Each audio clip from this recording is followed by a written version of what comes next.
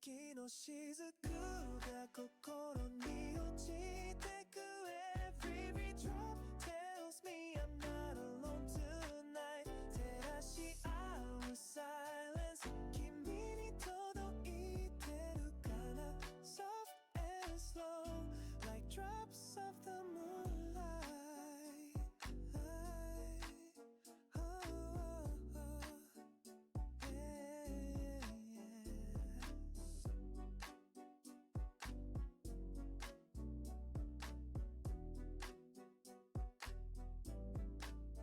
No rush, no fear この夜は誰のものでもない閉じた目の奥君がいる気がして泳いでいた Dream の中 Let the light find us again ふと漏れたため息月がそっと受け止めた君に言えなかったこと Tonight I'll sing to the sky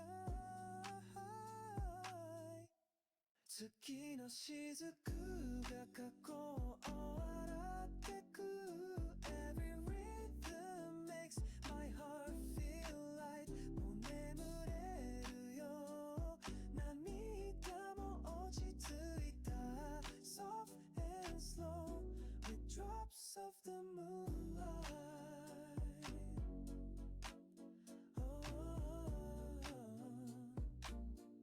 like drops of the moonlight 落ちて溶けて Good night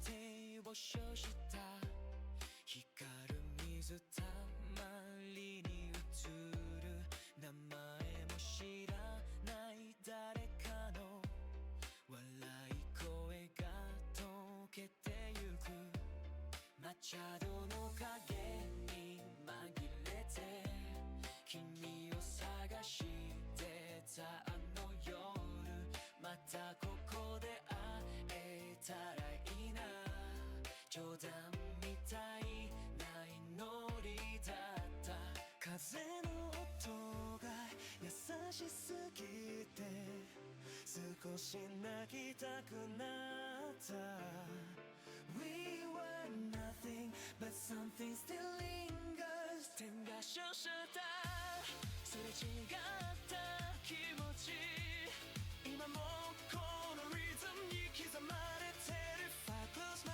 eyes You're still around 漂う記憶に Name is fading But feeling stays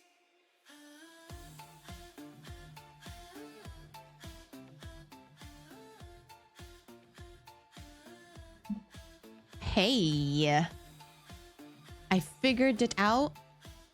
You know how early this morning, last night, whatever it is, I was trying to figure out how and exactly the right way to stream lives on OBS.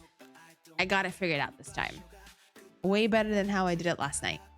So this is like a test run, but also because I wanted to continue the MSQ or the main story.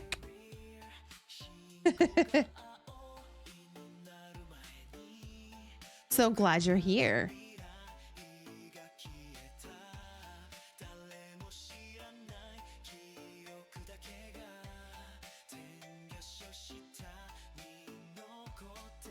I'm gonna see how it is. I got my alerts working. I got my mic working. I got my camera working. This is gonna be a short one, obviously, because it's like late and I actually tomorrow this time I have to work early.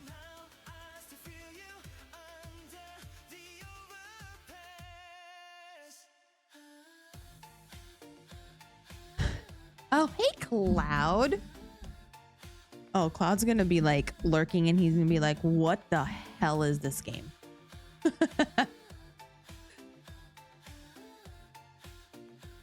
Oh, let me test something. Oh, hello.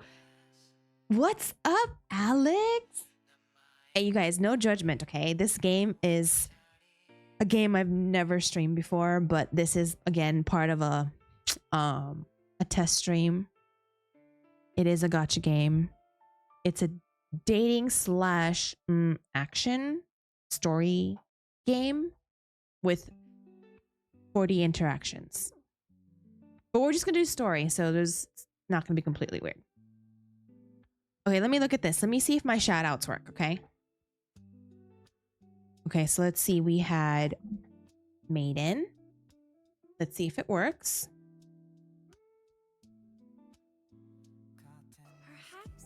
Oh, it works. Wait. Just gonna do this. Oh, cool. And then we had Cloud.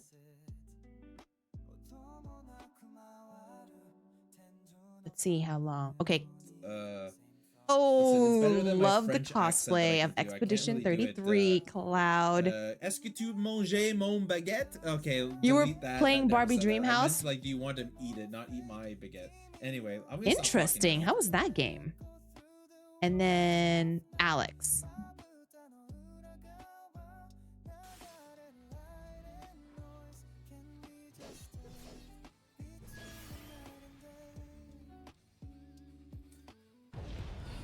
Wait a minute. That's weird. I said Alex, but it's showing Clouds. Doesn't make sense. How is that possible? I love this game! Wait. I love this game! I love it! It's my favorite game What? of all time. Okay? I love this game. Okay, hold on. Best game That I've was ever weird. played in my life. I love Again. this game. There it is. Oh, I see him. I hear him. Behind this tree. Okay, that was that book. really weird. It like it like Hit him. showed Cloud twice. What color am I looking at? But it's Oh, okay. there's a Got- jetpack. It's just here. There's a guy behind yellow. Okay. Behind the yellow tree. Exit. Yellow marker. All right, you guys are gonna be my. Behind this My tree, guinea pigs, behind the okay. tree, behind the tree, right there, blue marker tree, blue marker. I haven't got tree. eyes on that. Hit him. Oh, I've hit marker him. Okay, let me see if this works. Hit him. Got him. Oh, Shot, Jake. Knocked him. I knocked him. I knocked him. Oh, nice one, Jake. All right. Where are the other one guys? More, one more. Oh my I'm God. shooting. It works. Oh my god, it works. Hold to you. Wait, will you? Shoot, Oh. shovel. Alright, now shoutouts Oh, won't wait. stop.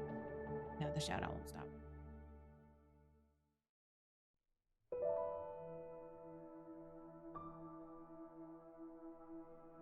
Okay. Let me just. I think we can wrap up this impromptu silent game now. You have? Like I said, this is a test, okay? Just. I did this last night too. Oh, she did? I know, right? I'm here.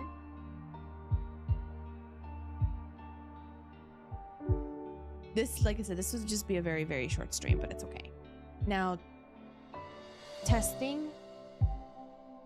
I've been doing this for 2 hours, trying to make sure I have everything working. Pig. See, still glitching.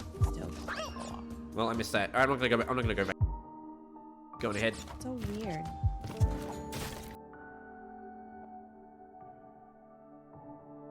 Okay, so what do we got here? It's just gonna keep Snook jet. going.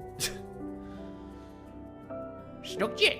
Alex, you're gonna be shown on my stream Stop for it. like a good 5 I think minutes. we can wrap up this you don't impromptu mind. silent game now. Don't shut shit. You Guys won the speak chicken beaver. dinner? Nice. What the? Mm, Guys speak. okay. And then my alerts work. Let's see. Yes, this works. Snap out of it. Yes. Yes. Success.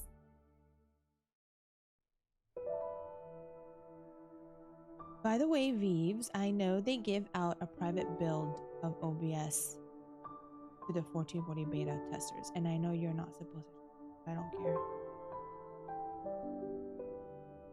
Wait,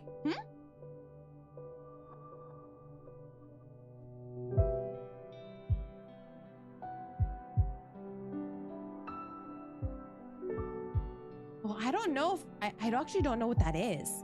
What do you mean?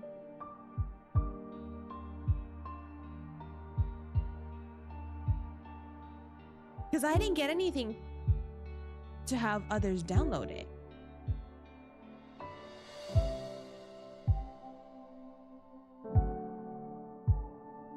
Yeah, just to be safe, because I don't know what that is. I don't remember reading anything about not sharing anything. But no. It's not a private build because it was offered. Like, it was like once you got...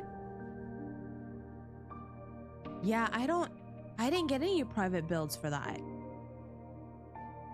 To be honest, I didn't. So I actually don't know. Deep in thought for a while now.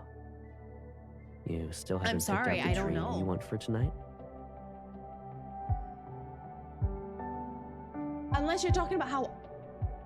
Unless you're talking about how I did it?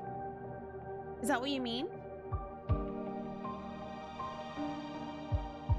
Like settings wise?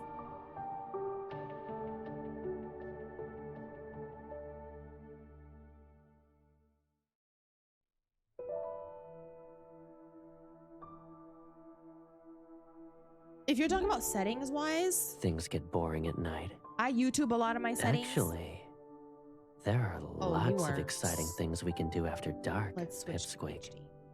But I could be wrong. I don't know. Yeah, I honestly didn't get any.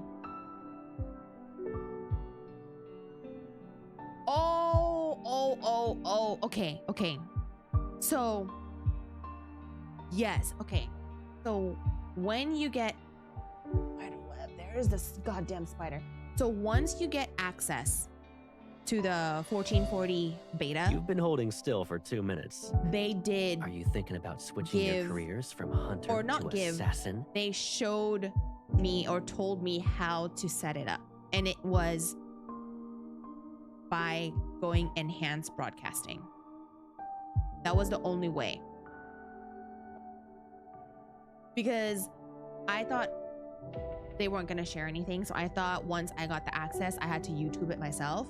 But in the actual like notification of once you get it and get access, they said, oh, to utilize the beta, Huh. you know, Nighttime they crept tell up me on to us put it on before we even enhanced realized broadcasting. it. So that's what I currently have. That's my OBS build, is the enhanced broadcasting.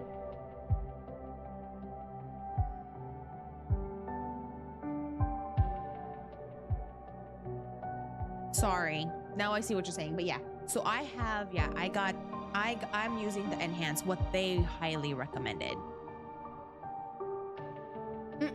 No, I didn't look that one up. I just went off of what they told me to use. Things get boring at night. Actually, there are lots of exciting things we can do after dark, Pipsqueak. Caleb, I know it's nighttime. You need to chill. chill for a minute. So yeah, no, for sure though that I didn't get anything. I didn't get any private builds. I went off of theirs. Their highly recommendation.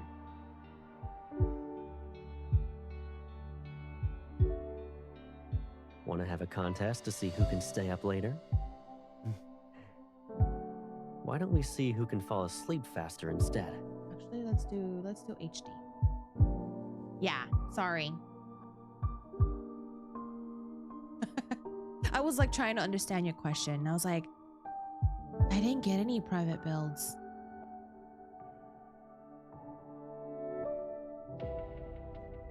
So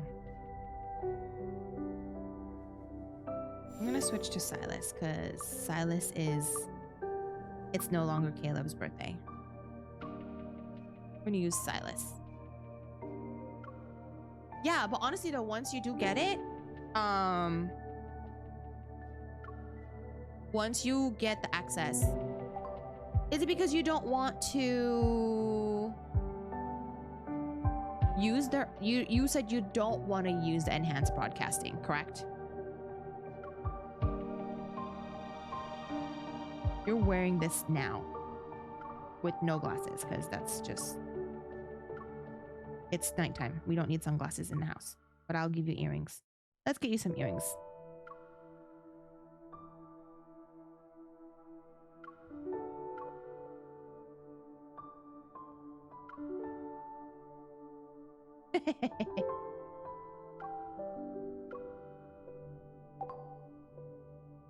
Yeah, because I have some manual settings that allows me finer control over my streams. Enhanced mode and playlists.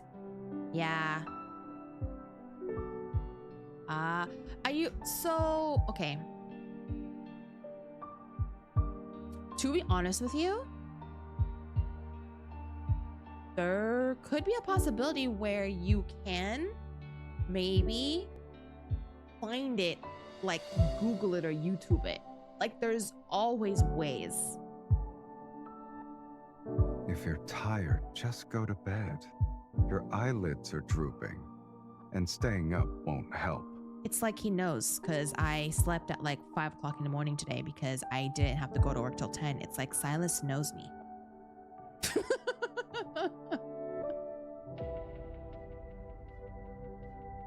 Husband material right here. Husband material.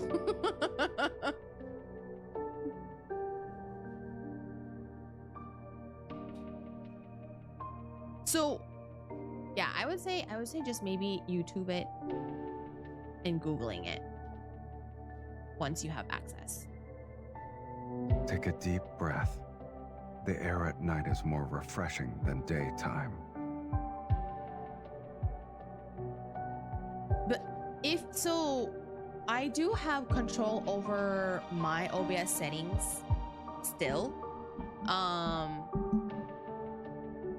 But it didn't really change much other than the visuals. So I don't know. I think there's always a way.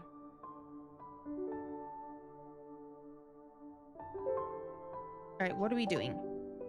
We're doing story time. Yeah, I'm sorry. I wish I could totally like give you what you need, but I clearly don't have it.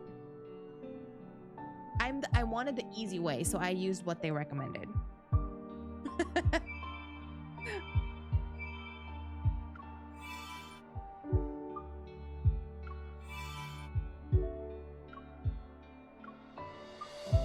Okay, let me just do this and then The Sea God's Revival. use some lost echoes because we want to get the 4-star card, or I do. What's going on? Crisis strikes. The mountains may seem calm, but danger hides in the quiet. Wait, the mountains may seem calm, but danger hides in the quiet. Stay sharp and finish this quickly. Oh, I have to fight? These aren't even real waves. Boring. Level 40. Yeah, we're gonna... Okay, let's see if alternating the screen on auto is gonna work. Okay, it does work. Can I do auto? Because I really don't want to work. Oh, I can! Destruction's tide has arrived. The tide's judgment Shall descend here and Oh, no, now. look at me. Raphael, Yeah, I hear you. good job. I'm getting the hang of it.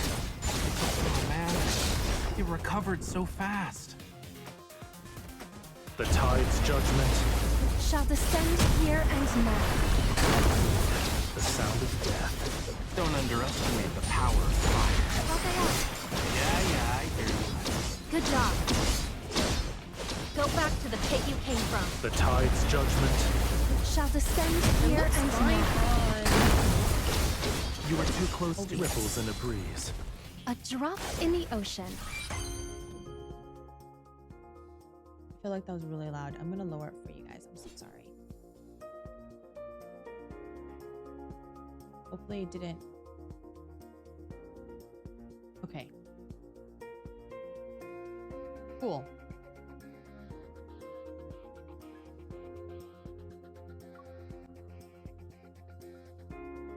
It does flip it. I'm so glad it does. No more fights. A lot of ember thistles are in full bloom over there. What is it? It's an incredibly hardy flower. Scatter its seeds anywhere and you'll end up with a field of them. It's impossible for that to happen in the ocean, especially the deep sea. Even animals struggle to survive there. How will we know if we don't try? Perhaps creatures on land can also thrive in the sea. Here, these are its fruits. I'm unsure if you're setting up the plant for failure or me for disappointment, but all right, I'd like to see the deep sea covered in flowers as well.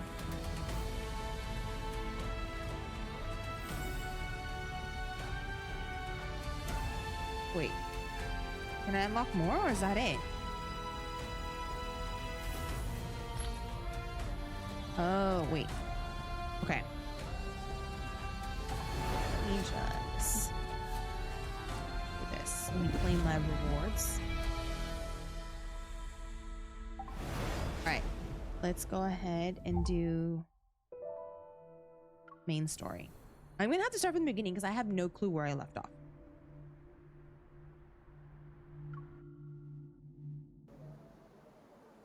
Just gonna auto it.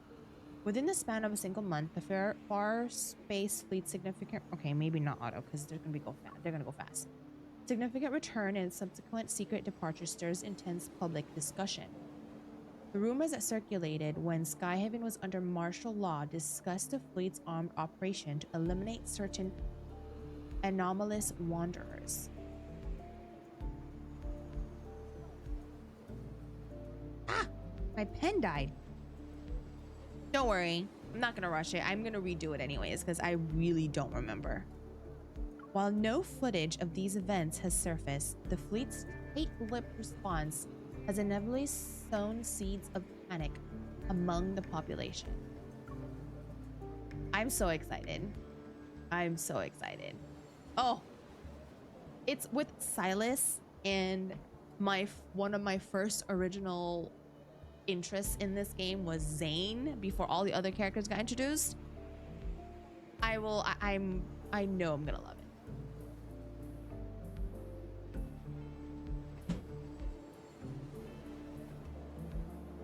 I'm excited.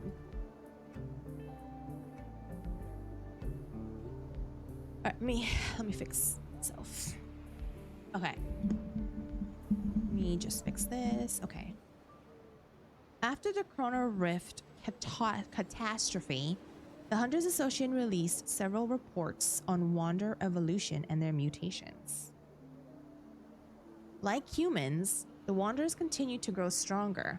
Peace remains a distant goal for this world. As people grow increasingly uneasy about the fleet's mysterious operations, a bombshell announcement takes everyone by surprise. Ever announces the imminent launch of a project called the Fountain of Atay. The 40-second preview quickly becomes a global sensation and the focal point of discussion worldwide. The internet debates the development and application of protocore technology. Skyhaven, powered by protocore energy, becomes a target of widespread criticism due to the fleet's recent actions. Countless conspiracy theories emerge. Beneath the floating island, Lincoln's scattered lights weave an intricate web across the land. In the windless night, dark figures filled by glass walls. They're quickly masked by the red glow of aircraft warning lights atop skyscrapers. The unrest brewing online seeps quietly into the physical world and ferments under Lincoln's facade of normalcy.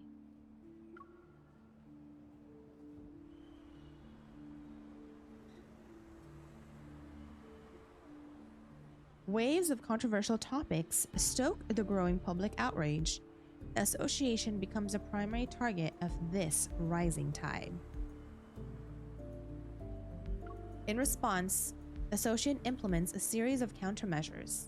This includes the covert relocation of the spatium core stored in the association's building. Protocore transport vehicle. Ha! Look at all the online discussions. It's a circus now. What is Ever really up to? Did you guys find any leads? Throwing around phrases like groundbreaking achievement and the next step in human evolution. They've got guts.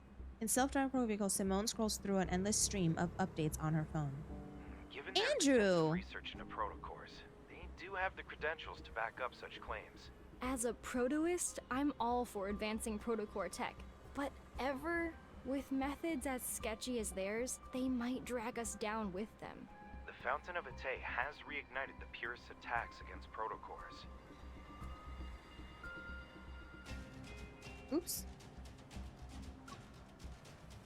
At their core, the prototists and purists represent two opposing viewpoints: support for the development of protocore technology and the opposition to it. The purists believe that although protocores are powerful, they are dangerous. There are too many unknowns, and overzealous research can lead to a catastrophic blah blah blah blah blah blah crisis. In early years, they urged humanity not to be blinded by profit. They argued that using Earth's natural energy resources was the only way to ensure civilization survived in a stable condition. So, okay, let me read this again. The purists believe that although protocores are powerful, they're dangerous. There are too many unknowns, and that's true. At their core, the person appears to represent two. Support for them. Okay. Our latest missions have been targeted by their radical I don't remember what I members. chose last time. That's why we need to transport the spatium core in secret. Both of you need to be on high alert. Hey. If those purists dare to cause trouble, they can say hello to my protocore particle cannon. All right, Simone. We shouldn't be too hostile. While they're traditional, certain prototists can be just as extreme. After all, we've only researched less than 10% of a protocore's I'm so glad there's potential. actually like There's new nothing wrong people, with new maintaining characters, healthy even if they're respect just for the unknown. NPCs. Wow, Andrew. A deep space hunter like you is defending the purists? They're the ones trying to stop our technological progress. Haven't the Purists been quiet several That's years? because Blah, blah, blah. our protocore God damn it, tech why are has you guys so developed fast? so rapidly and successfully these past few years. The stuff's been integrated into every aspect of our daily lives, big and small. The Purists always insisted that humans shouldn't develop protocore technology, but the reality is, humanity can't live without it now. Facts speak louder than words. True. Improving a person's quality of life, fighting wanderers, and helping humanity explore the deep space tunnel and secrets beyond our universe. All of our like universe. The Prototist vision for the future is being realized one step at a time. Without concrete evidence to support the Purist claims, it's only natural that they lost ground. What about you? Whose side are you on? Oh! Wait! Oh, crap. Well. I didn't mean to choose whatever I chose. My bad. Assuming we can use science to look into protocol energy so that it can improve our lives. I'm with the prototype. I honestly did not. I knew you weren't someone who's afraid of progress. I don't even remember what I chose last time. The vehicle passes through the tunnel, which is the last highly dangerous point on our designated route. The secure vault is at the end of this road. I was just, you know, because I don't want to have an auto because it's going too fast, because I'm also reading my line. So I decided to do it manually, but I accidentally hit the choices. Oops. Metaflux It's okay. levels are within a stable range. Begin storage intake procedures. Okay. We really worked hard today. Since this is our last shift, let's finish strong. Late night snacks are on me. I put it on auto if I've already done it. So I remember doing this part. So I was like, I'm gonna do it on auto, but it's too fast.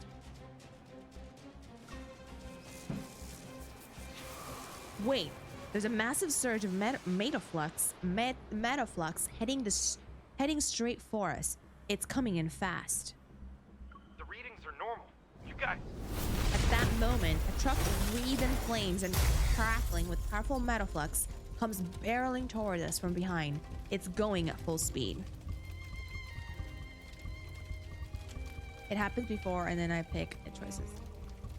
It happens before, and then it picks a choice on its own. That's right, it does. It does do auto. Other option, or auto answers.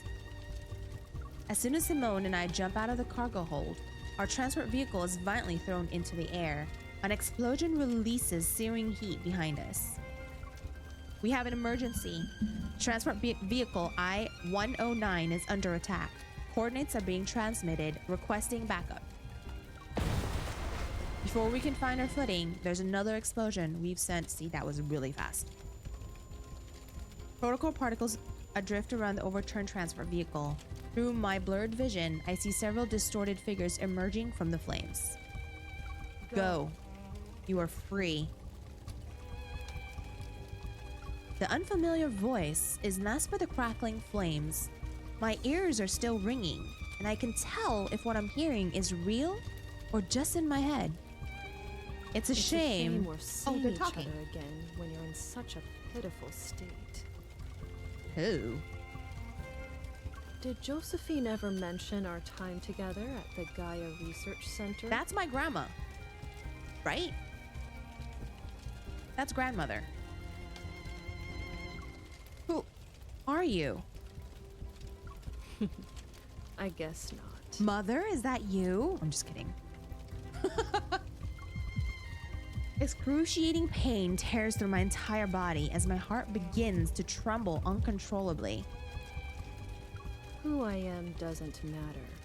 The real question is, who are you? She suddenly grabs my throat and a sharp pain pierces my neck. It's like 1,000 needles just stabbed me. I feel like I'm suffocating as I lose control of my limbs. My heart pounds violently while a chaotic force stirs within my body. Blood trickles down my forehead. Through my crimson tinted vision, I see the container holding the spatium core roll into view. You were born in the depths of deep space. You were supposed to be ours, a one-of-a-kind, precious creation. Without the key, the Fountain of Atay will only remain a poor imitation. I have to look into what the Fountain of Atay is, to be honest with you. That's like beginning introducing MSQ. Dazed, I hear something faintly crack. Suddenly, an unprecedented power surges through my veins and bursts forth with brilliant light. The key belongs to no one else. You are the one who holds all of its secrets. I cannot wait. I'm gonna pull it. Not tonight, though.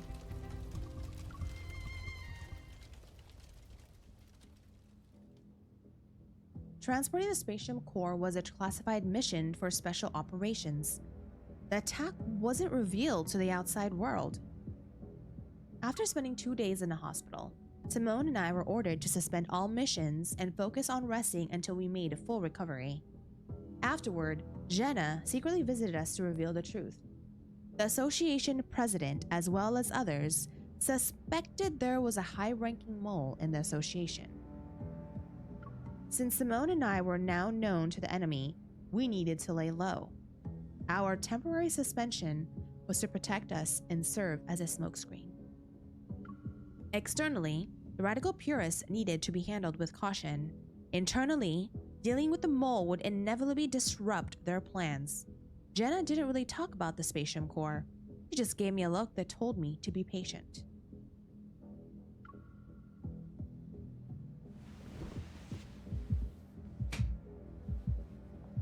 Chaotic energy courses through my blood.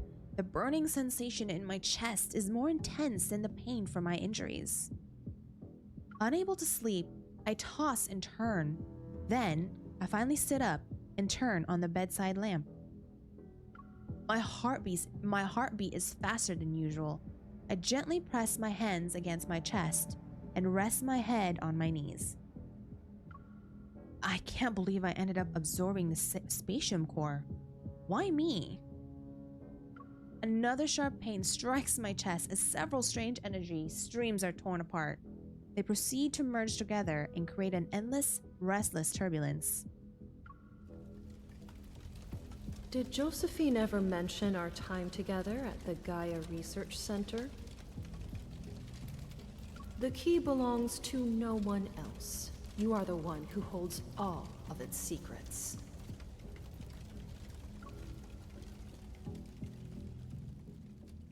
Grandma. The research materials Grandma left behind might not just be an unfinished story. They could be a link in a much larger chain. Unicorn and the Gaia Research Center. That's where time has sealed away the truth I seek. The Gaia Research Center.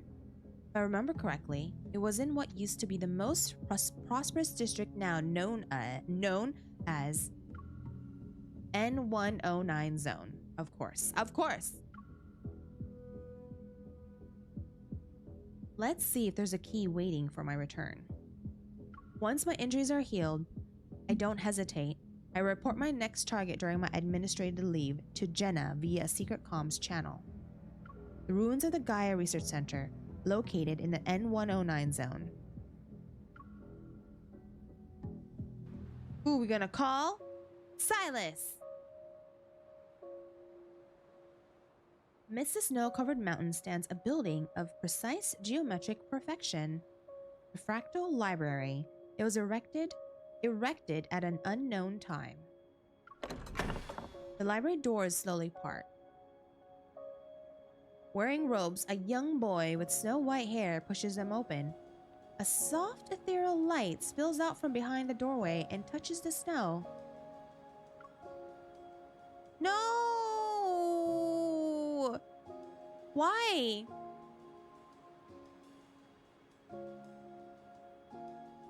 I'm sorry.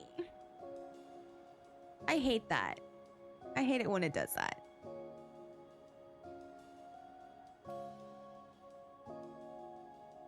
The boy looks down and gently scoops up the small white creature by his feet. It's time to collect what's due from the 7-year promise, Shuchi. We need to pay the emissary a visit. You want to try restarting it? I wonder how he's doing. How have these 7 years treated him? Is he getting along with his classmates? Did he succeed in his thesis defense? The emissary. As the white light fades, the boy's foot sinks into something soft. Snowflakes fall onto his head. Be surprised. Huh? How did the library end up here? Reminds me of Harry Did Potter. I mess up the incantation? When Harry Potter got transported because he said the wrong thing. Diagon Alley!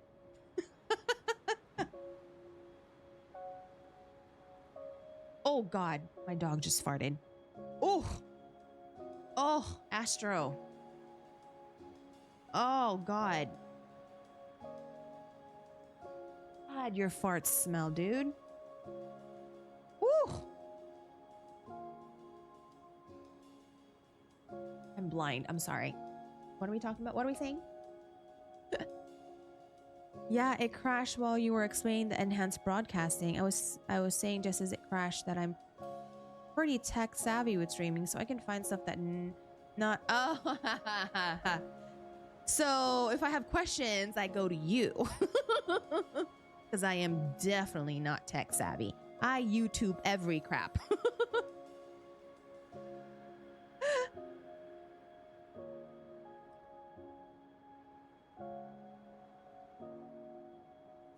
Huh. How did the library end up here? Did I mess up? Oh, I already... Pfft, that's not me. The white creature suddenly leaps down and runs away. Its tail playfully draws arcs in the snow behind it. Shuchi, I know you haven't seen snow in a long time, but that doesn't mean you can just run off. Sichi? The boy hastily grabs his traveling bag and runs after the creature. He manages to catch its tail just before he falls face first into the snow. Behind him, the massive library doors slowly close. Uh-oh. He raises his hand only to realize he left the Assessus bracelet the emissary gave him in the library. Oh, Book of Answers, Book of Answers. Oh. Just this once, would you be so kind as to tell me where I am? What a cute boy. His bag suddenly bulges as a thick book emerges from it. Opening itself, it rapidly flips through its pages before finally materializing 2 words. The Arctic. How long will it take to get back to Lincoln City? Book of Answers flips its pages once more. 8,000 kilometers. That sounds far. In the desolate Arctic, a boy and his companions silently drag their luggage, their figures gradually vanishing into the endless expanse of white. Wait, does he not know I'm here? Ooh, next. Charon. Charon?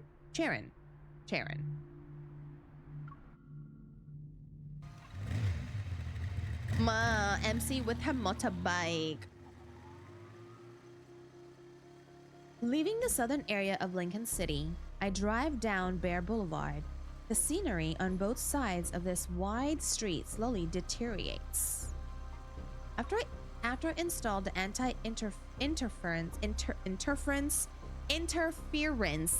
chip, Silence sent me on my motorcycle. I've been able to freely pass through the protofield disrupted no hunt zones number 62 to 65 and arrive at what was once the most prosperous tech hub in the region.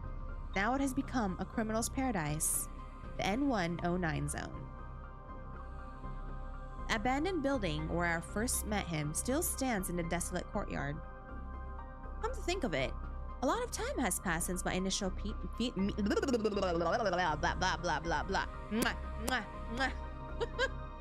since my initial meeting with the feared leader of Anakinus. After entering the N109 zone, the streets remain deserted. Not a soul could be seen, but it becomes livelier as I approach the central district. A river of people flows through the streets. They surge with me toward the same destination. What's going on? It sounds like it's coming from Charon. Charon.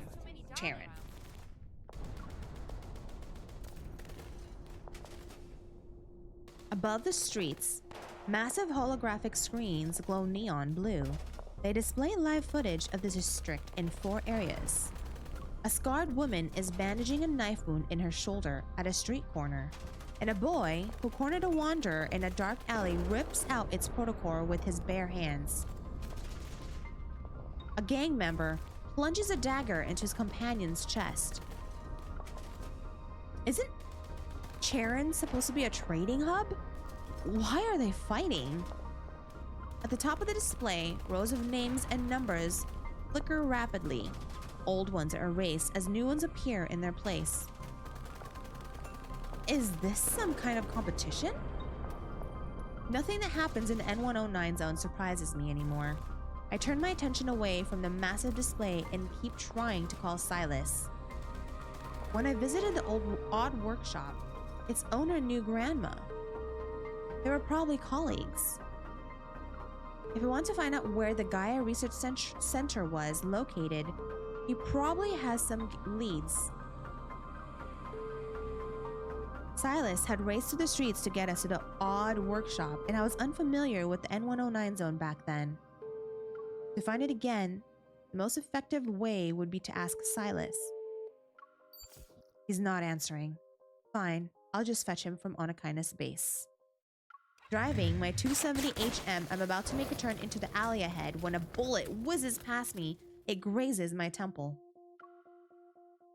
My body lurches to the side as I dodge, but the momentum sends my bike sliding until it crashes into a corner. It's completely wrecked. Okay, Silas will get me another one. I barely regain my footing when another bullet tears through the air. It's heading straight for me. Clink. A cane flashes before me and deflects the bullet. It ricochets into the wall and leaves behind a smoking hole in it. Watch your step, kid. Oh, this guy. There are places you shouldn't wander into.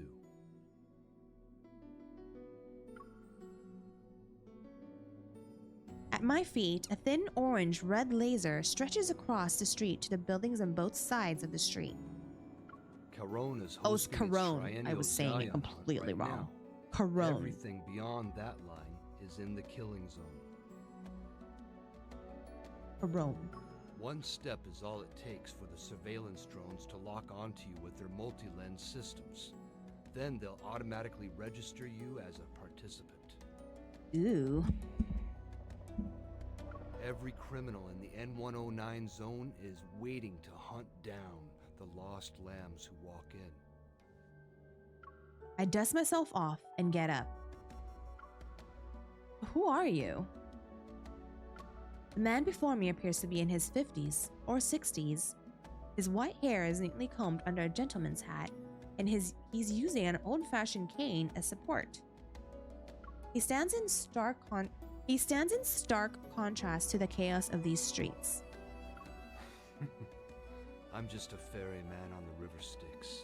I help travelers cross.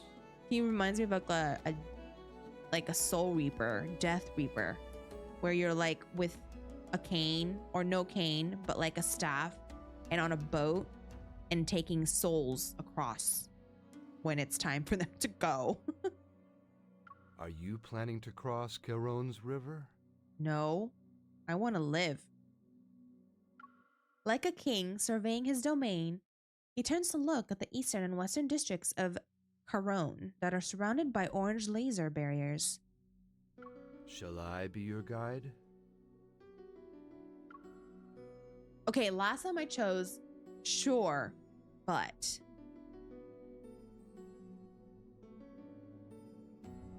Thanks, but no thanks. I kind of want to say thanks, but no thanks, but I also don't remember what happens in sure, but... I'm gonna do...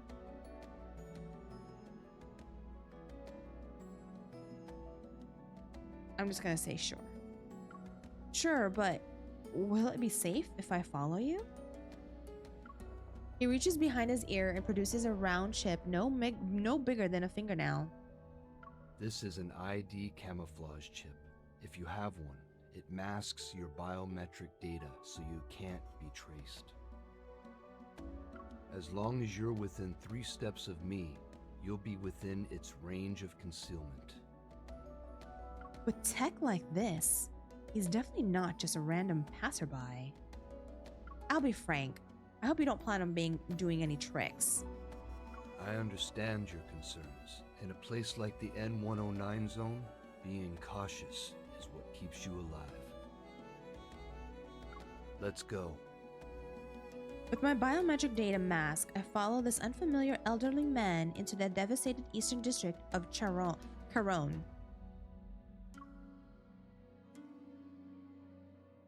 Ooh. Old man to the rescue. Okay. Zoyan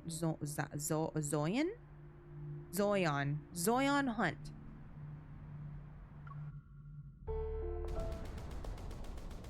The stench of gunpowder and blood fills the streets. The continuous metaflux explosions make my heart pound like a drum. If you're not like those criminals, then you shouldn't mind answering a few questions. What are the rules for the Zoyan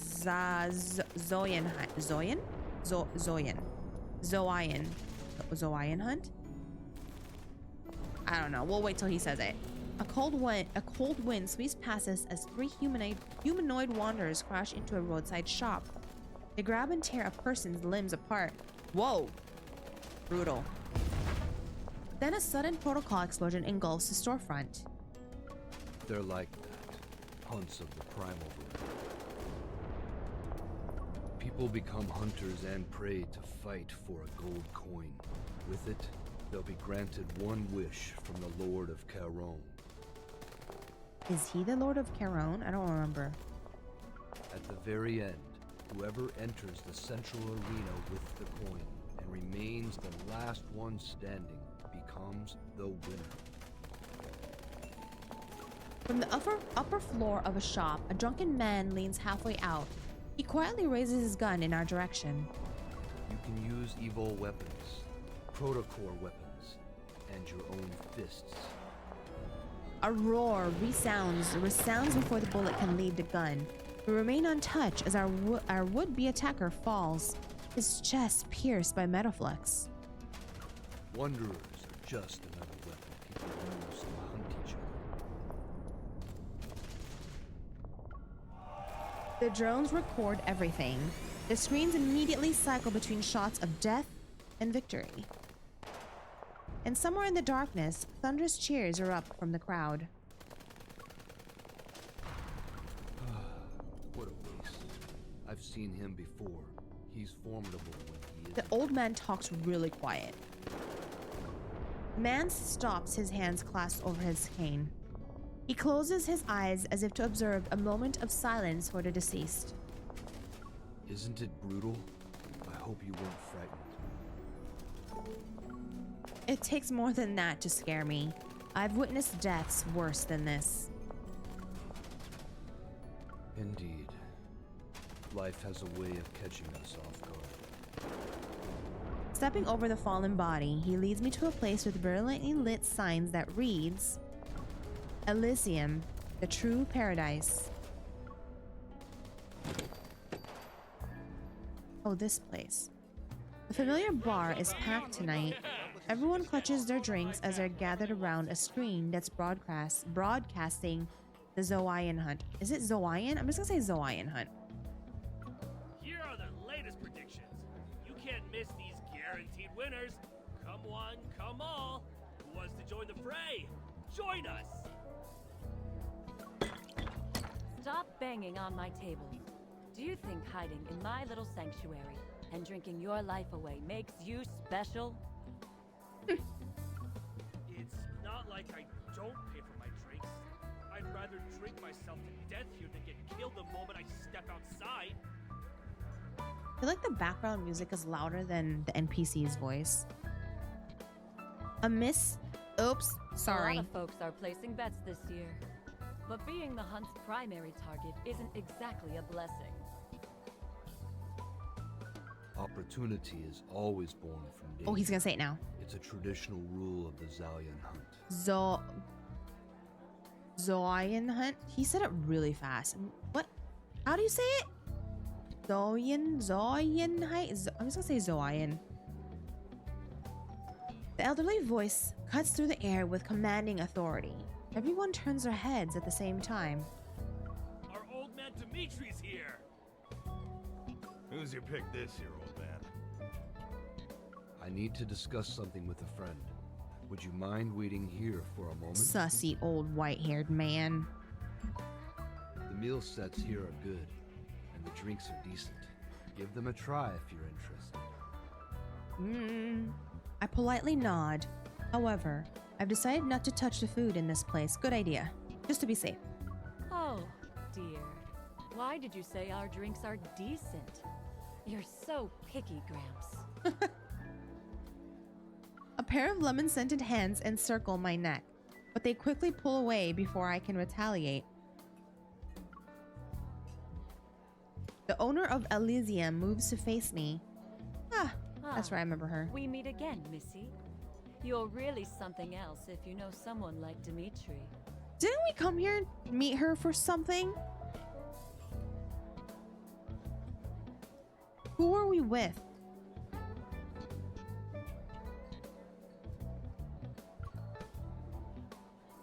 His name is Dimitri? Who is he exactly?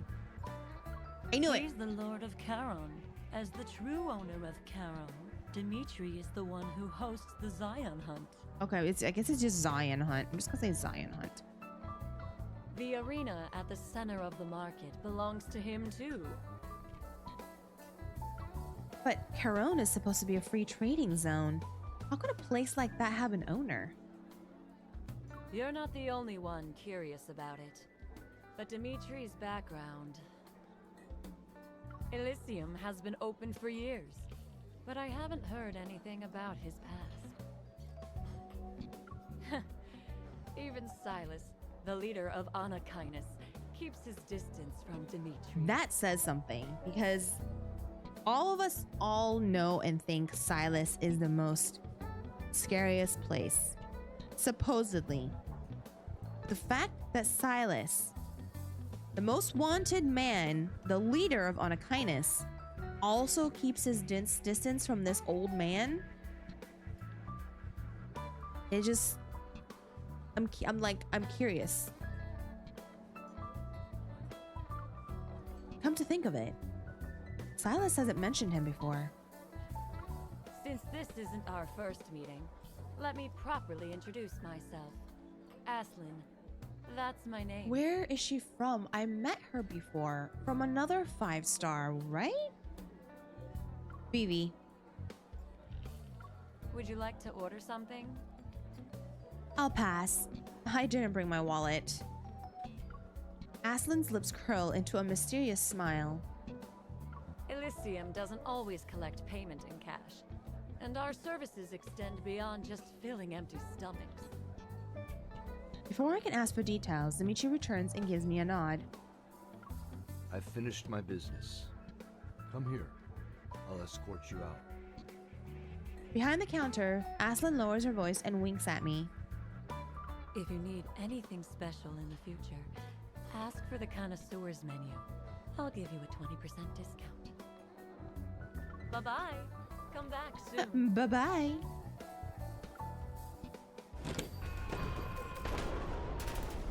As I step outside, gunshots, screams, and maniacal laughter fills my ears once more.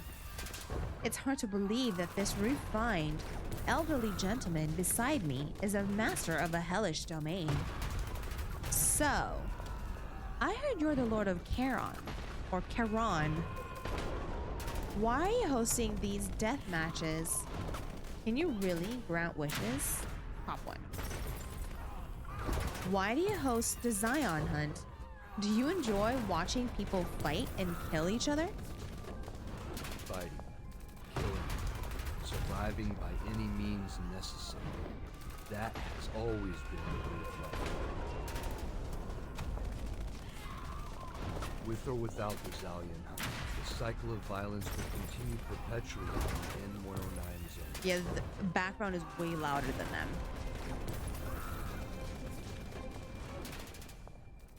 With Dimitri leading the way, every danger we encounter becomes something to walk past. It allows me to safely traverse this lawless battlefield. Oh! It's Mephisto! Just as I'm about to step over the thin orange-red laser, a familiar crow breaks the silence. Across the street, Mephisto perches on a lamppost. He looks at me and tilts his head. Hi. Your friend is here to pick you up. The cane falls onto the laser line, and the Lord of Charon stops at the edge of his territory, taking not a step further. I'm sure our next meeting will be much sooner than this time. What do you mean? I mean, my duty as your escort has come to an end until we meet again. Dimitri watches me leave with an unwavering smile, like an ordinary old man out for a walk in the park.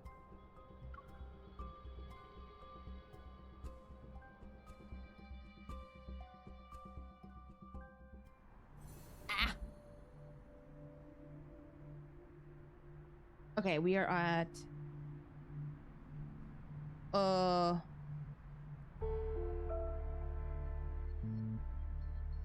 Wait. Oops, wrong one. We did this already. My bad. I chose the one that was blinking, that's why. Okay. Ah! We are here. With Mephisto as my escort, I arrive at the familiar base without a hitch. Thanks. As soon as I enter the building, I hear a violent explosion from one of the rooms. Is Anakina's base also involved with the Zion Hunt? The room is dark, mindful of Silas's sensitive eyes. I turn on a floor lamp at its lowest setting. In the center of the room stands 4 egg-shaped gaming pods. 3 of them are rocking back and forth, their surfaces covered in LED lights, pulsate in tandem with explosion and sound effects. Are they literally playing games right now? I've been trying to call you, dude. I walk up to Silas's gaming pod and knock on it several times. It's so funny. Silas. Silas. Mephisto's been caught. The base is surrounded. They're after you. Absorbed in his virtual world, Silas doesn't respond. Oh, come on. I walk away and settle into the 4th gaming pod, the only one that's empty. He's into his game. Inside, the surrounding screens transform into an endless expanse of stars. Realistic sound effects immediately fill my ears. I fire up my spaceship and set off to pursue Silas's fleet. It's so funny. I lock onto the engines of the first ship I see, grip the controls, and open fire. Who was that? That's brutal. These guys. It's the word of God. The world could be ending and they could just be in their gaming pods. Pressing home my advantage, I target the next ship. It's immediately destroyed. That was great. And just like that, only one ship remains in the game aside from mine. It must be Silas's. Activate the ship AI and lock onto ship Q313. Target spotted. Would you like to initiate tracking? Divert alt power to the engines. Don't let him escape. My ship's engines burst with brilliant blue lights as I surge towards Silas's vessel. Ship Q313 remains unfazed. It gracefully spins away from my attacks as I close in. However, the elegant move proves to be costly. The ship's tail gazes a meteor, which triggers red warning lights in Silas's cockpit. The simulation ends with the blaring alarm still echoing as the gaming pod slowly opens. Silas emerges and removes his hologram helmet. That's you lost by default. Why were you so riled up? You blew up half the battlefield, too. Are you satisfied now? Silas. I'm short on time. After I ask my question, I'll go. I expected him to make excuses about losing the game. Instead, he furrows his brow while he stares at me. What? You had something nice to eat? No, I was just at Elysium.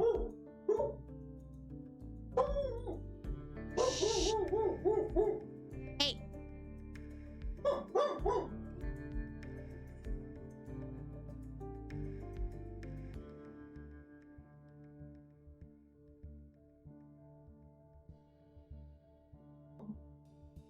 Astro. Whoa, wolf. Whoa, whoa, whoa, whoa.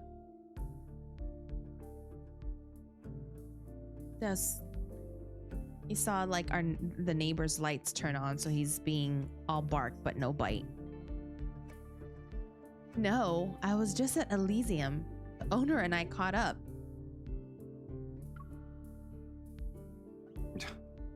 Playing dumb isn't very nice, kitten. Oh, Silas. No matter what, each time I see him, I always become a Silas girly. Astro! Shh.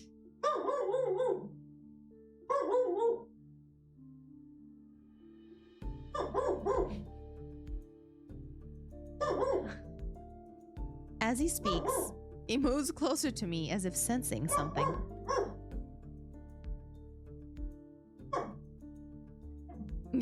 Woo, woo, woo, woo, woo, woo, woo. A special protocore. Is it an ether core?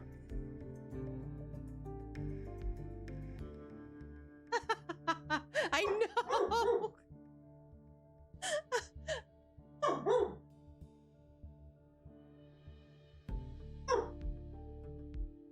His timing is impeccable. Hey. Hey.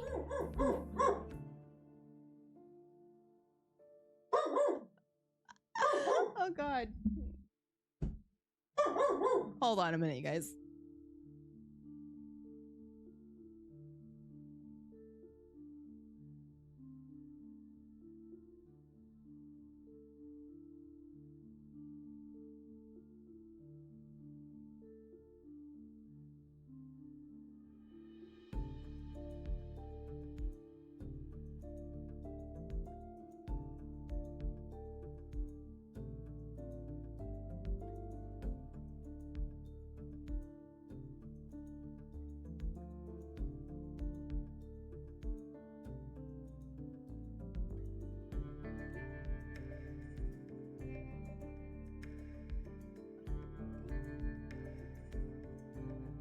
He's just barking at the neighbor.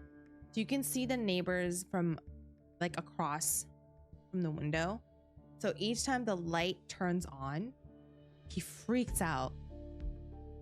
I'm like, you can probably see something, but all I see is light. So that's what he's barking at. Nothing serious, you guys. Like I said, he's all bark, but no bite.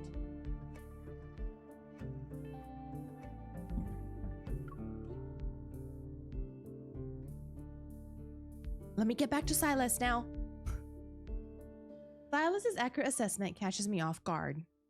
While trying to keep the energy within me stable, I turn to look at him and respond with an inquisitive smile. What's wrong? Weren't you always hoping I'd get stronger? Who gave it to you?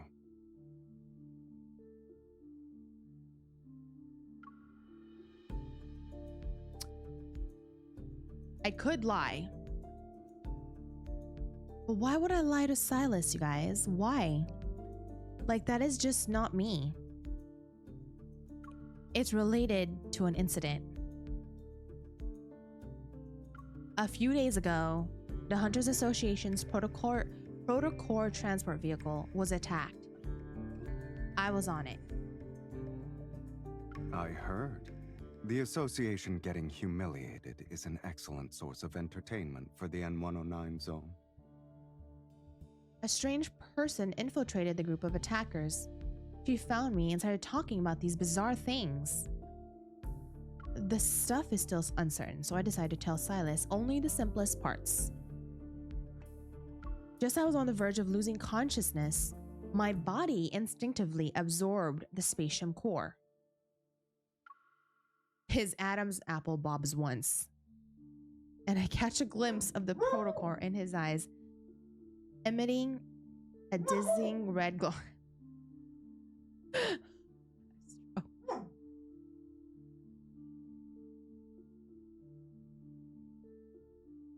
Shh.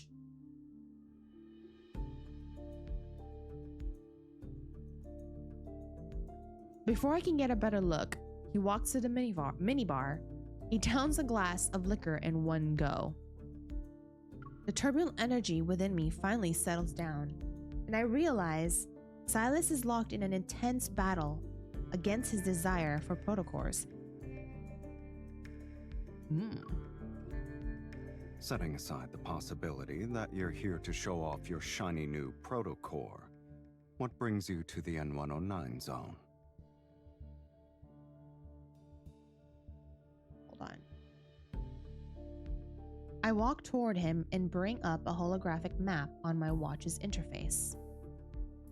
This map was created during Lincoln City's final field survey before the Chrono Rift catastrophe. And? As I continue to zoom in on the display, the words Gaia Research Center appear on the map. The person who almost killed me said, I first appeared here during one of the Unicorn's research team's experiments. Silence glances at it before turning his attention to the chessboard on the table. And you actually believe that nonsense? I need to go there and find answers. Then I'll know if she's lying or not. Dot, dot, dot. Yes, just growl. Just keep growling, Silas. Keep growling.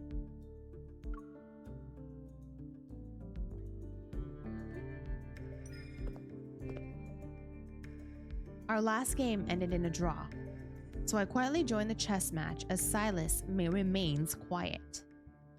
After surveying the chessboard, I move up my rook from the back rank. When I was younger, I had doubts about my past. Later, I figured that so long as I was healthy and safe, none of it really mattered. But a human heart shouldn't contain a protocore. I need to find out who I really am instead of waiting for my mysterious people to find me. Or mysterious people to find me. As soon as I reach for another piece, Silas immediately captures one of my pawns. And then what? Do you actually believe that learning about your past will make things better? When I see people, whether close or distant, suddenly racing toward a destination, refusing to accept the unfavorable position, I look at the chessboard again. I take my knight, my only chance for a breakthrough. The one who seems to stay still may be left at a disadvantage forever.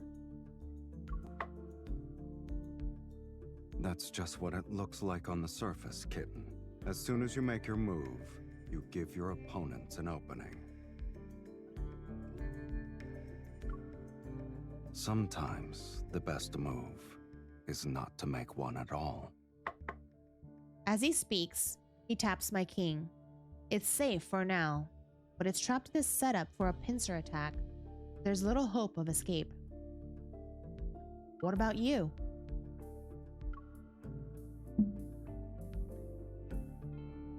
Before he can pull his hand, I quickly grab my queen and point it at Silas's eye. Your fusion with the protocore couldn't have been a coincidence either. Is that a friendly piece of advice or a warning? In a brief standoff, he finally shows his first smile of the day. My situation holds no value as a reference point. Those words were nothing but a distraction so I could win the game. Silas grabs a chess piece from my hand. Taking my wrist, he guides me to the ceiling window. He guides me to the floor ceiling window. Okay. I was like, what? Oh? Oh. As the curtains slowly part, they reveal the night sky. Below us is the N109 zone in its entirety. Since 2034, the N109 zone has undergone multiple rounds of reconstruction. Look at the outside world. Can you match any of these roads to that old map of yours? The one straight streets become a maze. Nearly all the landmarks have vanished. Surely the people who used to live here. They left. Ever's agent handlers for gathering intel? Dead. Okay, is it just me or is it delayed a little bit?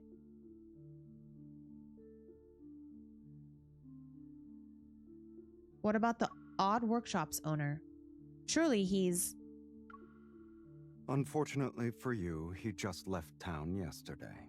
He won't be back until next month at the earliest. ... I frown as my leads get cut off before me. Do you really want to know? Even if I didn't, people keep forcing me to find out.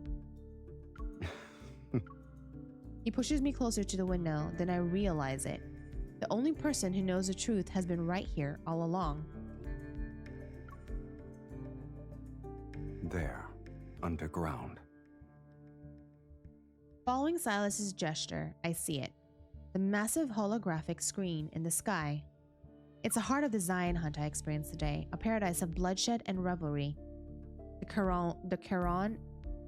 Charon Arena.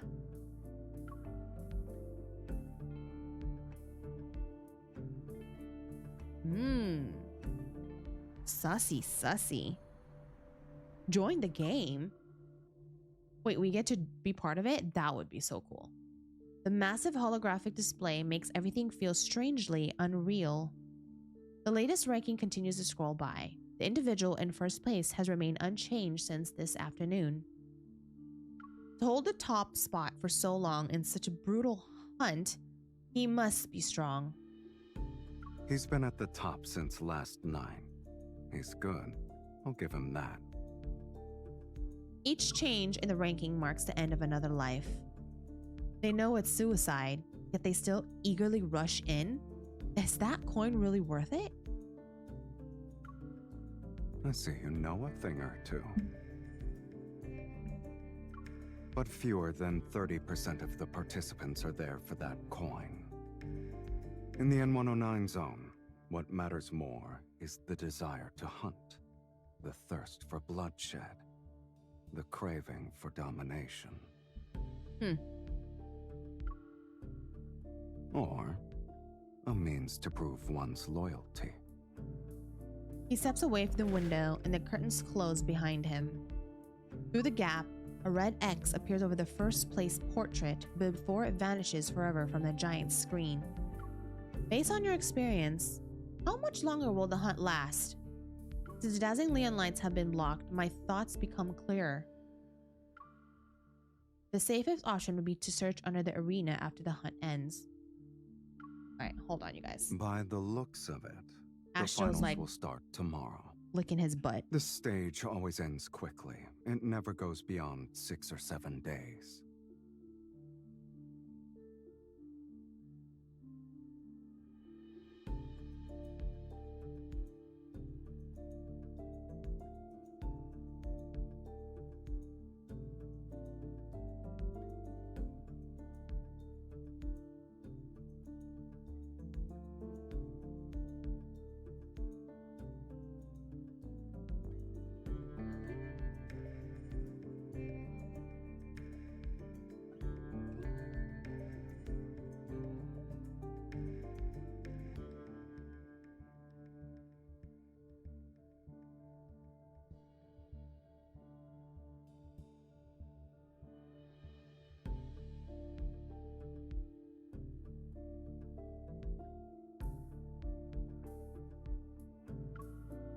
This year's hunt has some extra stakes involved, so the finals will be more intense. It'll be over in 2 days. After that, he walks to the sofa with measured steps and takes a seat. the arena will be demolished. As if it never existed? What? Many have coveted the arena for years, but its owner isn't as young as he used to be. His grip on power isn't the same anymore. So, the vultures circling this territory already have a silent agreement in place. They'll host an overtime match once the Zoian hunt is over. Okay, he says Zoion. Looks like participating in the Zoion hunt is my last chance to find the Gaia Research Center. And breaking into the arena by myself is no easy feat. Who knows what awaits in the ruins of the research center? I can't waste too much of my energy on fighting. I need an ally. My gaze falls on Silas, who's sitting on the sofa. Don't even think about it. Whatever, kid. Silas, you're gonna do it anyways. You've been watching the hunt unfold from the sidelines. Don't tell me you haven't been plotting something. Are you implying you're the one who has all the schemes? Maybe. Oh!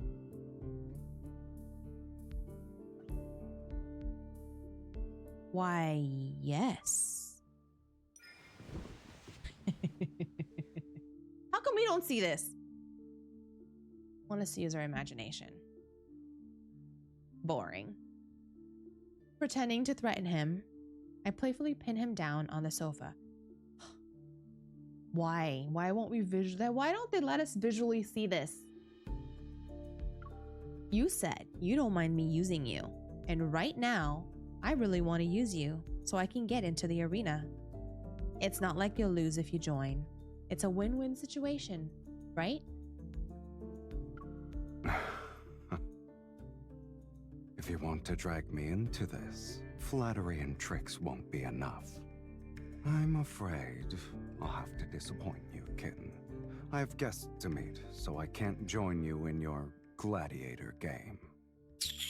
Whatever. I'll see you tomorrow. Who? There's a knock at the door. Luke and Kieran, who had left the gaming pods, have returned. Their voices come through from the other side. Boss, our people just delivered their report. We've taken care of all the goods ever brought this time. Leave a few alive. There's no need to be too thorough. Yes, sir. There are a few troublemakers in the area, boss. Can we... I love the twins. Do as you please. Thank you, boss. Your guests are from Ever? They came all the way here, saying they have a profitable deal to discuss. How could I not play the role of a gracious host? You're planning to take them all down? Is it a bad idea? It's great, actually. With one graceful stride, he helps me stand, grabs my shoulders, and turns me around. Come. It's not like you're busy. Let's see what kind of presents they've prepared.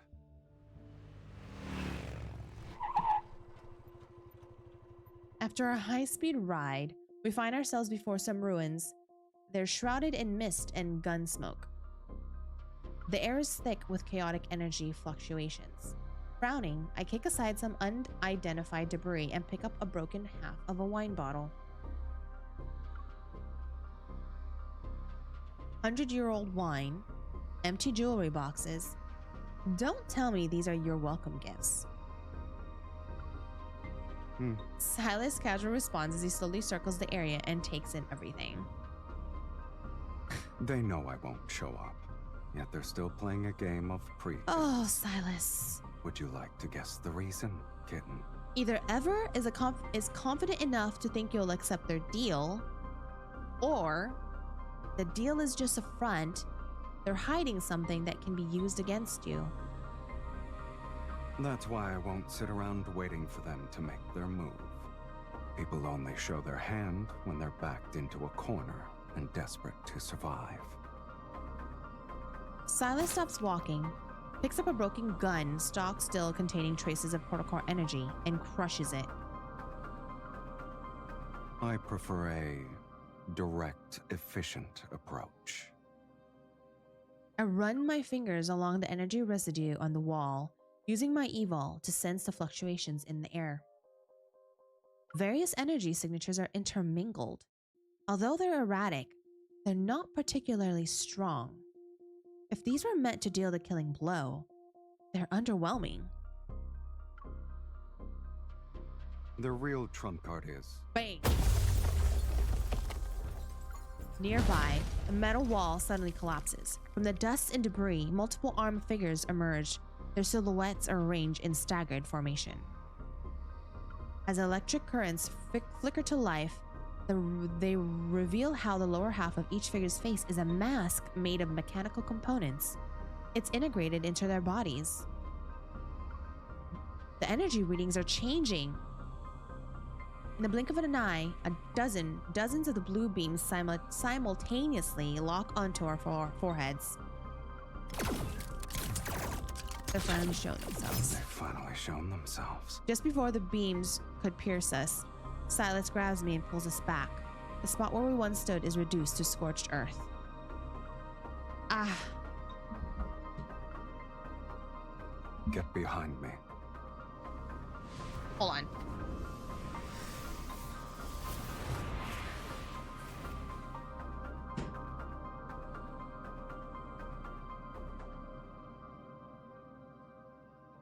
Black-red mist spreads out like a net. It lunges at the blue beams that are attacking us. A mist disintegrates instantly as surging shockwaves and countless energy beams violently burst from all directions. Silas immediately creates another barrier of mist to shield us, but in the blink of an eye, most of it has already been destroyed.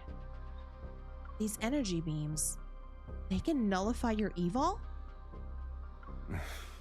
Oh. Antimatter weapons. They actually managed to get their hands on something interesting. He wipes away the blood from his neck, but the wound shows no sign of healing. Uh-oh. The figures raise their weapons at the same time to take aim again. Yet Silas responds with a smile instead of being angry. He gathers a more powerful energy storm in his hand. This isn't good. They'll wear down Silas at this rate. Spotting my motorcycle nearby, I quickly dash toward it using the scattered cover for protection. I was gonna say, I thought it was wrecked. After another explosive blast, I race through the lingering dust cloud and return to Silas's side. The thundering roar of my bike's... I thought it was broken.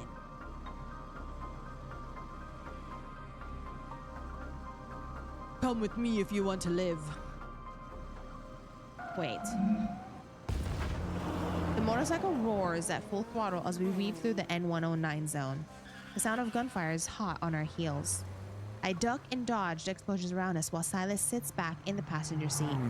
He wields his protocol weapon as if he's playing a shooting game. Are those really antimatter weapons? Silas, were they specifically designed to take you down? They're just cheap knockoffs, kid. Keep your eyes on the road. Besides, a group of shadowy figures close in behind us fall as Silas's evil strikes him down. I'm not alone. I have you. Oh. Two motorcycles in black close in from both sides. They're trying to slam into me at the same time. Why can't we see this? I'm just a driver who follows the traffic rules. Already at full throttle, I make a split-second decision to step on the brake. I let my motorcycle fall back to dodge their coordinated attack. That's not me. They're putting up quite a fight. How are you planning to shake off these guys? They don't have the energy fluctuations I'd see from those monsters, nor do they show any signs of being modified. But their movements are mechanical and rigid. It's as if they're following someone's commands. Oh my god.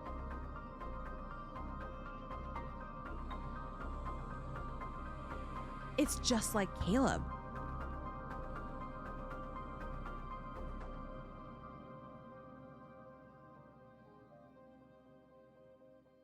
I just realized that.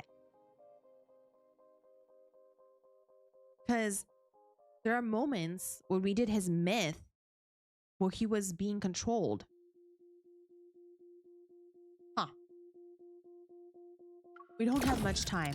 We'll reach Charon in 2 blocks. You better not forget to turn. Let's not crash into it, kitten. The boundary of the killing zone is ahead. The last untamed street marks the line between Sanctuary and Hell. A perfect foolproof plan quickly forms in my mind as I push my motorcycle's horsepower to its limit. True, entering with the leader of Anakinus, amidst the wild howl of our pursuers, I charge toward the laser barrier. Well, that means I might end up being a target with you. Time seems to slow down as the orange-red light sweeps over the front wheel of my motorcycle. It washes over my bike and Silas, who's behind me. Clearly aware of Charon's rules, our masked pursuers stop just before the boundary. They're forced to watch us slip away.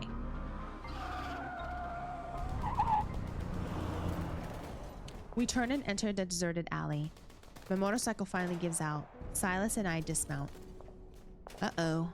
We ended up here after all. Oops. But at least I helped you shake off those pursuers. I might have believed it was an accident if you didn't sound so enthusiastic. Our faces suddenly appear in a central screen. They're magnified dozens of times over. In that same instant, the gunfire echoing throughout the killing zone falls silent. It's because he's here. Then, the still air brims with passion as screams resound. They're celebrating, or maybe going wild over Silas's entrance. You got what you wanted. There's no turning back now. I just helped you out. It's time for you to return the favor. Go underground with me. We need to check and see if the old Gaia Research Center is really here. A life debt is impossible to repay. But since you asked so nicely, kitten, do I even have a choice? With Silas's laughter still in the air, I navigate through the alley's debris and barricades and make my way toward the Charon Arena. Egg tart, I got it figured out even better than last night. This is way better than what I was using. Like, I was able to modify and custom everything.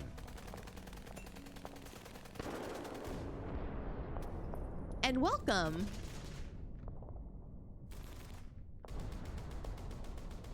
It is better.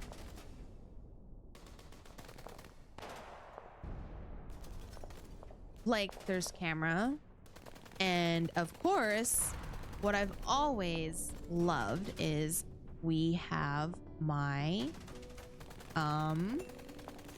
my alerts that I can use.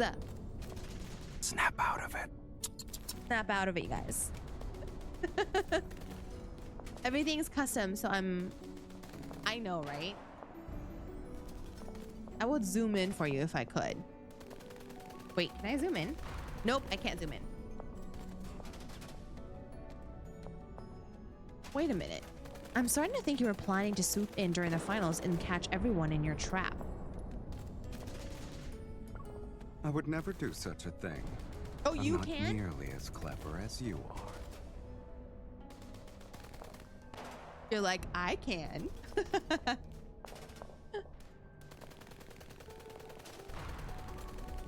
Yeah, we're just I actually didn't finish the new main story, so that's what I'm doing tonight. I don't know how far I'm gonna get though. Maybe, hopefully I can get through all of them.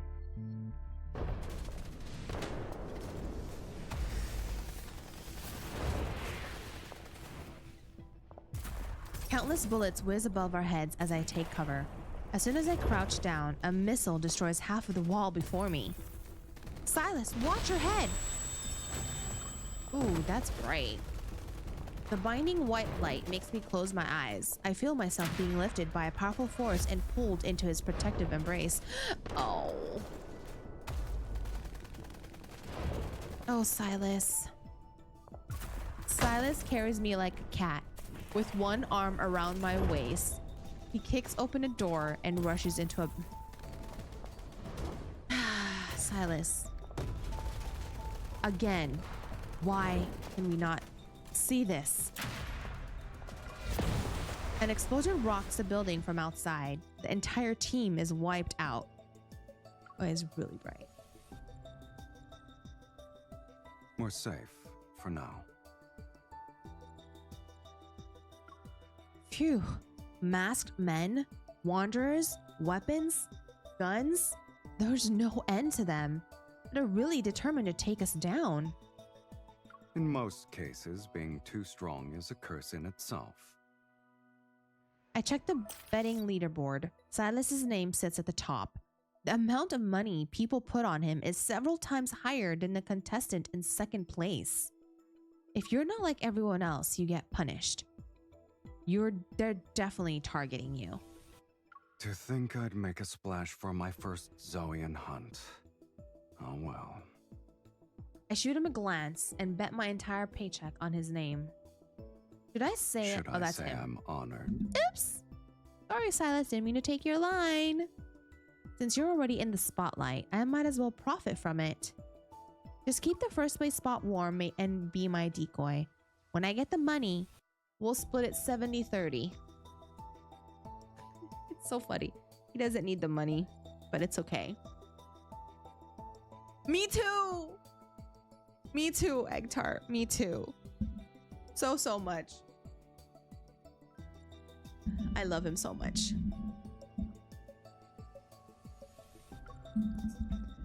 Anyone can make empty promises. And I'm not an altruistic philanthropist, kitten. Name your price. If I can afford it, then we have a deal. Oh, you can definitely afford it. It just depends on whether you're willing to give it to me. Oh my god, did he just like whisper in my ear while he said that?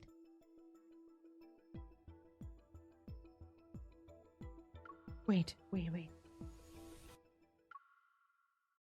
Okay, we're gonna listen to that again.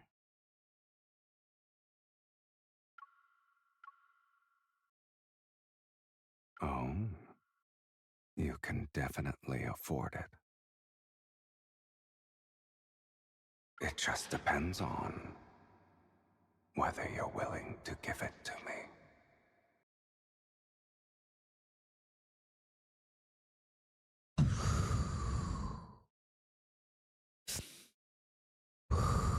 One more time. Oh, you can definitely afford it. It just depends on whether you're willing to give it to me. Ah! I should have a heart monitor for this. Should have a heart monitor.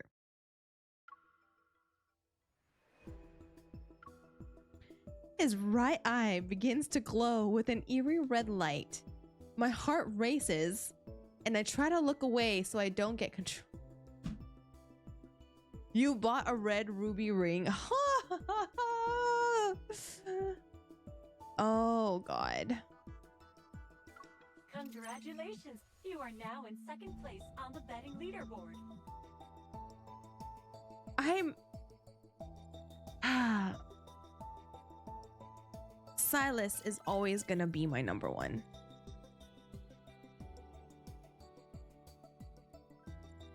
He's always gonna be my number one.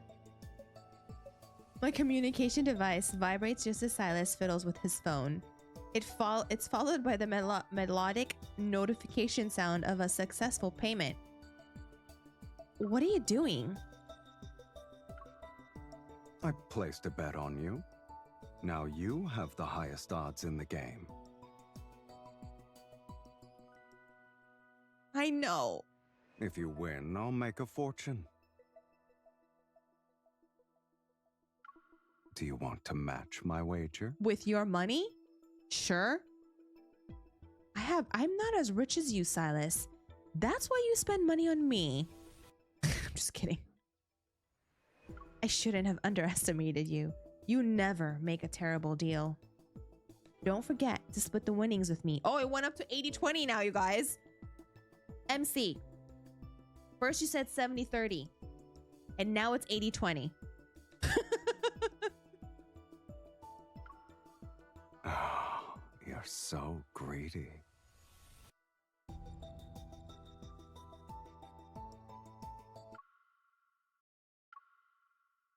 Oh, you're so greedy.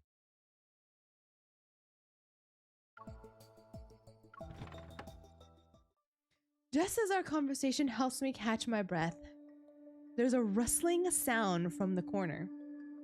Shh. I creep silently towards the source of the sound. Then I turn around with my gun raised. Please, don't hurt me. Oh, I remember this. My gun is pointed at a frail old woman who's barely alive. Finding someone as old as her in the Zion hunt seems unbelievable. But this is the N109 zone. Instead of lowering my gun, I tighten my grip and take another step toward her.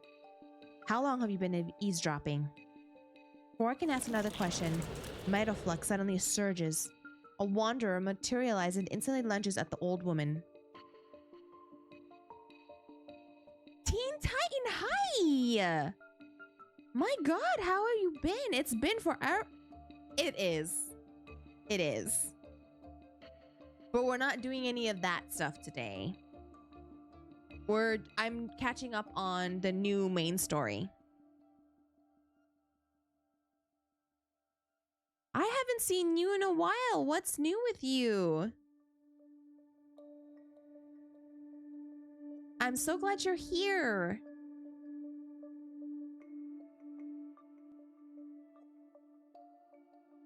You got your stuff too. Yes, yes, yes. I might actually make like one of the days during the week a gotcha night. Whether it's Wuthering Waves, Honkai Star Rail, I might go back to that. And then Love and Deep Space. You have a local Comic-Con? Nice.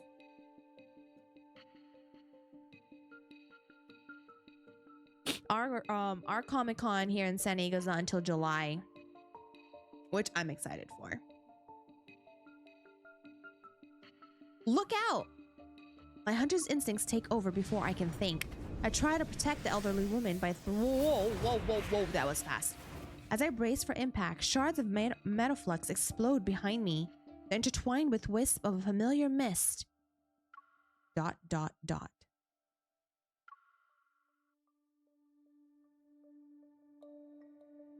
Where I live, it's earlier in summer, so it's before any... Ah, got it. Makes sense. I turn around to see Silas standing behind us. He flexes his wrist while traces of his evil linger around his hand. I take my eyes off you for 1 second and you just rush in. The association definitely trained you well, kitten. I'm grateful that you rescued me and gave me a backhanded compliment. Just as I try to push myself up, a sharp pain shoots through my entire body. Oh. I look down. A dagger pulsing with evil energy is lodged in the lower right of my abdomen. Frickin' old lady. And the old woman's trembling hands clutch its handle. You...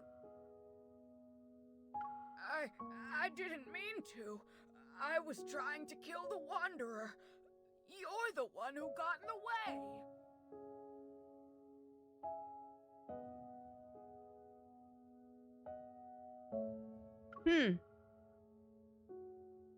Silas picks me up as the old woman releases her grip on the dagger and flees.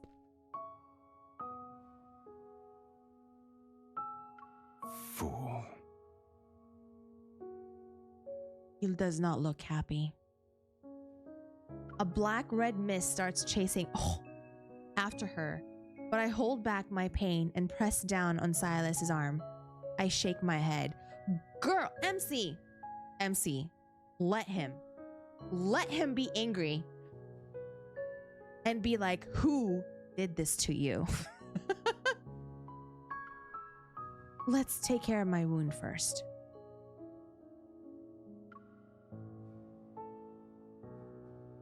I grab the first aid kit from the shelf and sink into the couch. I open it and search through its contents. I know, right? Let me do it. It's fine. I can handle it. You slipped several times already. I don't think you can handle it. It's not that bad. Hey!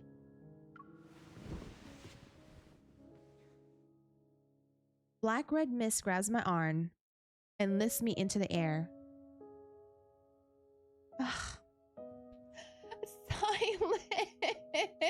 Silence! Yet my fall is unexpectedly gentle. I find myself lying across...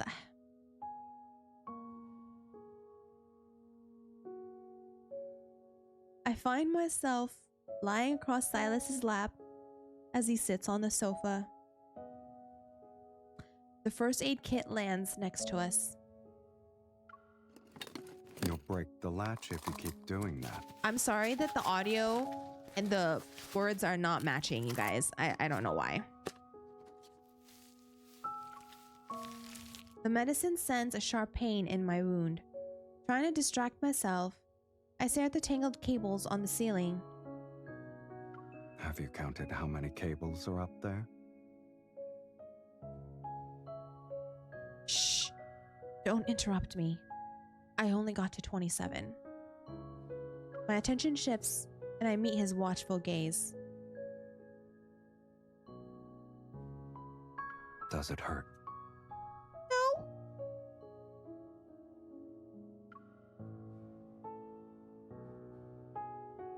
Should I say yes? No, I'm tough. I'm a tough girl. MC is tough. MC's not gonna be like, yes. I'm gonna be like, no. Don't try to tough it out. If it hurts, just say it. You can even curse if you want to. Okay, maybe it does hurt. That won't make it hurt less. But it'll make you feel better, kitten.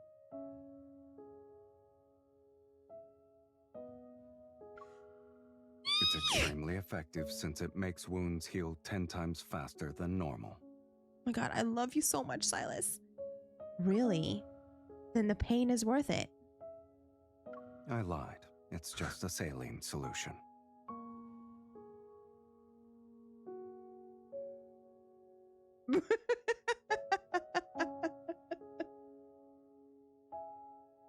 Oh, be still my heart.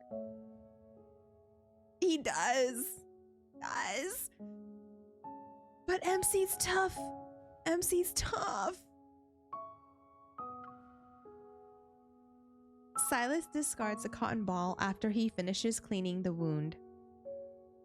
He holds it. He holds the hemostatic dressing between his palms. Then he pauses.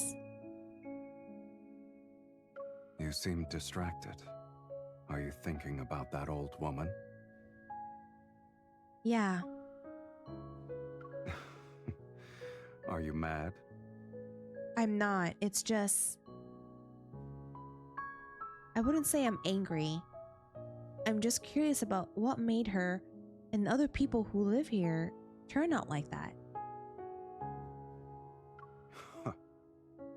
Maybe they don't think anything is wrong with what they've become. One man's hell is another man's paradise. He applies a small amount of pressure to my wound. I wince and catch the playful glint in his eyes. You can barely take care of yourself right now, but you're still going to worry about others? Most people here are foolish. They run after their desires and never realize the treasure they were born with. Don't tell me you're talking about their lives when you said treasure. I'm referring to their soul. Silas tilts his head slightly and points to his eye.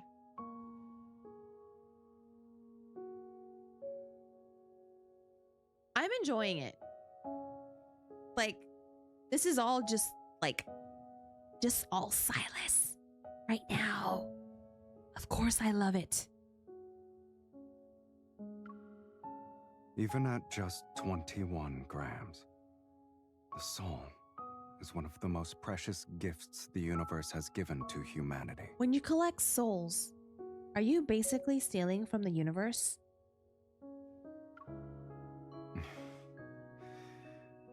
Did you just change the subject by making fun of me? Yes, it's true, maiden.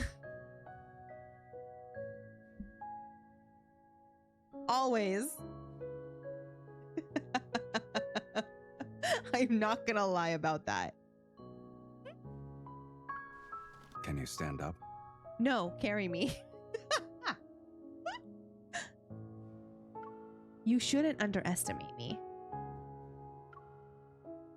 I jump from his... Oh, I forgot I was sitting on him the whole time. I forgot.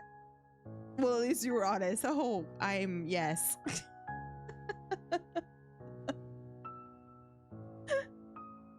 I jump up from his knee and stretch my limbs to prove I'm fine. Don't push yourself. In this game of life and death, even the smallest vulnerability could cost you everything. Leaving right now wouldn't be a good idea. Stay put and keep quiet. Okay. Hearing the sounds of gunfire in the distance, I think for a bit before agreeing with Silas's assessment. But just as I'm about to sit down on the couch, I see a familiar blue beam appear by Silas! Oh shit. After the last possible moment, Silas and I leap from the window and narrowly escape the blast. In the depths of the dark alley, familiar figures emerge. It's those masked figures again. They're very persistent. They seem to be very confident in their antimatter weapons. In fact, they genuinely believe those are enough to finish me off. They might, though. What I meant was, don't underestimate them. I glance in a direction while I speak. There are 5 of them. The alley isn't a dead end, so we can go left and flank them. Silas, draw their attention. I'll intercept them. You already planned everything out, huh? He nods and then he takes 2 steps to position himself as my shield. Move quietly, and watch out for the other hyenas who are lying in ambush.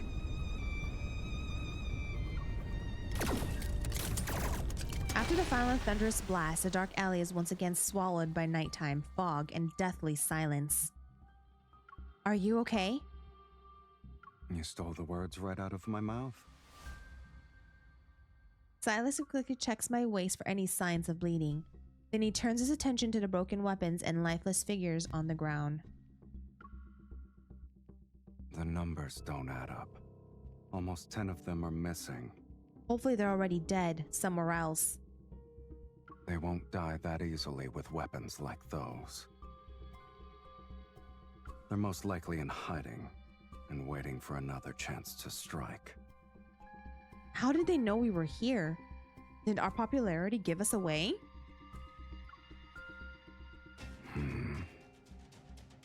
Growl one more time. I'm kidding. I'm not kidding. Silas takes my wrist and his fingertips brushes against my inner arm. My fingers curl out of reflex. What are you doing? He releases my wrist and holds up an almost transparent chip between his fingers. How the hell did he know? What's that? Silas rushes the item and drops the internal components to the ground. A tracking device. I try to think back to everyone who could have planted that on me, but there are too many possibilities.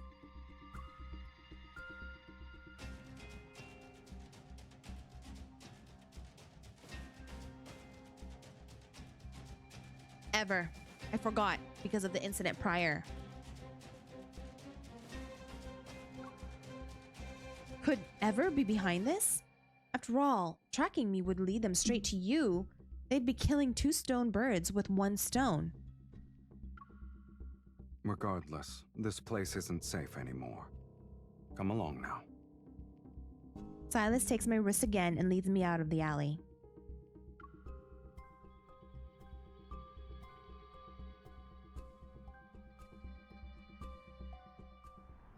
I'm gonna fix something real quick, you guys. Bear with me.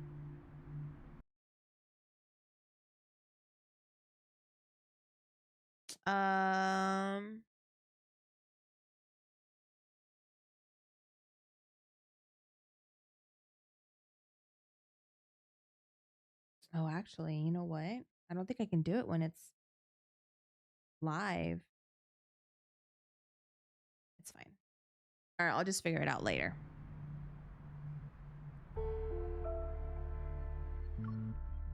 Maybe after this. I'm more of a combat-centric gamer when it comes to gacha, but this gacha still looks cool. It's really cool. Like, excluding the dating simulation 4D aspect of it, the story is actually very, very good. Like, each story, for each of the so-called love interests of the main character, it's always it's linked to everything else that you're kind of curious. Like, each and every one of them could have a different relationship conversation, but then when it comes to all the seriousness part of it, it all makes sense. Like, okay, that makes sense. This person was there. Okay, now I know who like, it's really entertaining. Like, yeah, if you really exclude and take out the dating part, I think it'd be a good gacha game.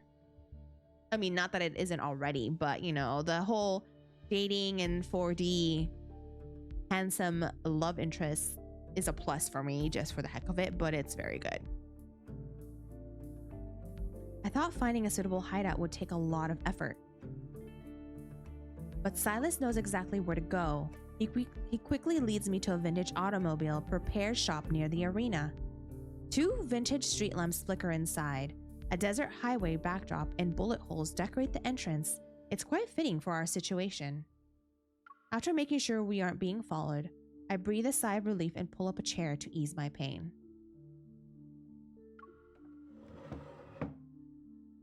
Ever just won't quit. Isn't there a way to deal with them once and for all? The arena fights are bad enough as it is.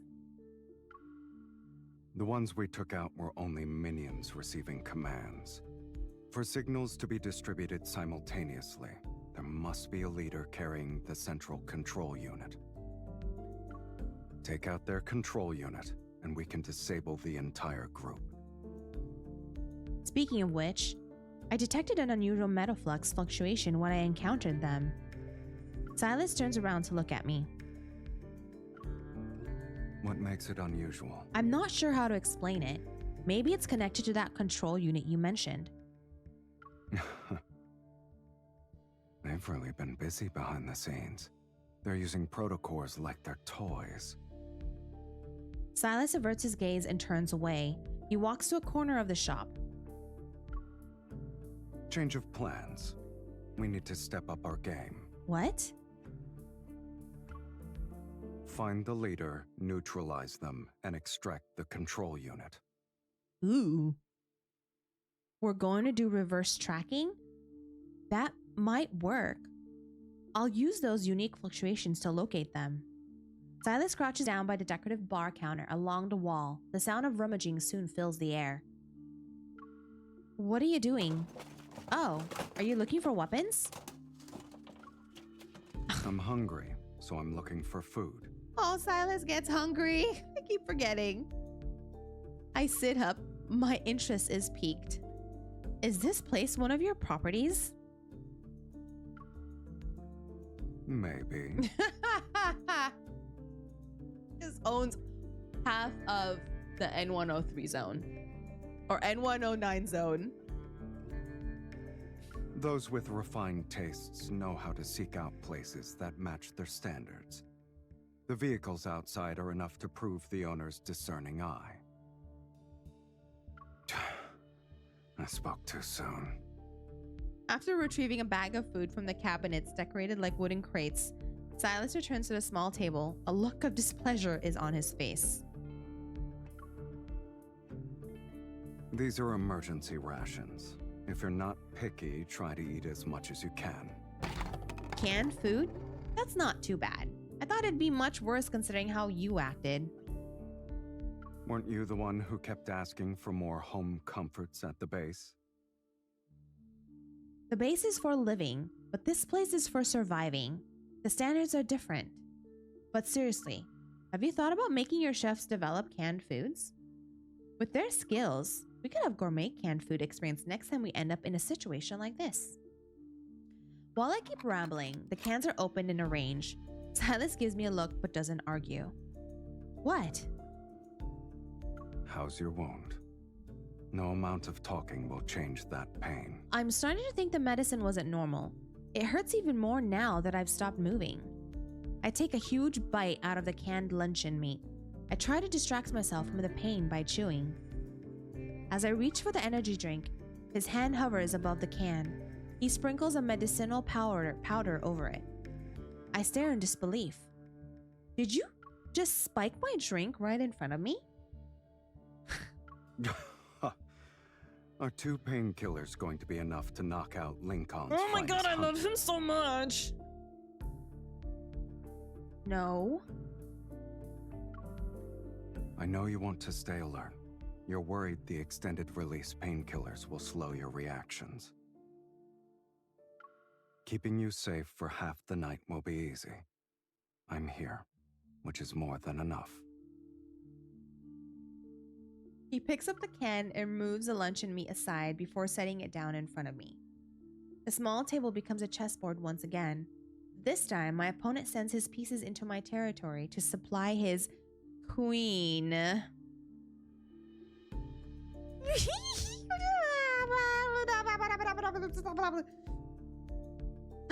As for whether you want to let your guard down for half the night, that's up to you, kitten.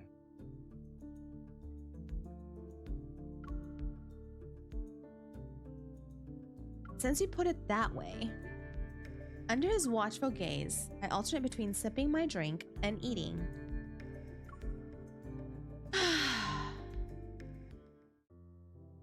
I quickly replenish my energy after consuming 3 cans of protein-rich food. The pain gradually dulls. Looking at my leftovers, I notice that Silas has barely touched his food. With a questioning look, I wave the can at him. I'm full. You were full after eating one slice of meat? I don't want to eat. I don't like it.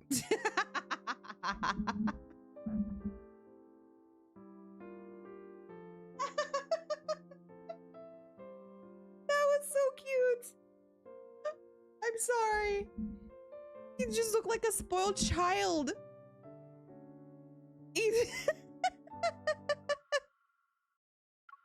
I don't want to eat. I don't like it. Oh. Oh my god. That was just like so cute. You were the one who said you were hungry. In the dim lighting, Silas fidgets with the can opener. His gaze lingers on a particular vehicle and his interest is evident. I don't want to eat. I don't like it. The last Slavernos in the world. This shop's owner really knows how to Oh hide god, that was treasures in memorable. Carol.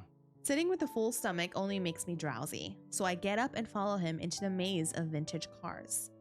A distorted figure flashes in my peripheral vision. I turn around only to see my reflection in the glossy black car door. The Phantom Zero, produced 60 years ago. Comfortable seats, spacious in the back. Thinking I'm interested, Silas turns back to stand beside me. Our distorted reflections merge on the car door.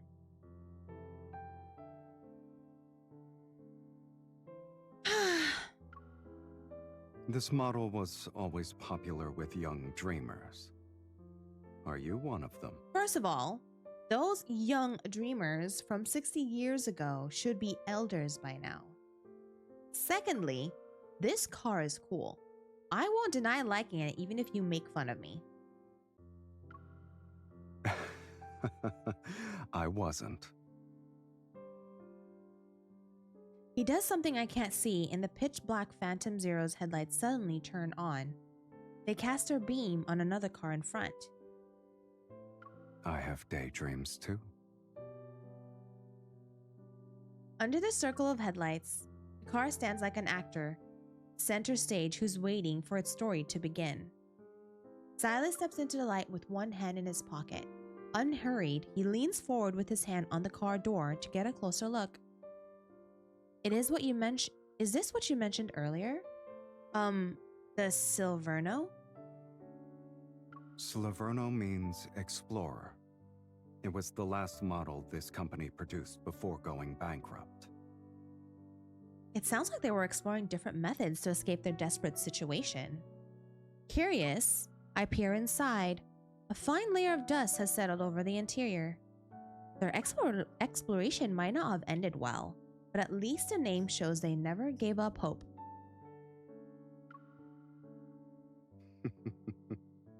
You have a knack for spinning inspirational tales. He looks more relaxed as he's leaning to the side. Against the car door, he looks at me. In reality, there was no tale about surviving despite the odds. It was just an ambition that withered before its time. In their final moments, they poured their last defiant breath into crafting this car's body and soul. What stands before you now is an embodiment of ambition that died 60 years ago. The car's headlights illuminate one side of him. They're almost blindingly bright.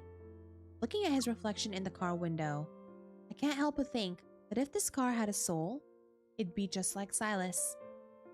I understand what he's trying to tell me. The essence of exploration is desire, and desire in turn fuels ambition. It pushes us to explore beyond our limits. Just like you. You've always been chasing after a certain future. Really? That's the feeling I get from you sometimes. There's a future you know the ending to, but you're still determined to reach it. And you're insistent on taking me with you. Silas raises an eyebrow. His body moves in one fluid motion from where he's leaning against the car door. Then he's right in front of me. Are you sure you're part of my ending? Ah! Let this ending be nicer. I'm just making an educated guess based on experience. If I'm wrong, you're free to correct me. Given our positions, you should be the one who's eager to deny being associated with Never. me. How dare you ask me that? Never. That's not a state. That is not a fact. That's never gonna happen. And at this point, you already missed the best chance you had to deny it. Nope. Never gonna deny it. Seemingly done with the conversation, he stands up, takes my wrist, and leads me to the Phantom Zero. He opens a back door and tilts his head. Sleep here tonight. Sound good? The back seat is spacious and the cushions are definitely soft enough.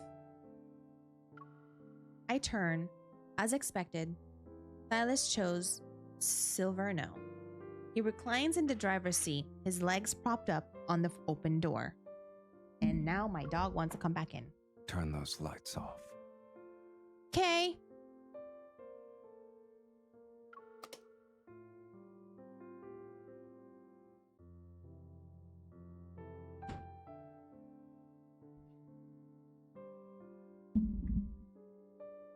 The car lights are off, and darkness once again blankets our surroundings. I don't know why he wants to sleep away from me. I mean, MC. Like, I don't.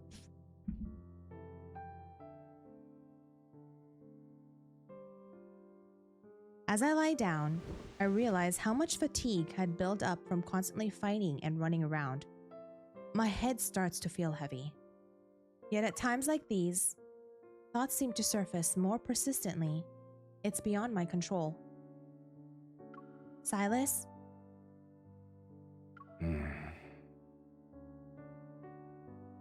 Silas?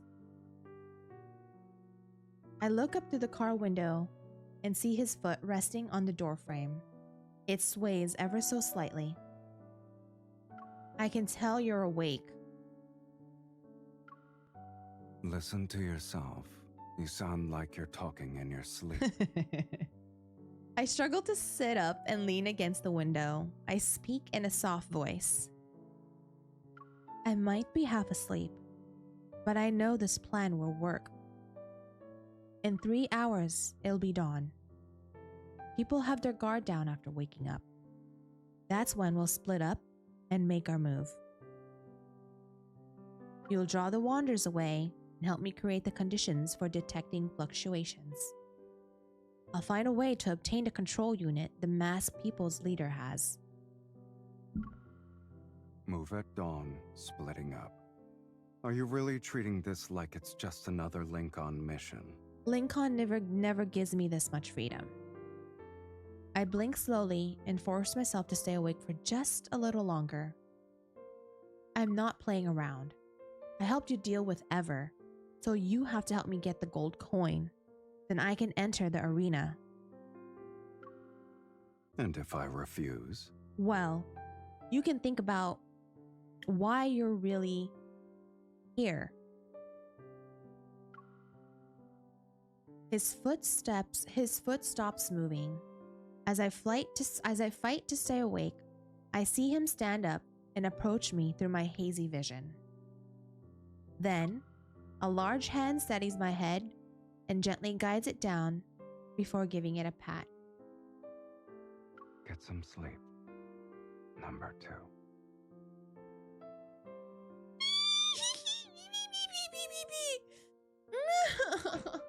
Why?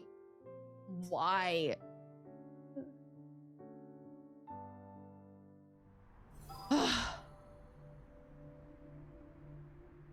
Wait, is this it?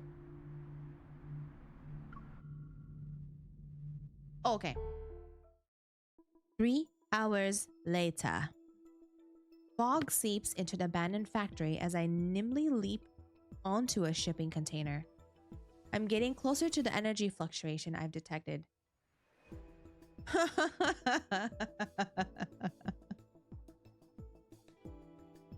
It's what Silas does to me. I can't put it in words, so I just make weird noises. Soon enough, I spot approximately 10 motionless figures standing in a narrow gap between the containers. 6, 7, 8, 9. The rest of them are here. According to the plan, Silas is dealing with the other contestants and wanderers to obtain the arena entry token, a gold coin. Meanwhile, I'm tracking down those masked figures, and that's why I'm here.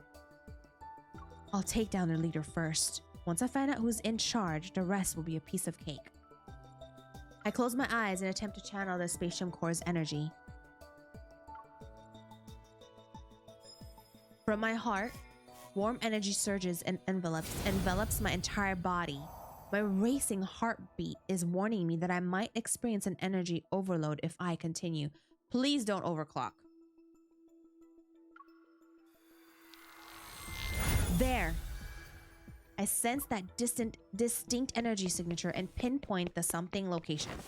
I leap down from the shipping container, grab a masked figure's shoulders to pin him down, and press my gun against his forehead. With inhuman reflexes, he flips over and knocks me away. His chest doesn't rise or fall as he breathes. Instead, intermittent electrical currents crackle from within. Their leader is an android? Before the other masked figures can erase their guns, I pull the trigger. The bullet pierces the cold metal chest above me. As if connected by the same energy source, the surrounding masked figure clutches their chest. Their movements were delayed by a second. I place my palm on the leader's lowered head and detect something unusual. With 2 fingers, I reach into the eye socket and extract an artificial eye. Sparks fly from the severed wires as the machinery still functioning freezes. The masked figure have lost their power source. They fall to the ground one after another and let out pained groans. I hold up the artificial eye to the moonlight. As I suspected, protocol particles within its shell emit a faint glow in the darkness. I'll be taking this.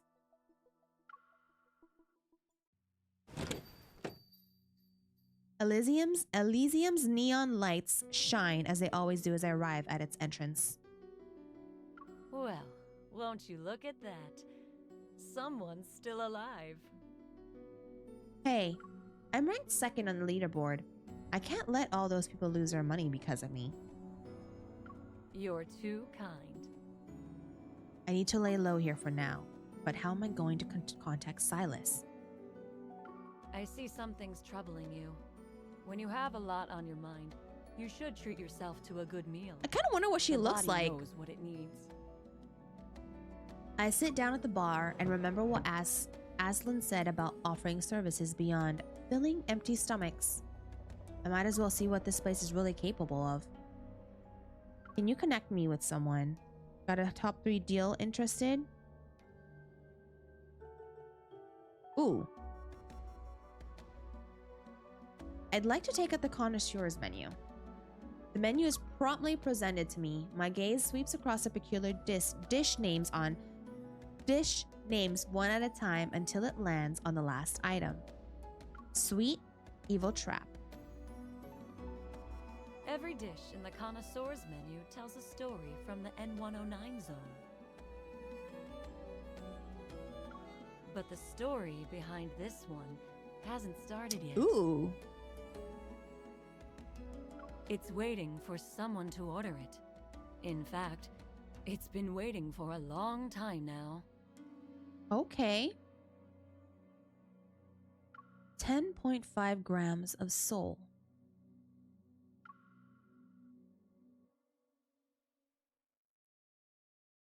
Even at just 21 grams, the soul is one of the most precious gifts the universe has given to humanity.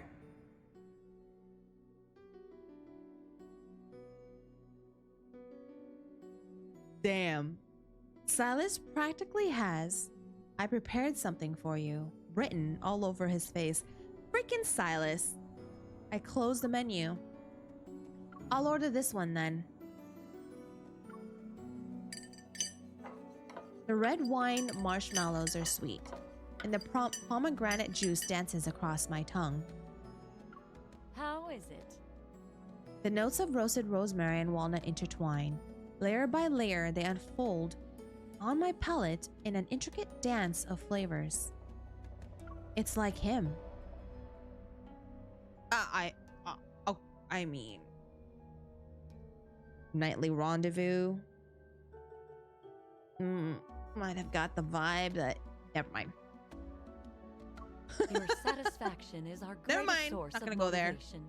Here's your I'm bill. gonna keep thoughts to myself. I look at it and see a 5-digit number. This is the price for one dessert? I guess it can be if you're willing to pay that much. Try inputting these numbers into a map. Doesn't the arena block signals? There's always an exception. I follow Ashlyn's instructions. A red dot appears on a previously inactive arena map. 0800 West District Docks. This is an interesting choice in terms of locations. Ashlyn brings a finger to her lips.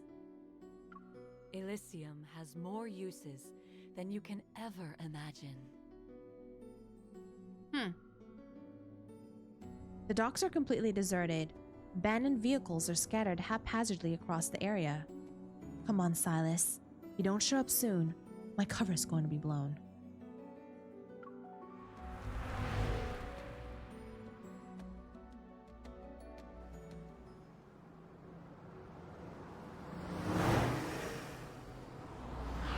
Yes!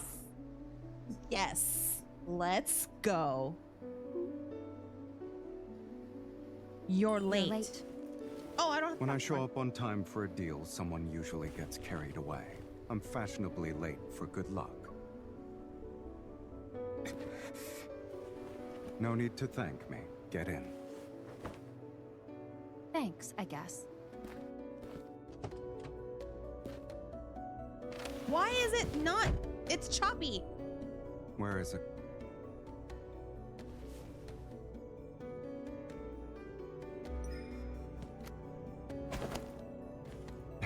For you.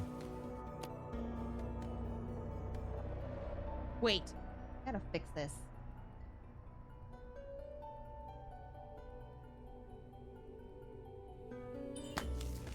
There's nothing there. Empty. What do you mean? As you can see, it's a pass to the arena. Oh. No time for jokes. Where's the gold coin? It was tampered with, so I fed it to a wanderer. We can't have loose ends, kitten. You destroyed it? There are other ways to enter the arena. I can guarantee that. I'm being honest. You know that.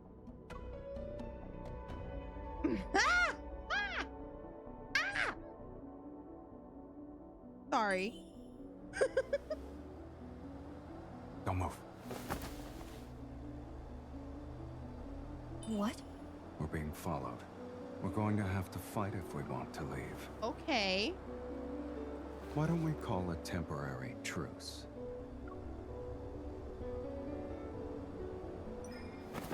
We don't know how many are still in hiding. What are the odds?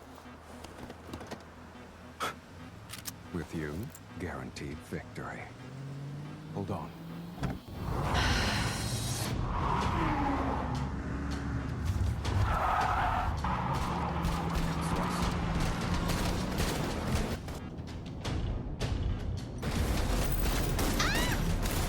It's like a movie. Evil Silas. Then you should help me fix that.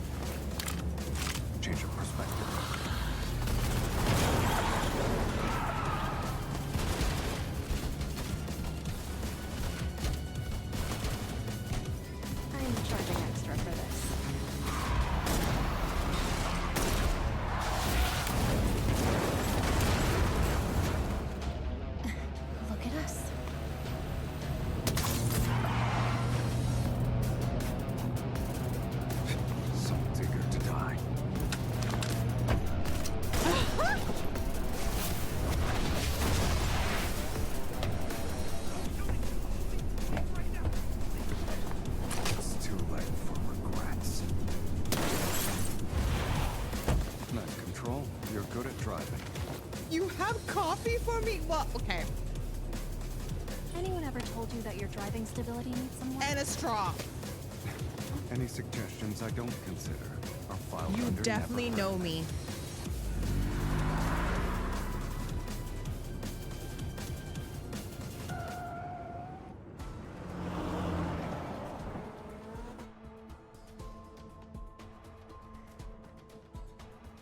The car emerges from the tunnel or races through the streets of the killing zone. That's how I like my drinks. Have a coffee or tea, whatever it is, and make sure there's a straw with it. He took the drink for a special occasion.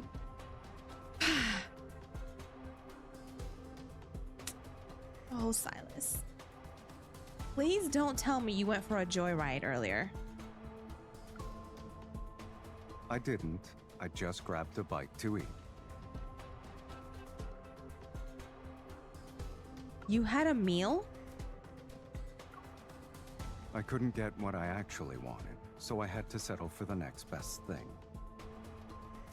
Come to think of it, I rarely encountered any wanderers while searching for the masked people. I guess someone was helping me from the shadows after all. But Silas doesn't look like he enjoyed his food.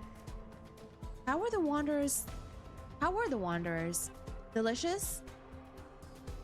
They were so unpalatable that it's not even funny. You should have just ate all the luncheon meat. I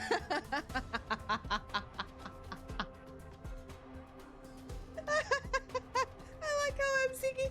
I love how the options are laughing and me saying "ah." I'm gonna laugh because I literally am laughing right now.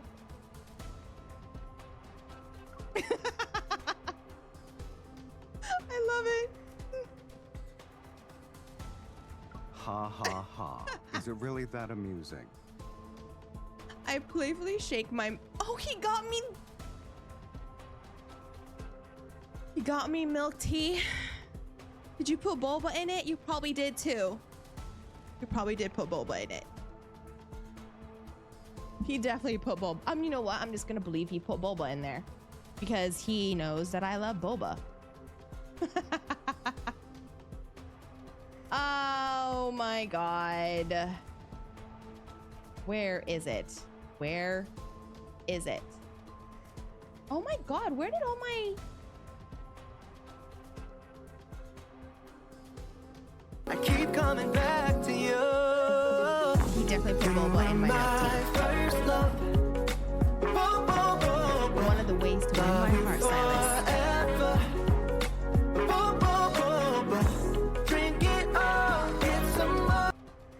Even though you were starving, you still bought me this? Yes. Isn't it common courtesy not to show up empty-handed? I pulled up the live feed. The participant count in the top right shows the number 2. That means Silas and I are the only ones left. The gold coin markers flash on the map, but we ignore them. We're heading straight for the arena in the center of the area. Do we really have another way to get in? Yeah. Yeah. In the distance, we see a barrier form but interwoven blue and orange lights. Instead of slowing down, Silas steps on the gas. The car is going to charge into. Hold on Are we tight. gonna get another like Fast and the Furious?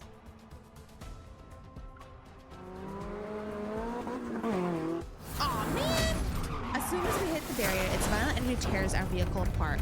It's going to be turned into heavy chunks of scrap metal. Silas uses an opening. With his evil, he tears open the barrier.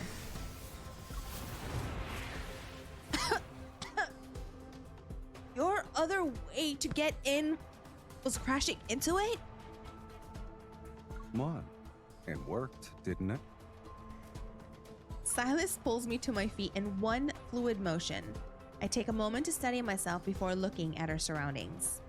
The arena is bathed in dazzling blue and orange lights, the same ones that were part of the barrier.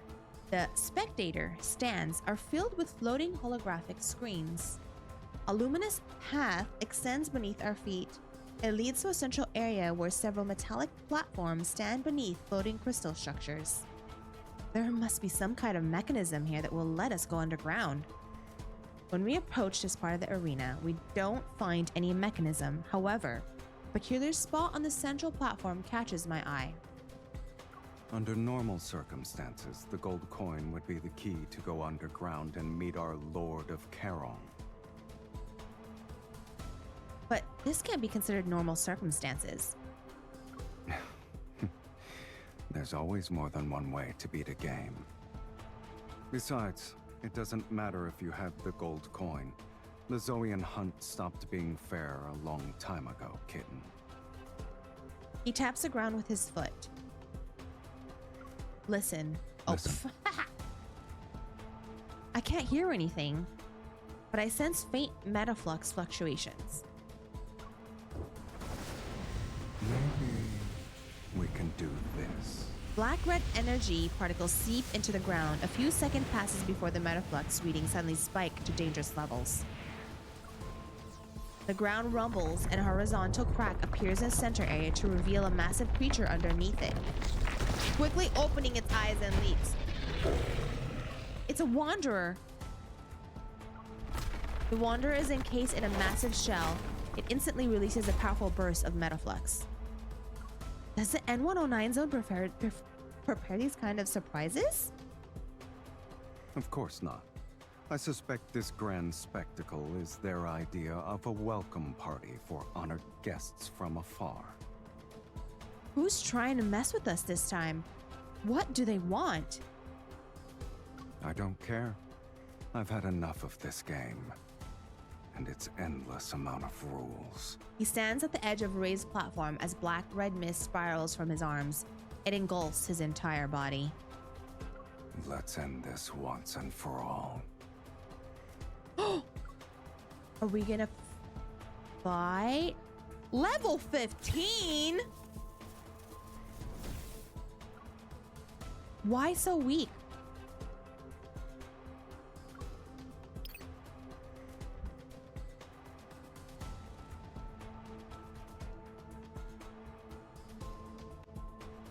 Can I do auto? Okay, good. It's dangerous. A petro golem. We shouldn't underestimate it. Let's attack it together. You can decide when. I'll make sure they're dead. Be careful. Don't let it hit It's your turn. you. Okay, if you say so. Level 15, Go that's back really... to the pit you came from. That's really low. I thought it was gonna be more, like, harder. Higher level. I was careless. You're too close. It's my spot. Silas. It can't escape. Let's attack it together. You can decide when. It's your time to shine. My turn. I'll show you. We're halfway there. It won't take long for us to be done. Pay attention. Let's settle this in one fell swoop. Let's attack it together. Oh! You can decide when. Did I just I'll make waste sure they're that? dead. I flippin' did. Careful now. It's charging. My turn. Don't forget about the perk. Ready? I was born ready. Let's finish this. Look out. Silas. That was close. I'm about to die. Still alive. I'll show you. Okay, maybe auto's not a good thing. You were sloppy. My eyes were locked on you. What a nice punching bag. It's your turn. Oh my god. Okay, if you say so. Let's attack it together. You can decide when. I'll make sure they're dead. It's time to meet Oh your my god, B. Stay on your toes. It's changing how it... I can't believe I failed. It doesn't count as losing if you defeat it next No, we're gonna time. do this again and not on auto. That was horrible. We're not doing auto for that. Crap.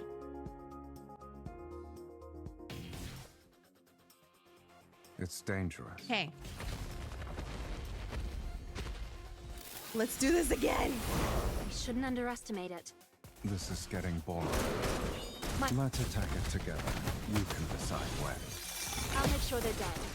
I'll show you. Stay on your toes. It's changing how it attacks. It's what happens if you don't dodge, because Otto sucks at auto dodge. I guess it's gonna fight dirty. Bring it on.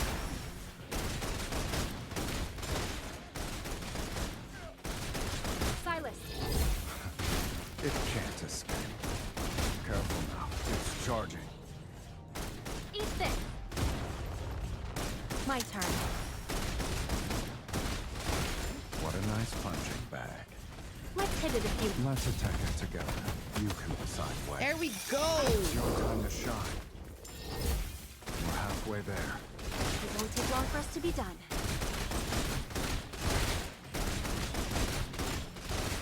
We're covered. No! Be careful. Ready? Did I just waste it again? Let's finish this. Oh!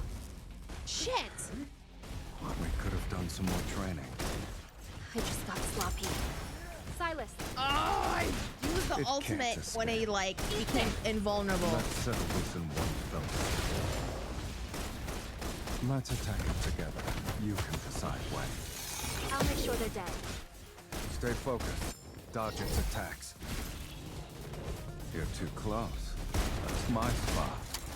Okay, It's time come on. to meet your maker. Stay on your toes. It's changing how it attacks. Let's settle. Let's attack it together. You can decide when. Oh, thank God. Are you up for a joyride later? Where do you want to take me? Guess. I didn't do it in 90 seconds, but it's okay.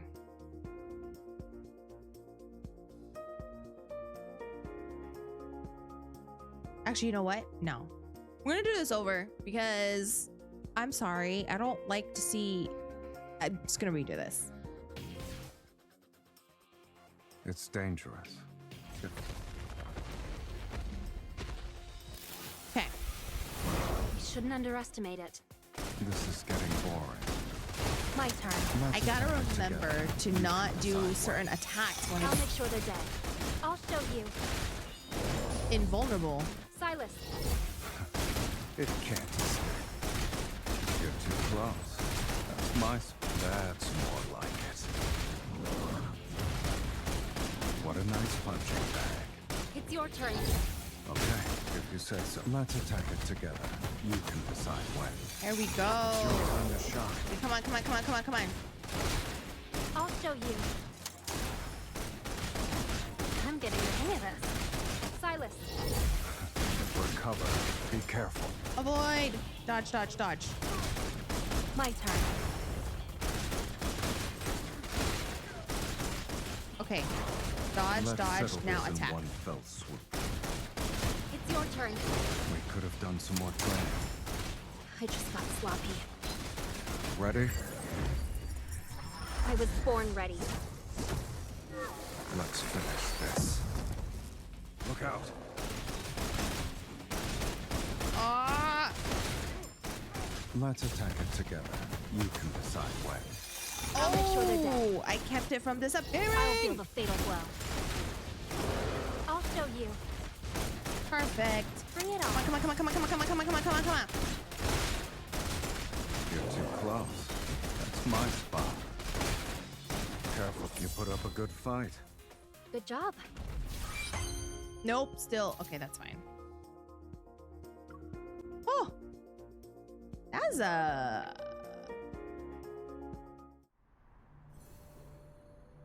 Oh, you have to... Wait, I have to do it again? Oh, it's just challenges now, huh? Okay. Oh! We're not gonna use you. We are gonna use... Who do I have? What's the level?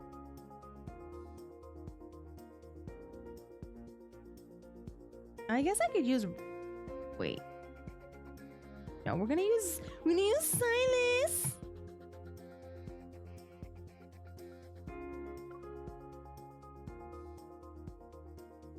Oh, I don't have a lot of pink. Okay, hold on. Let's do...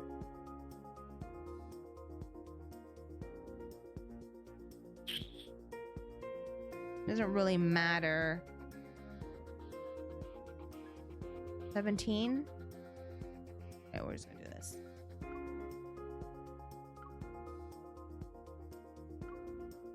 Perfect.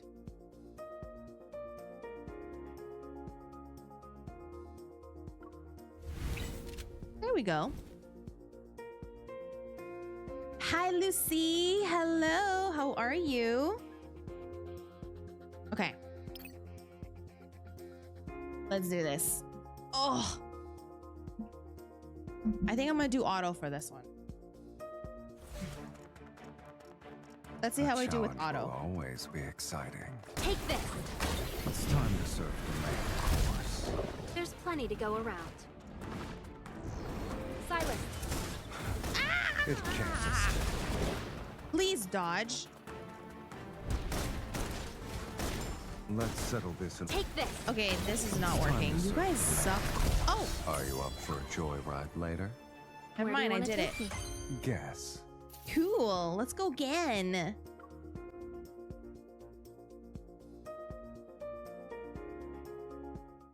Oh, it's just gonna be challenges after challenges. This is same.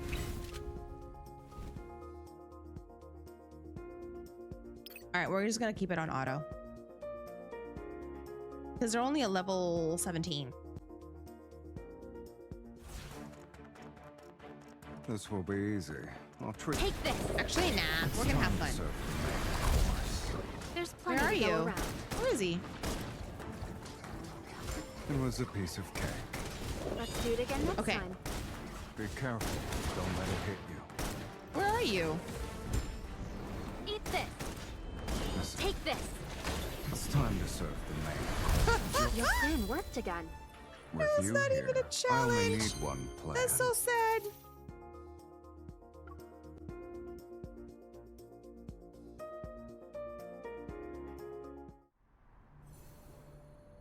Level. Oh, okay, this is. It's going up higher. We are level 20, 21. So we got pink. Let's see. Let's do 70, 70, 60, 30. Green.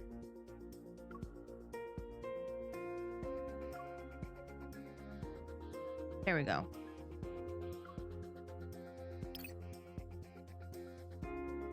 All right, since they're not that hard, we're just gonna do auto since Silas is like level 70 plus. It's time to get moving. We'll just watch. Just watch.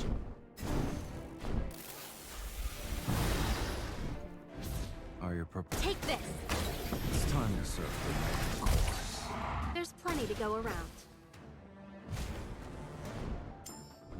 All right.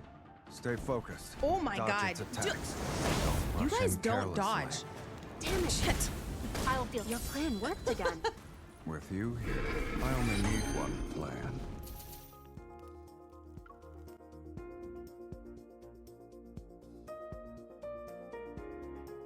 Okay, we're good. So we're on the next one. Okay, this is now, we're still... Oh, we are still on... Okay, never mind. As the protofield dissipates, the massive wanderer vanishes with it. The modified shell is still present when I fall to the ground. Thud. The arena's floor gives way because of the impact. I plunge into the boundless darkness along with the debris. My descent ends with a violent crash. Clouds of dust billow out around me. My entire body feels shattered. Waves of pain slam into me. My right arm. I can barely move it. Please don't be broken. Clutching my stiff right shoulder, I squeeze through the cracks of the broken shell. A beam of light streams down through the hole above. It eliminates my position and reveals I'm in the middle of a towering corridor. Where's Silas? The floor was completely destroyed. I wondered if he also fell down. Silas? Silas? No response. I hope he's okay. Suddenly, I feel a faint tremor in my chest. I whip my head toward the end of the corridor. Its source is here. The vibration is soothing and it gradually syncs with my heartbeat. My feet start moving on their own. It's as if someone is pulling invisible strings. I'm drawn toward the darkness. That was really fast. Active life form detected. Verifying identity. Verification complete. This looks like when Caleb and I were kids. Welcome back. 0. 0. Ah. The sudden symptom malfunction warps the announcement into eerie static. It echoes between the high walls of the corridor. Welcome back, Researcher Wesley. Researcher Wesley? The fuck? Welcome back, Researcher Dimitri. Dimitri. I'm surprised for a moment, but the name fails to stir any significant emotions. I knew he was someone important. Welcome back, Researcher Josephine. My grandma? Grandma? As each name is announced, the system's voice becomes gentler. The empty corridor is seemingly filled with the shadows of people walking through it once again. Congratulations on regaining consciousness. Subject 001. How are you feeling today? Is this? Wasn't that my name? In Caleb's myth story? I was 001. And he was 002. Right?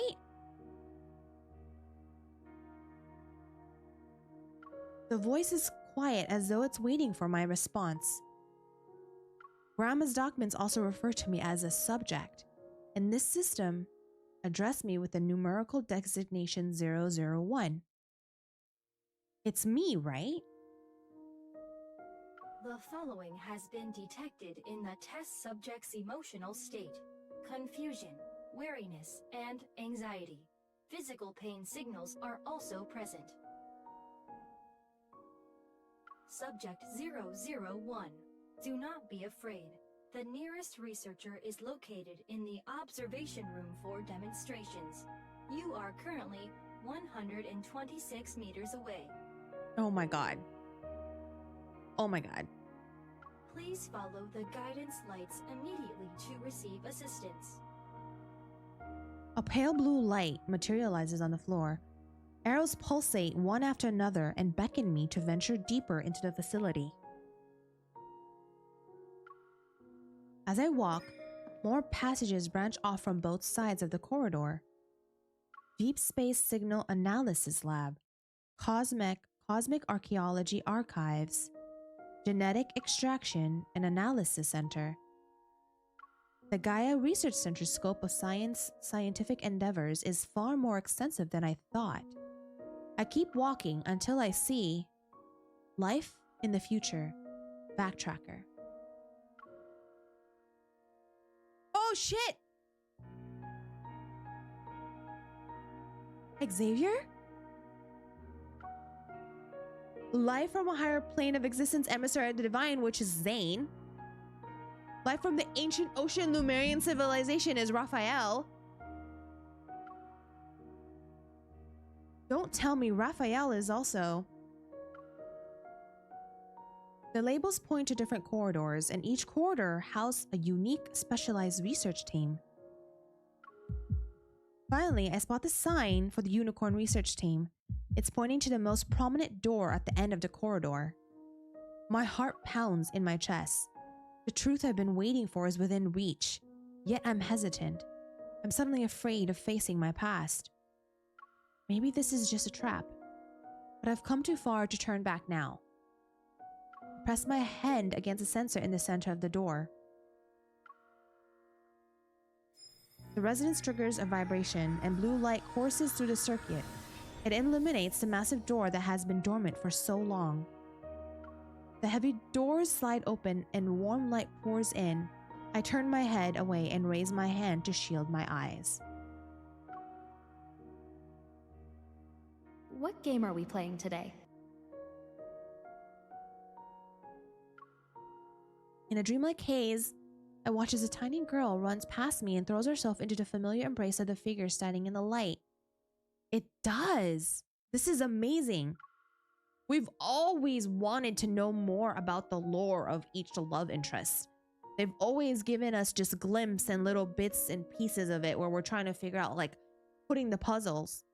And it's funny because we already know the four, right? And Caleb was just introduced. So then you wonder if his next myth should be coming on, or part of the main story. Then you also have Silas, because we know he was the dragon, but his lore and Caleb's, this is what we've been waiting for, and I'm so glad they're finally revealing it in the main story. We haven't had a main story like this in so long. I take half a step back and rub my eyes. The vision vanishes along with the warm light. Under the harsh blue LED lights, a figure stands behind the doorway. They slowly turn to face me. You. You're finally here. It's been a while, Subject 001. Our little bomb. Shit. Where is Silas?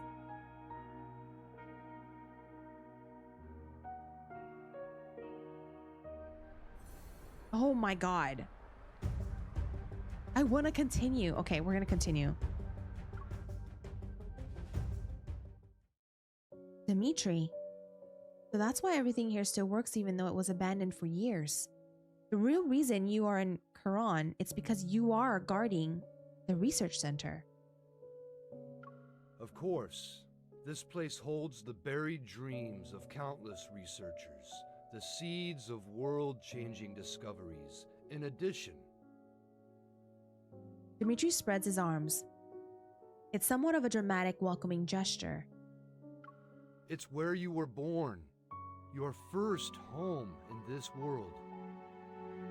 I tighten my grip on the gun at my waist. I'm waiting for the next outrageous revelation.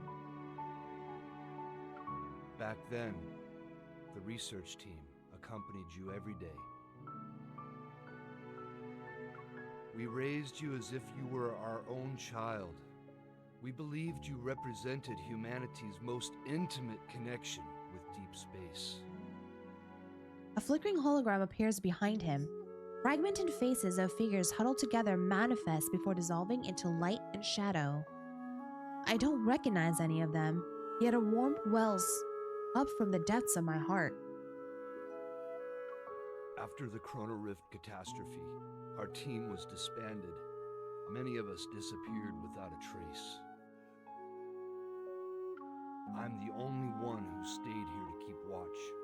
I knew you would return one day. I've been waiting for you for a long time.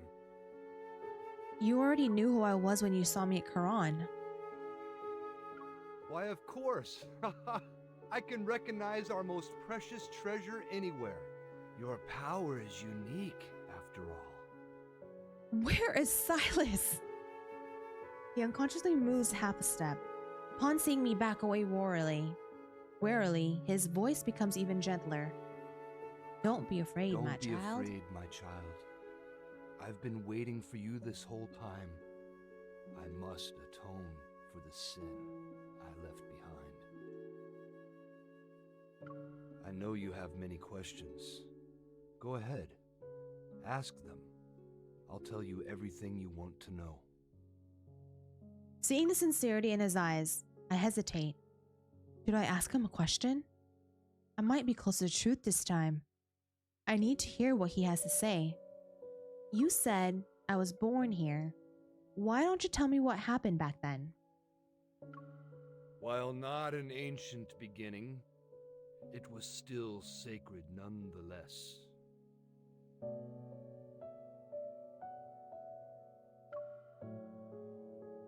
Oh, this is juicy stuff. A holograph of an energy graph depicting the process of planetary evolution appears in the center of the ruins. Planets are born and eventually they die. Then they're reborn only to die again. Visibly moved, he stares at the floating data curves on the display. It's a beautiful cycle. I ask about my origins, not humanity's. You don't have to start from when the Earth was formed. You think this is the life cycle of a planet? It's not. It's a representation of your life, your power. Is he crazy? Go on. You are Ever's most wonderful, most magnificent creation! A blank expression appears on my face. I can't even pretend to play along anymore. But Dimitri doesn't care about whether his audience is responding or not. It began in 2034, when humanity received a faint signal from deep space. Once it was decoded, it revealed a story about a planet's quest for immortality. An ordinary planet achieved immortality by harnessing an inexhaustible cosmic energy source. They inspired us. And so, we conducted an experiment using collisions to recreate this inexhaustible cosmic energy. After several failed attempts, one proved to be a success. The energy manifested. However, no one expected it to appear inside a child's body. And that child. Hi, was Cruz. you. How are you? The powerful energy fluctuations we were waiting for. They came from you. I am doing the do. The power was impossible to analyze and measure. It only grew stronger as time passed. It grew like a planet and reached its peak on day 27. Then it started to decay on day 36. On day 41, it disappeared completely, dead. I don't like how he's Then talking now. I liked it him when he was followed by talking an really low. explosion. But shortly after, your power reconstituted itself and began to He sounds grow like a once crazy old again, white-haired man. just like a planet. Therefore, we believe the power of the Aether core within your body is equivalent to the energy of a planet. With growing intensity, his gaze gradually shifts from the hologram to me. It's as if he's seeking my confirmation.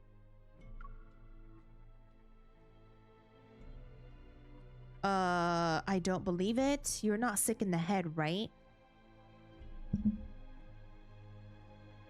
I break eye contact and take a few steps back to observe the moving hologram before me. I didn't come here to listen to the delusional manifesto of a loser. Am I about to get probed? I've been probed. Let's just say that. From so long ago, I've been an experiment that, like, I was a child and, like, this power was in me. Then I was pretty much an experiment for a while, and then something happened where I came back and I didn't remember where I'm coming from, and now I just found it. There's a lot going on. Like, this is like the main story of this game that we've all been waiting for. For the ones who've played this game. And it is finally here. I don't know if it's going to reveal everything to me, but I am very invested right now because I've been waiting for this to understand more of who I am or who my character is. I didn't come here to listen to the delusional manifesto of a loser. Given your current mental state, do you really expect me to believe anything you're saying? Maintaining a calm expression, I push down my chaotic thoughts and steal a glance at Dimitri's fanatical expression. I don't think he's telling me the whole truth. Maybe I can make him reveal more information. Rather than believe I was created through collision experiments, I suspect you conducted those experiments on an innocent child. Before you deny it, you should answer my question first. Why would cosmic energy specifically take on a human form?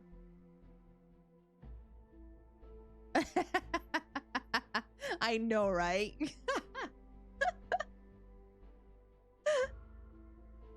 Dimitri's outstretched arms are slowly lowered as a look of dejection appears on his face. Especially if you were probing things in certain areas that should not be probed.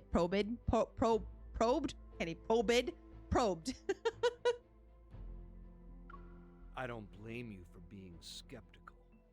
Even we who witnessed your birth firsthand were at a loss. Probed. We didn't know if we should let you grow up like a normal person or use you as a resource. Would this immense power he's lead psycho to now. catastrophe? Ah, there goes that carrying facade. Took you long enough. Referring to this place as my first home and talking about a magnificent creature or creation, in the end, it was about making a massive profit. Even in the ramblings of a madman, fragments of truth lie hidden beneath insanity. From his words, I can piece together whatever wanted to obtain via unicorn. They desired a new kind of energy that was far more powerful and plentiful than Earth's natural resources and protocore energy. Maybe that was whenever set their sights on the ether core. You have no idea what kind of temptation he's lay before psycho. us back then. While Dimitri is engrossed in his fervent monologue, I keep an eye on his unstable state. I also use this as an opportunity to examine the laboratory. We had countless debates. The Chrono Rift catastrophe struck when we were in the middle of our endless back and forth. And then it happened. It will always be the most regrettable thing I've ever done. I can never make up for it. Is he crying? Or just getting more psychotic? My career, my dreams, my colleagues. Those days we spent to achieve our goals. Something's wrong with him. My gaze quickly shifts to the control panel some distance away from Dimitri. I discreetly get ready to use my evol.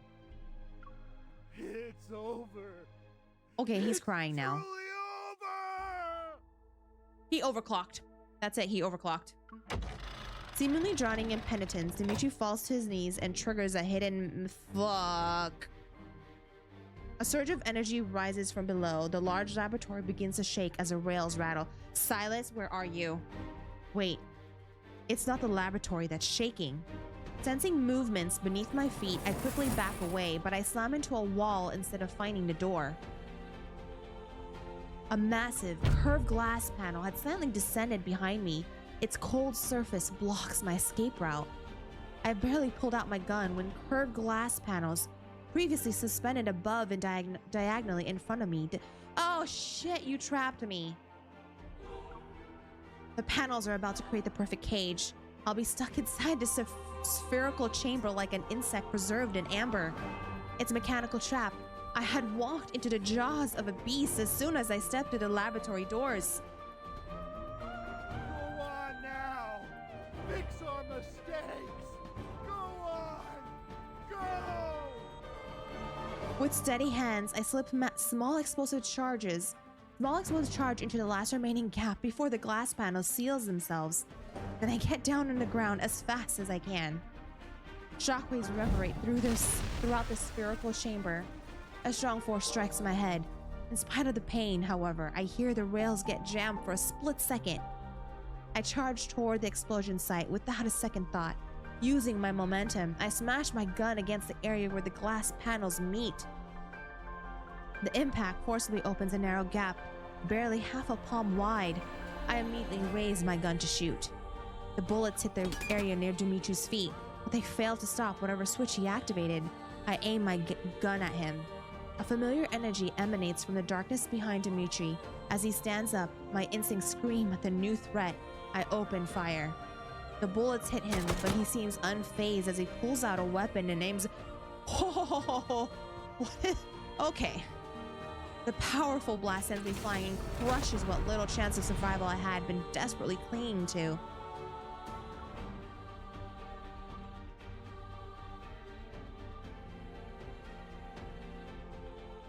Oh shit, okay. Everything just went beyond my control right now. Chaos, agony, the freezing cold. My body feels like it's being crushed. I must have blacked out for a bit. Fighting through the pain, racking my body and the taste of blood, I force myself to get up inside the glass sphere. On one knee, I struggle to catch my breath. Below me lies a metallic floor made from an unknown material, and above me looms an inverted glass chamber. The familiar sight triggers a flood of memories. This is the deep space collision chamber.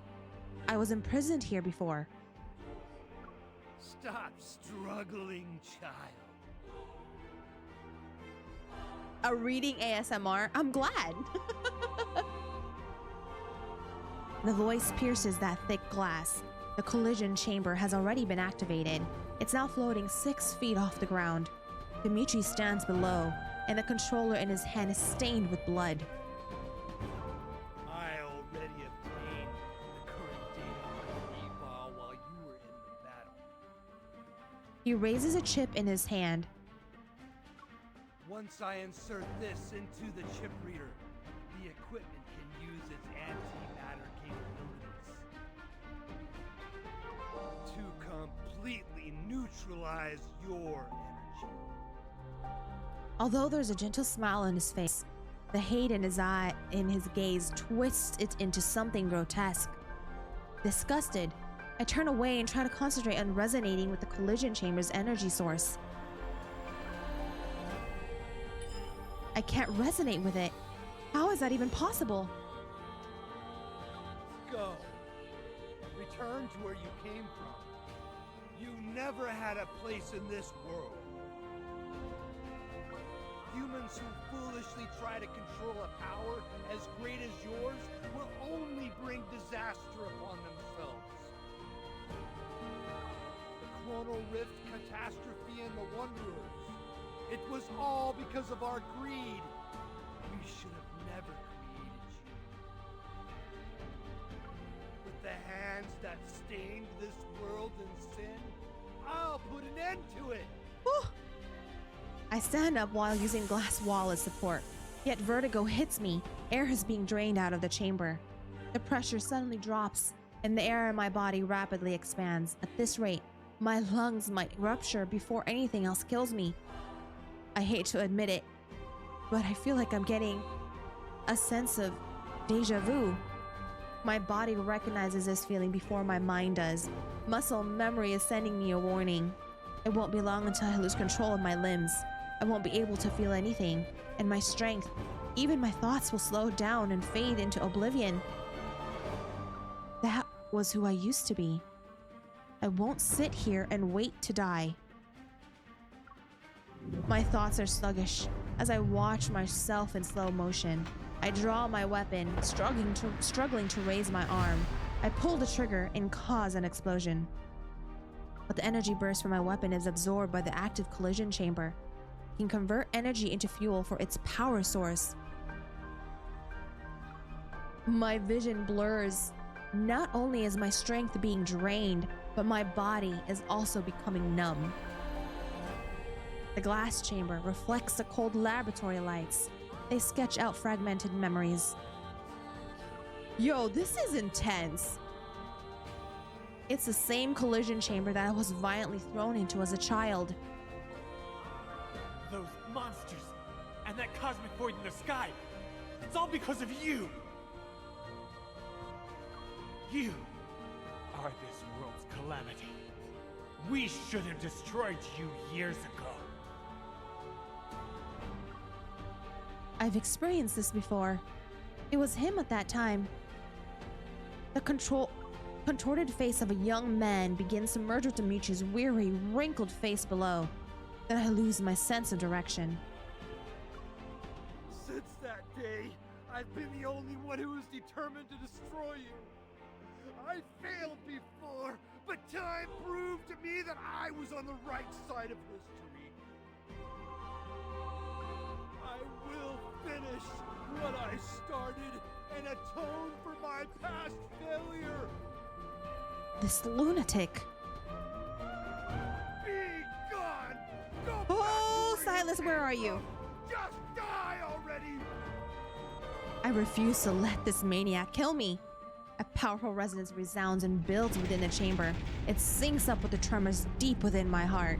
I desperately try to maintain control. I'm attempting to steal the weak spots the echoes create, but I'm fighting a losing battle.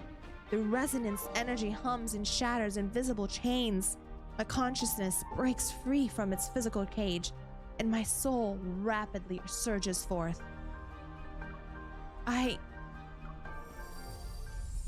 My consciousness disappears with an energy burst.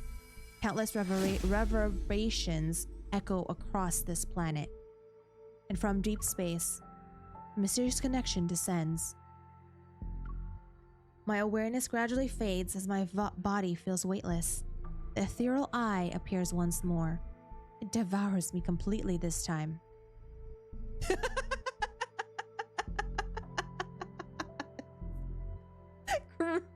Gross.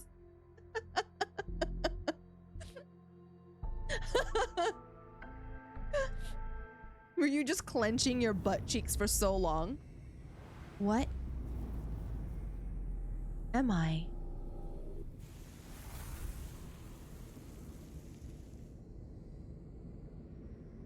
In boundless darkness, I drift through the cosmos. It's like I'm a part of it. I am the cosmos. I see a planet on the brink of destruction and the different paths it could take. Some explode like tiny fireworks before their life could begin. Others are further along in their journey. However, all of them perish. And at the end of their lives, each planet collapses inward. A tiny core takes its place. One born from destruction, the Origo core. The Origo core? It silently floats into space. An energy stirs from its slumber. Cosmic strings resonates with it. Space-time twists and stretches. Everything and nothing has changed. The Origo core descends upon a planet nearing collapse. It's waiting for the end and its own birth.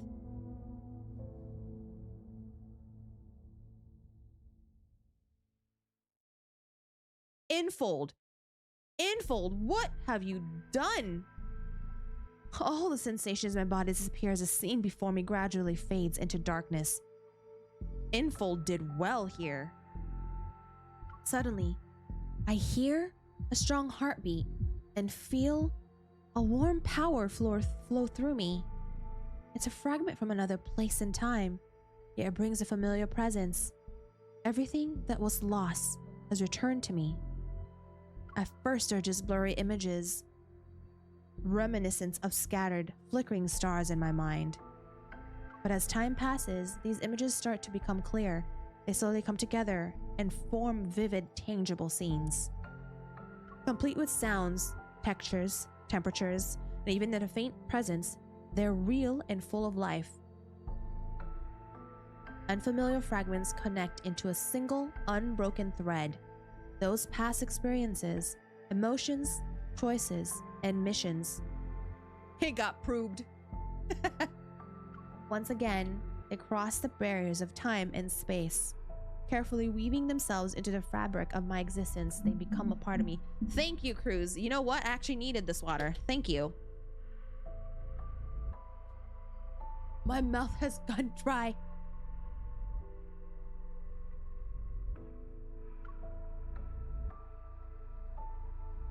I kind of wish she did all the talking, but...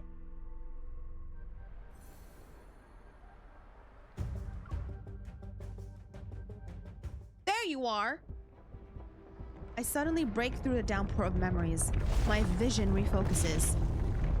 That familiar black-red mist envelops the area.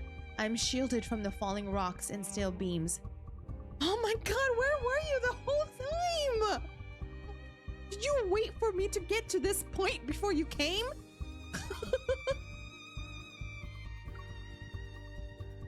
I know, this gorgeous man. Meeting my stunned gaze, Silas relaxes his furrowed brow. An amused smile appears on his face.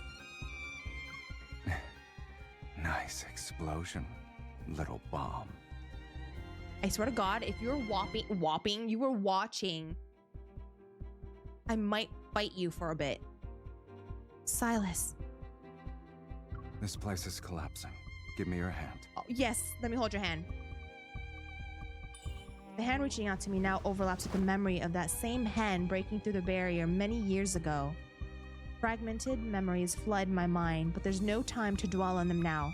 I force my aching arm to move and grab his hand. Silas yanks me out of the wreckage in one fluid motion. He secures his grip on my arm as he crouches. He smells delicious. Keep your eyes open this time, kitten. Watch how we escape and... remember it well. Overwhelming power lifts him up. It manifests behind him like a fiend that crushes all obstacles in its way. Its wings have blocked out the heavens. He does. He calls me kitten.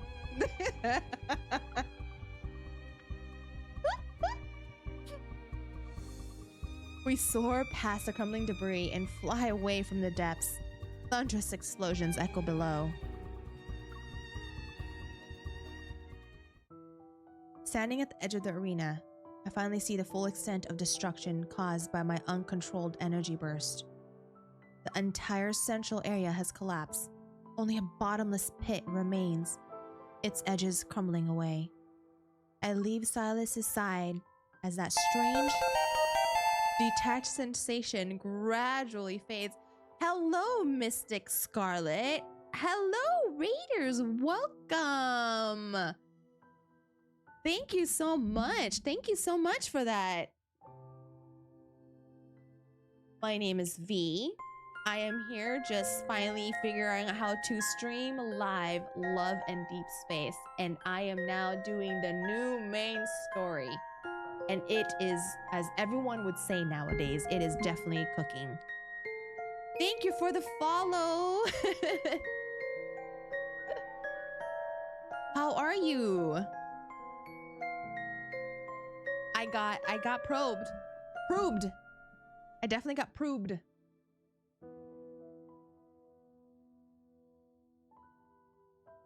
Oh no! I hope it's not spoiling you because it's very, very, very good. And I totally understand if you don't want to see or hear spoilers. So if you have to rate and go, I totally understand because I do not want to spoil this for you. Especially for something that we've been waiting for so long. I'm a kitten all of a sudden.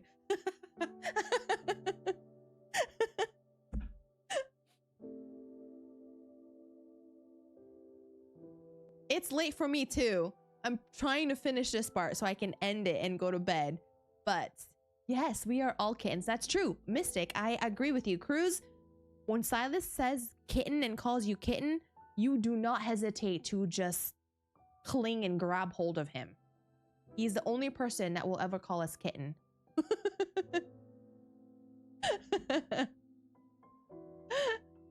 Do I like regret it? No, never. But I will definitely use this. Snap out of it.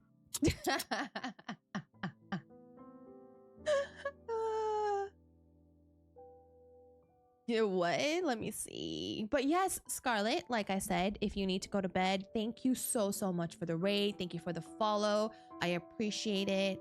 I will have an amazing stream. It has gotten better thanks to you, and I hopefully will catch you next time. So have a good night, okay? What? Let me go ahead and return. Return the favor. Bye-bye. Have a good night. I leave Silas's side as a strange, detached sensation gradually fades. Dimitri, bound by tendrils of black-red mist, is thrown down before us. Oh, he's alive? Damn it, I thought he died. Our deal is complete. Now surrender your soul. Oh! You're gonna eat his soul? Yes. Do it. Monster! There are two of us here. Who are you referring to? Silas, I love you so, so much. His unfocused gaze can no longer locate his enemy as he desperately claws at the mist coiling around his neck. The terms of our deal haven't been fulfilled.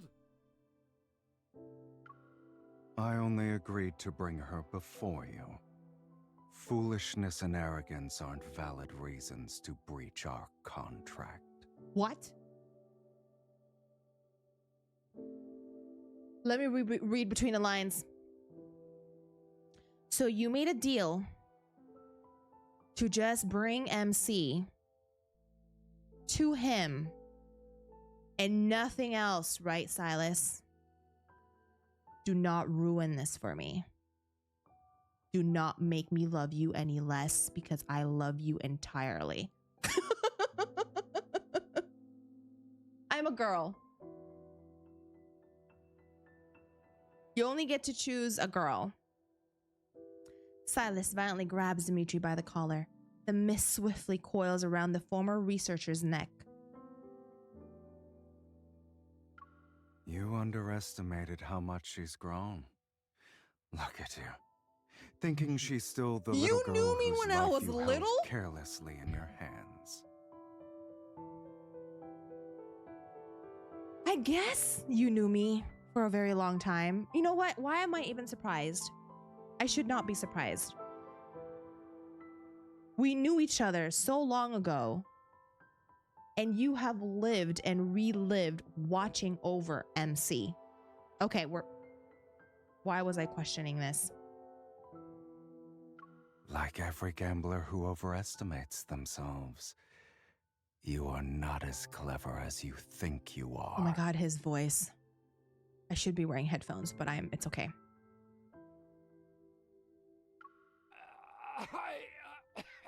I know who's behind the antimatter. Let me go.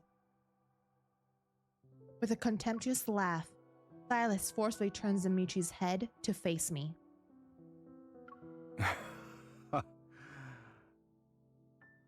Get a nice long look. It'll be your last. And do your best to remember the person who brought about your downfall. You're gonna kill him for me? Die with a smile for us. All right?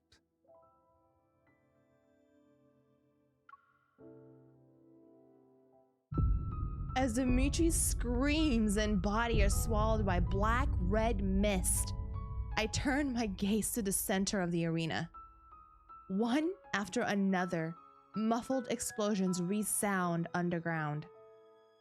This place will be gone after today. It won't reappear anytime soon. The laboratory that was never meant to exist might hold a few childhood memories. I might have cried in some corner or laughed in front of a platform. Perhaps I made those researchers who saw me as an otherworldly specimen believe I was just a normal child for a moment.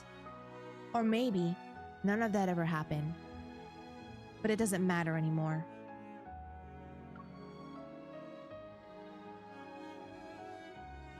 How much do you remember? A lot, but it's all jumbled up. I ignore whatever happened to Demetra and look at Silas. That deal you made with him. Was it when I escaped from the research center? Yeah. Ah. Did you bring me here so I could remember everything? He doesn't look at me. Instead, he speaks as if he's addressing the darkness beneath his feet. You would have done this sooner or later. That's just who you are. Then shouldn't you be worried about my power destroying you and this world? Should I be? I stare at his profile to emphasize my point. Right now, I can't control my power when it fully manifests. Assuming it happens again, everything here might be destroyed like my soul. With a slight smile, Silas shakes his head. He raises his hand to draw my attention to something.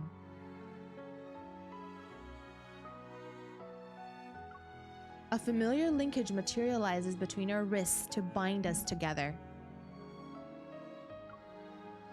Sorry, but your soul doesn't have the privilege of leaving whenever it wants. I will keep you bound to me for all of eternity. Our connection transcends this place and this world.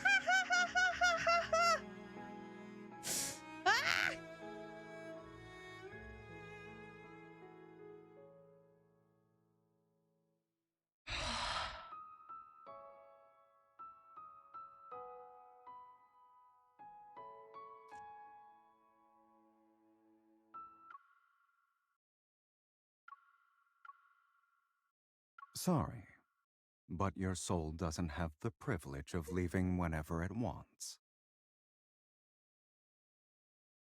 I will keep you bound to me for all of eternity. Our connection transcends this place and this world. It does! It fucking does! God damn it.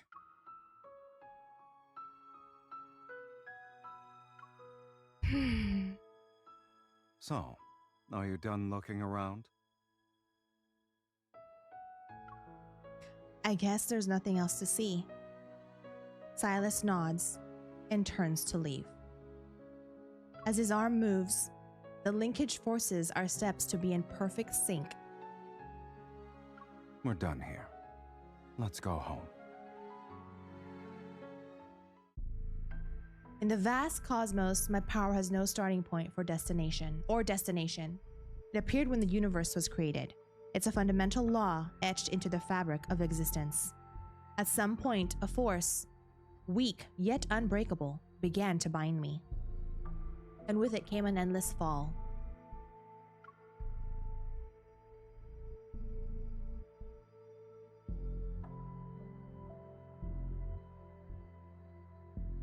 In a majestic arena floating among nebulae, a boy and a girl stand. Soaked in blood, they're greeted by thunderous cheers. When it comes to killing wanderers, Silas and I always have perfect coordination. You're not going to team up with me this time? I hate teammates who try to steal my points. Then, what do you hate more? Teammates who steal your points? Or teammates who can't keep up with you? You're so annoying. If you steal my points again, I'm throwing you. Is this Silas as a child?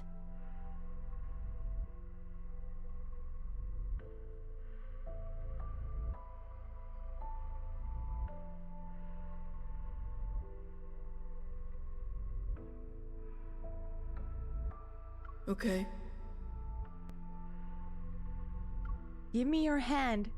We're a team now. Yeah.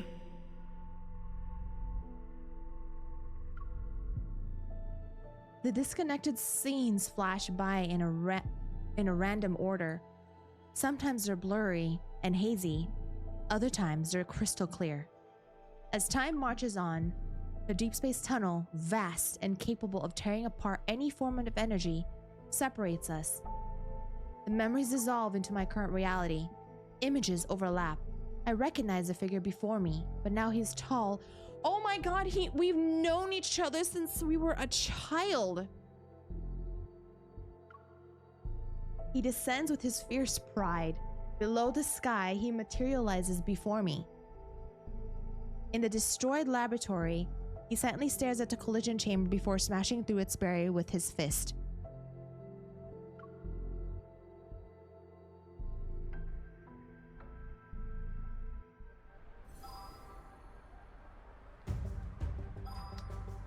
Oh my god. Okay. In the timeless N109 zone, I fall into a deep, dreamless slumber. When I finally open my eyes again, it takes me a while to reorient myself. I stare at the intricate patterns on the ceiling for a long time before a single fact slowly dawns on me. I'm alive. As if a switch has been flipped, I finally become aware of my surroundings. Outside, the distant roar of gunfire and artillery resound while music plays nearby. Didn't the Zion hunt end? Mephi, what are you? I sit up and look around. Mephisto is perched on the bedside table. He bobs his head under Silas's finger like a chick pecking at a grain. Why are you here? Shouldn't you be asking that to the person who carelessly fell asleep? Oh. I raise my hand but don't see the familiar linkage. Massaging my temples, I realize my distant memories have started to blur with reality. How long was I out? Don't tell me it's been 4 or 5 days. You would have starved to death in that case. Silas is lounging in a small armchair next to the bed. He's looking out the window. Several gemstones, 3 wine glasses, and a marker are scattered across a nearby side cabinet, small table, and floor. It's morning. And more importantly, it's been 3 days since the Zoian hunt ended. Overtime is almost over. A terrifying explosion resounds in the distance. Seconds later, the windows rattle from the shockwave. The arena is in ruins. Why would anyone still fight to be its owner? For certain people, that place still has important stuff. And with Dimitri out of the way, their battle will be more ruthless. Silas's gaze is still focused on what's happening outside, his hair swaying because of the shockwaves. He maintains an aloof attitude. Curious about what he's looking at, I get out of bed and approach the window, but I can't even make it there before setting into the small armchair. I nudge Silas so he can make room. What's going on? My whole body feels weak. It's like I've been thrown into space and had to orbit Earth 3 times. You didn't hit me while I was asleep, right? Between the two of us, you'd be the one to do that. Did I hit you while I was sleeping? I'm so sorry. Silas holds up 2 fingers and glances at my right hand. Twice. I had no idea. I was dreaming the entire time. Maybe I got too excited.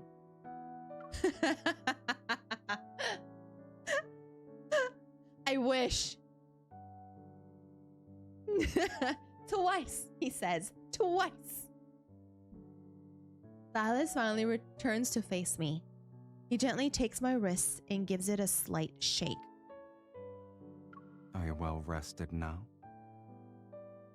More or less. I know, Cruz. I know. It's so sad. Let's go then. Mephisto takes this chance to sneak away, snatch an empty wine glass, and fly out the window. I swear I know. Silas stands and stretches before picking me up. Time to eat. It isn't until Silas makes me sit at the dining table that I realize just how hungry I am. I devour everything in sight until I'm stuffed. Strength gradually returns to my weary limbs, and I start to feel clear-headed. I slowly finish the last of my juice. Then I carefully nudge Silas's leg under the table to let him know I have a question. I see you're disregarding table manners, kitten. I was worse during our first meal together. Isn't it a little late to start worrying about etiquette? Something cries out near the window. Mephisto, who had been absent during the meal, taps on the glass and squeezes through the gap. He drops a dark-colored object into my hands.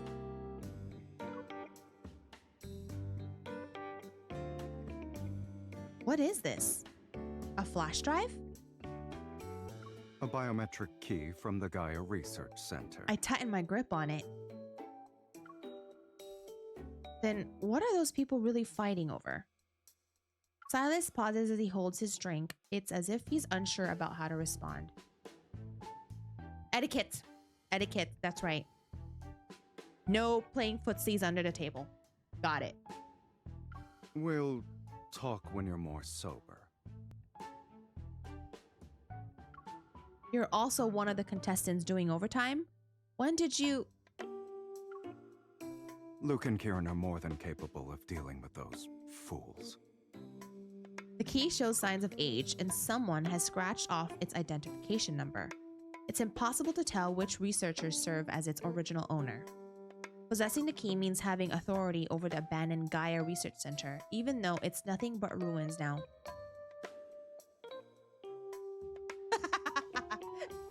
With a big toe under the table. With my cold feet.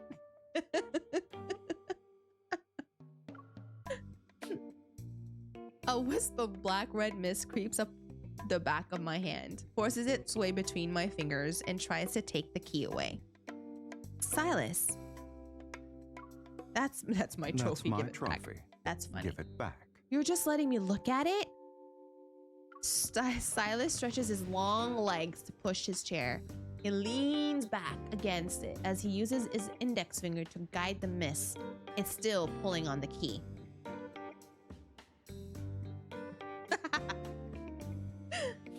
Dismissing the idea of letting go, I clutch the key with both hands and lunge toward him like a sparrow drawn to a grain of rice. Your theft techniques are getting sloppier by the day. Are you going to headbutt me to death before you loot my body? Sit. Silas has me rest against him, and when he sees me still holding the key with both hands, he laughs.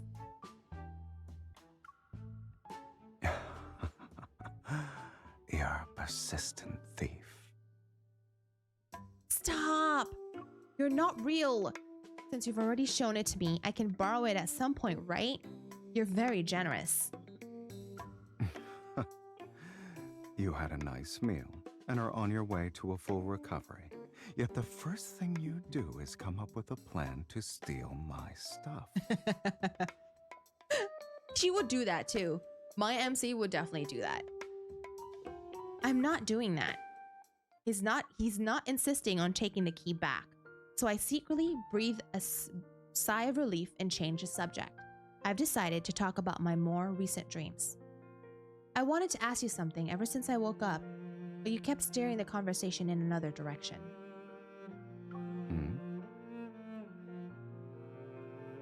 Must take a screenshot. I saw us fighting wanderers in some kind of interstellar arena. Do you know anything about that? What else did you see? My gaze drifts from my hands to his shoulders, and then to the light reflected from the wine. Dancing on the wall, I continue in a soft voice. We fought countless wanderers and monsters that looked like modified humans. Then we were the only ones left in the arena. The crowd went wild and screamed for us to fight each other to the death. It doesn't matter where you are in the cosmos. Every gladiator arena created by intelligent life abides by the same rule. There can only be one victory. So, Either I kill you, or you kill me.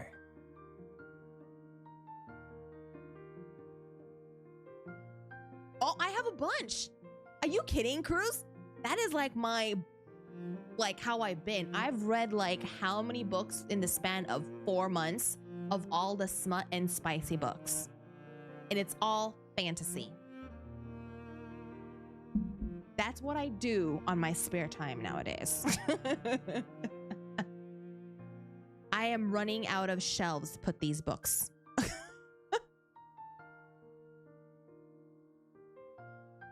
Oh my god, this is just like his myth when he was a dragon.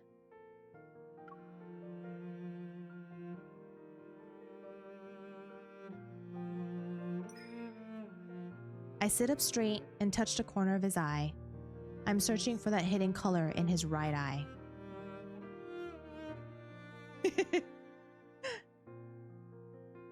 But when we faced each other, you didn't attack. Instead, you took my hand and asked if I wanted to escape together. That nebula was more chaotic than an abyss. I didn't see how it ended. Did we manage to escape? What do you think? Oh my god! We've known each other since we were a child!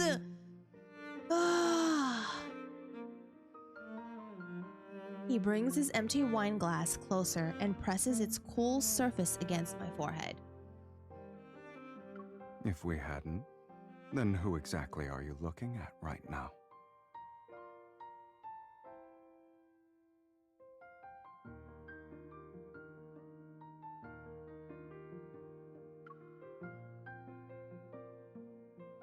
We're pretty special, huh?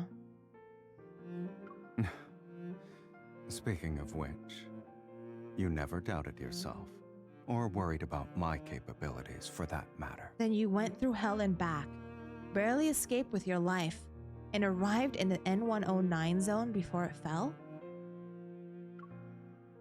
More or less. Have you ever considered that me landing in the N109 zone wasn't a coincidence? It's because of the Gaia Research Center. Silas remains nonchalant. I found some documents in the corridor of the old facility. The Unicorn Research Team, or rather, the Gaia Research Center as a whole, was attempting to establish contact with deep space. The Unicorn researchers wanted to recreate a powerful cosmic energy source, which exists within me as an ether core. Do you believe what Dimitri said?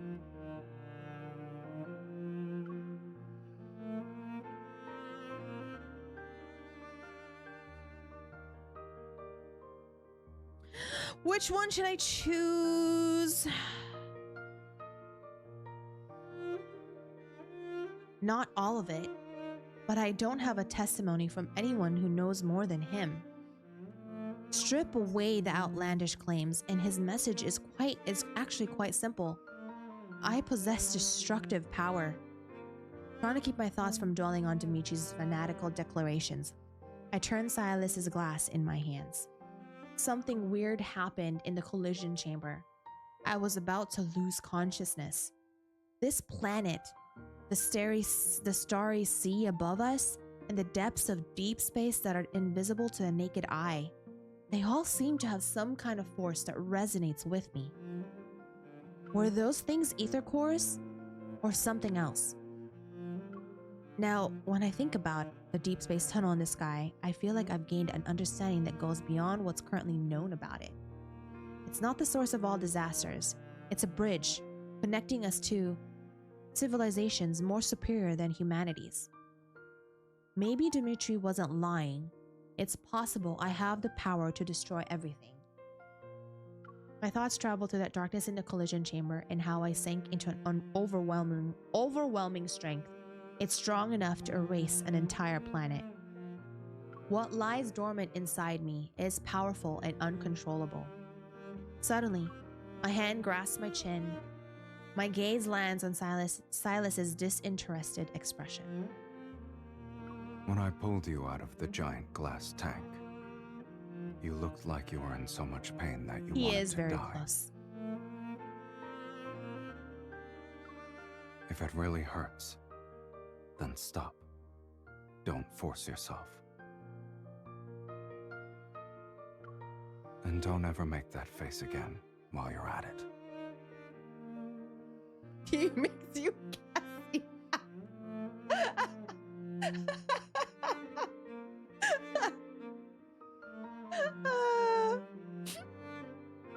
I looked directly into his right eye. The mesmerizing ether core within it remains tranquil, and my racing thoughts slowly calm down. You can always pull me back, right? Just like before? Whoosh. Peace. Whoosh.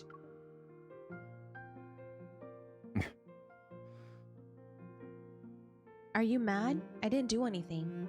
As I look up at him expectantly, Silas stays silent for a moment. Then he appears interested. Grabbing my hand, he leads me outside.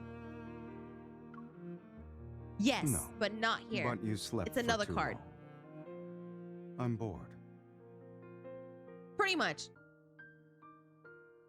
So, where are you dragging me off to? Do you want to have some fun? I'll help you get used to wielding devastating power. No, you can't. That way you'll be a bum who doesn't No. always think about self-destruction. That would be too far.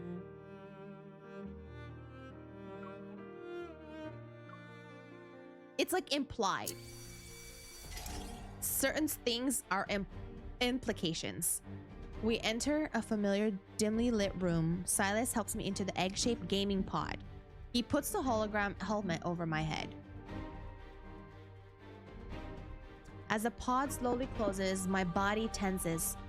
Silas taps on the glass. If it wasn't so late, I would show you. But I will say that for another time. Because it's the way you watch it and like read between the lines of what exactly is going on between them. Although I can't hear anything outside, I read his lips. Now come, conquer everything in your path, starting with me.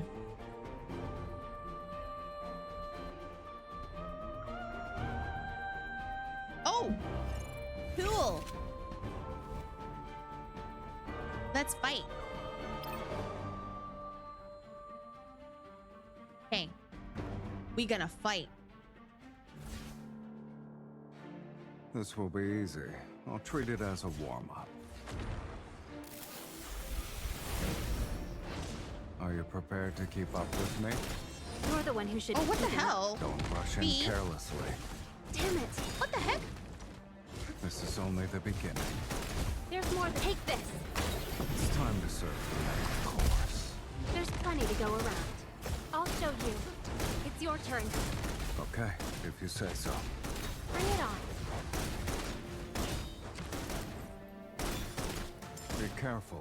Don't let it hit you. That's more like it. Its attacks are getting stronger. Move.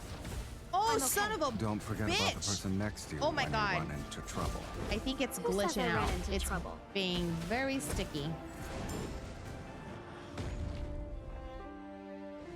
This is only the beginning. There's more than enough to get our fill. Eat this. We're halfway there. Take this. It's time to serve the main course. Uh-oh, we're gonna There's die. plenty to go around. It's time for an energy storm. We're gonna lose this one. Level everything to the ground. Bring it on. It's your turn. Okay, if you say so. V, why are you in poison? Take this. It's time to serve the main course. It's your time to shine. Eat this. Where are you going? It's time to meet your maker. Aren't we becoming more Damn. in sync by the second? That Wasn't it obvious? should not have been hard. Oops. Okay.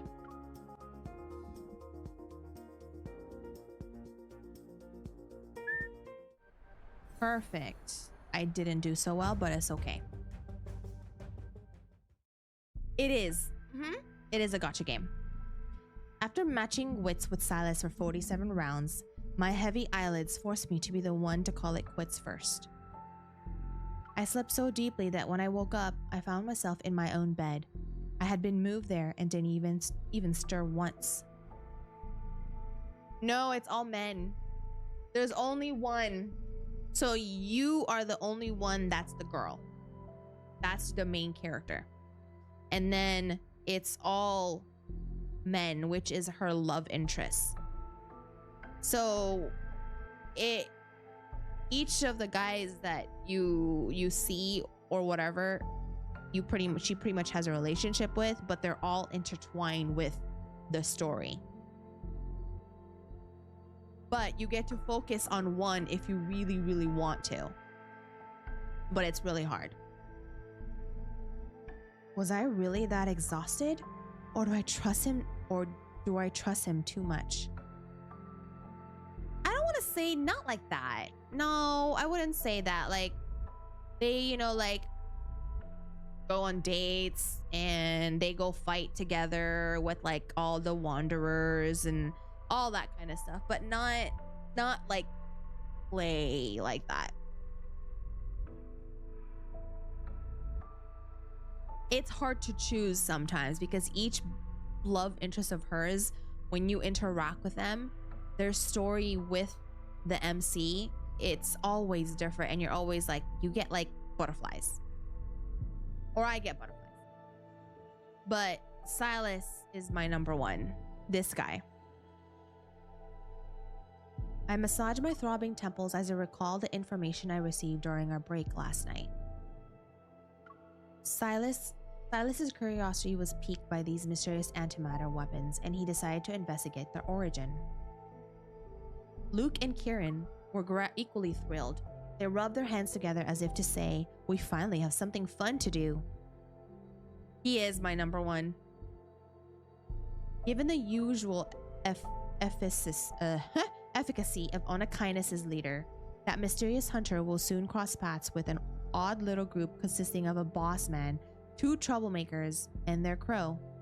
As for the key found in the ruins of the Gaia Research Center, will it unlock the secrets of a hidden past or take me down another path that leads into an unknowable future?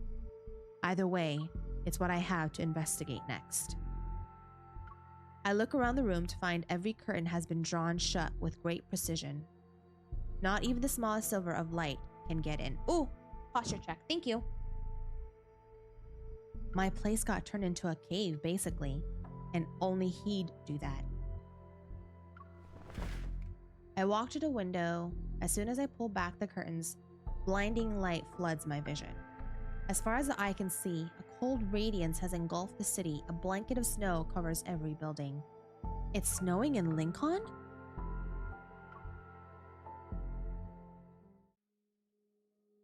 One week later. For a while, I've been investigating my past and uncovering Ever's secrets. And now this ever-changing, precarious world seems to face an unprecedented crisis. Protofield disturbances, climate anomalies. Some say Earth's climate system has broken down and a disaster comparable to the Chrono Rift catastrophe is imminent. Others claim Earth is on the verge of collapse. All tectonic plates will shatter and thus human civilization will end. Yet among all these discussions about the end of the world, Earth collapse, and civilization downfall, what actually descends upon Lincoln City is a silent snowfall that transforms the city into a pure white expanse overnight. Backtrackers, Lumeria, everything is starting to make sense now. But what about the life on a higher plane of existence? The emissary of the divine? Long time no see. Back from your leave already? Captain Jenna said you had some personal matters to take care of. Is everything okay? Right? For my administrative leave, only Jenna knew about my visit to the ruins of the Gaia Research Center in the N109 zone. After hesitating for a moment, I shake my head and smoothly change the subject. I'm fine. You could say I went back home. By the way, have you heard of the term emissary of the divine before? It's supposedly connected to civilizations on a higher plane of existence. Among all rampant doomsday theories, the concept of being watched by civilizations with higher dimensional beings is actually the easiest to understand. It can mean a messenger who can communicate with godlike entities. Even if they do exist, finding someone like that would be harder than finding aliens. The sound of typing behind me suddenly stops. When I raise my head, I see Nero has come over to join the discussion. And if those higher dimensional life forms aren't saying anything, well, even an emissary might not know they're one. I've also heard that the next mass extinction might be just around the corner. Nero silently rubs the air between his eyebrows. He's unconvinced. Isn't that just propaganda spread by prototists to push for the development of protocore technology? Not necessarily. In this vast, endless universe, who knows how many civilizations are locked in battle? Our Earth might be the only surviving blue dot among them all. Amidst the ongoing discussion, my thoughts begin to wander. Maybe Ever thinks our civilization is already approaching the limits of biological evolution. Pursuing the transcendence of evolution to encounter this supposed crisis, that must be their true objective.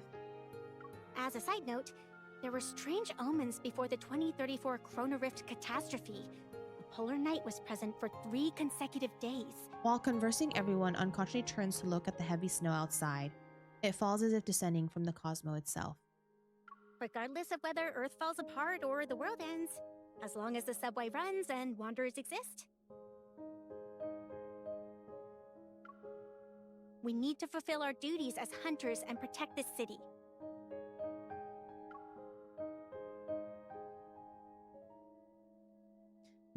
All right. Oh my god, there's more. Okay. What time is it? Okay, let me just finish this one, because I think it leads on to Zane's storyline. It's 5 p.m. and lecture titled Self-Boundaries is underway in Lincoln University's largest lecture hall. Aside from the medical students, students from other departments have taken a seat to listen. In the packed lecture hall, the speaker stands, his back faces a projection of a beating heart model, and his authoritative voice is steady. Ah! Life itself is not endless. Life and death, health and illness. These seemingly opposing concepts maintain the balance of life itself. Yes. Okay, this leads into his story now. An inquisitive student raises her hand. But with today's that's not me. Today's medical technology, we can potentially do gene editing, cellular regeneration, and even human modification. If immortality becomes achievable, why should we still accept death as the end of life? If we set aside morals and ethics, these technologies could make immortality possible. But this also means that our goal in the medical field has shifted from conquering disease to conquering death itself. Zane's gaze sweeps across every face in the room, his tone remaining calm as usual. To conquer disease is to extend life, but to conquer death is to control it. Can we still call ourselves humans after being modified and losing human characteristics? How do we even define human existence? Hushed discussions fill the lecture hall. Zane looks toward the back as someone quietly opens the door. A familiar figure appears. She quickly slips in the back row, her coat leaving a trail of melted snow on the floor. He quickly shifts his gaze and continues with his previous point. Life can be extended, but the cycle of life and death should not be controlled. After the lecture ends, Zane is completely surrounded by eager students. I sit in the back row and wait as students file out behind me. Did you see the news? How could they accuse Dr. Zane of disregarding human life and abandoning his patients? They're saying he has no ethics. It all started when some government official's kid got diagnosed with protocore syndrome. They tried to use their family connections to pressure Dr. Zane into prioritizing their surgery. But he refused and went to treat another patient who needed more urgent treatment. Ah. Oh. So that's why they're spreading all those nasty rumors about Dr. Zane online. What a piece of work. As the student conversation fades into distance, I stop eavesdropping and nod in quiet agreement. Spotting a few reporters approaching a lecture hall, I catch Zane's eye and wave. I silently mouth a sentence.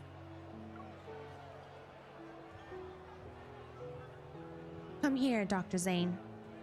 Zane glances in my direction, nods, and makes his way through the crowd of students. That will be all for today. Someone is waiting for me. Aww. After helping Zane dodge the reporters, we leave the university and stroll through the snow-covered streets bathed in evening golden light. You're good at making complex topics clear and accessible, Dr. Zane. If I were a few years younger, I'd sneak into your lectures every day. Really? What was the second key point from the third section?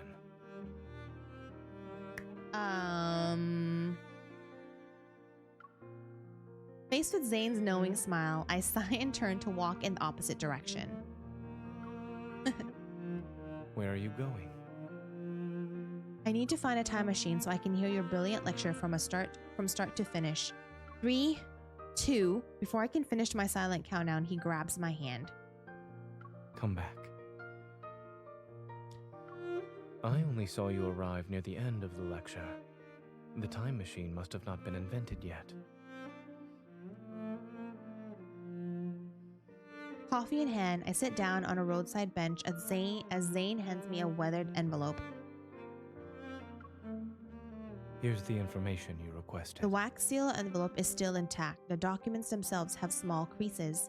Exchanging documents while sitting on a bench, more like those secret agents trying to save the world in the 008 movies. Given what you've asked me to investigate, it is certainly a secret that concerns the fate of the world.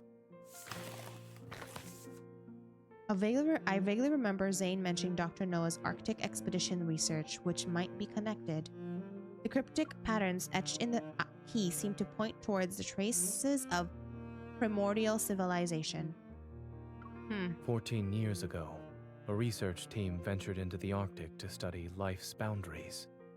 They made an unexpected discovery in an ice cave. According to the surviving documents, the pictographs they recorded in the ice cave bear a striking resemblance to the patterns on the biometric key.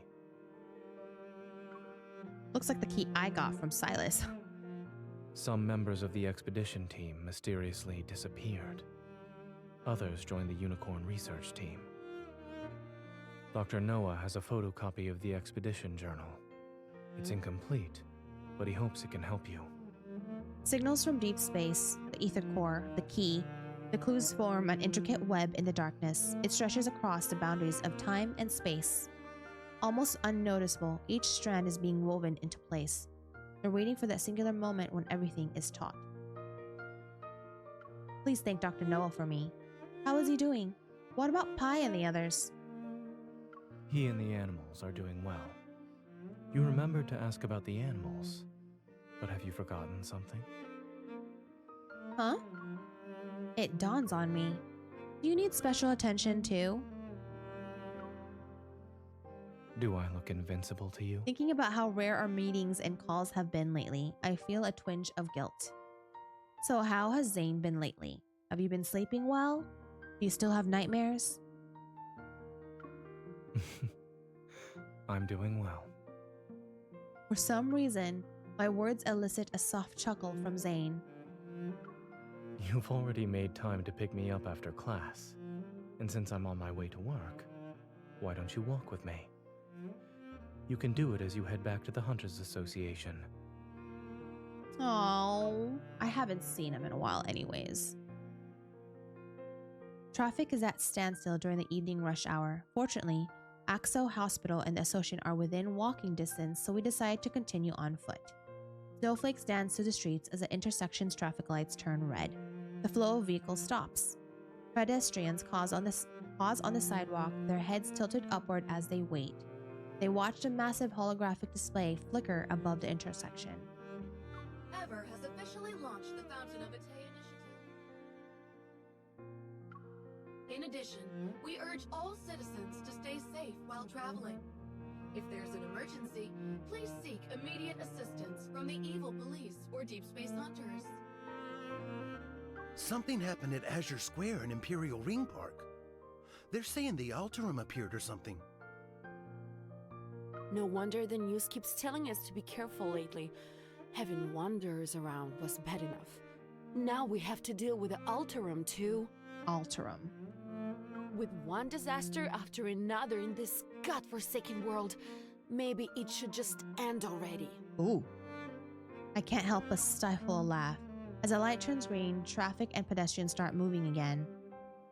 And for our final story, a medical controversy surrounding Protocore syndrome has drawn widespread public attention. Oh my god, the rumor about Zane. Are doctors healing or killing? And the future of Protocore syndrome. These sensational headlines drift past my ears in quick succession. Despite being at the center of this media storm, Zane doesn't even glance at the screen.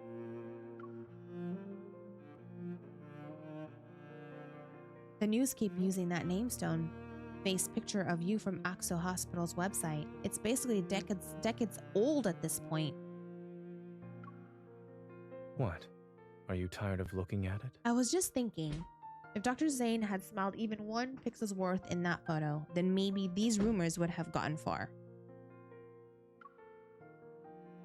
Zane tilts his head, and if he's playing along, he shows the tiniest hint of a smile.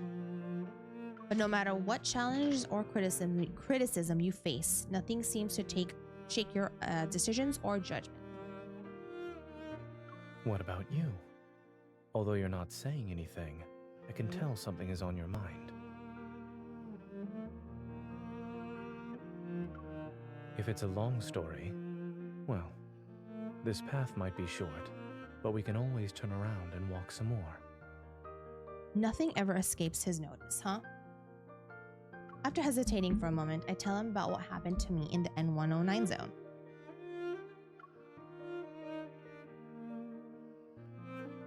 Those monsters and that cosmic void in the sky, it's all because of you!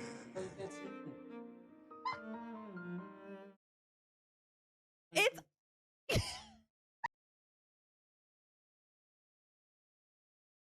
on, wanna be Estinian? Let's go.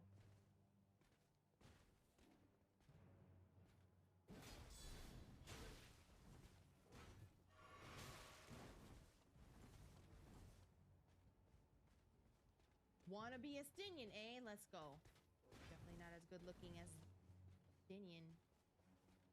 You ugly. I want your spear. 1, 2, 3. Oh, it still got me.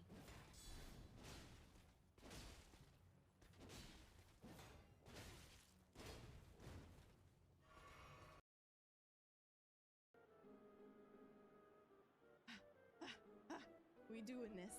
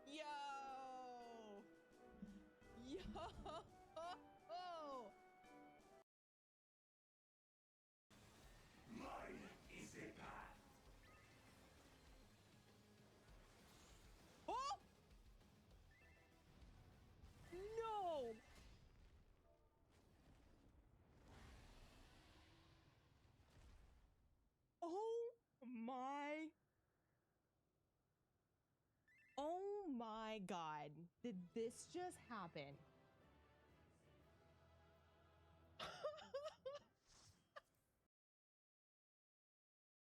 My god. Okay, let me Okay, can I throw this stuff then?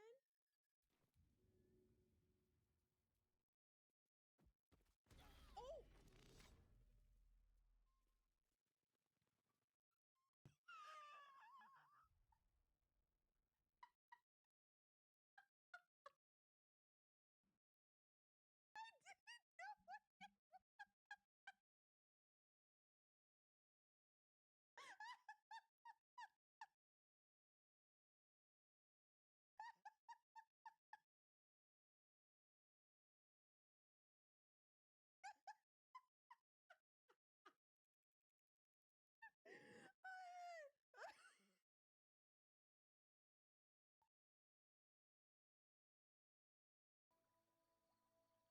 I would love me some bloody cobbler. Lord, I miss my mama's cooking. I can't do it, you guys.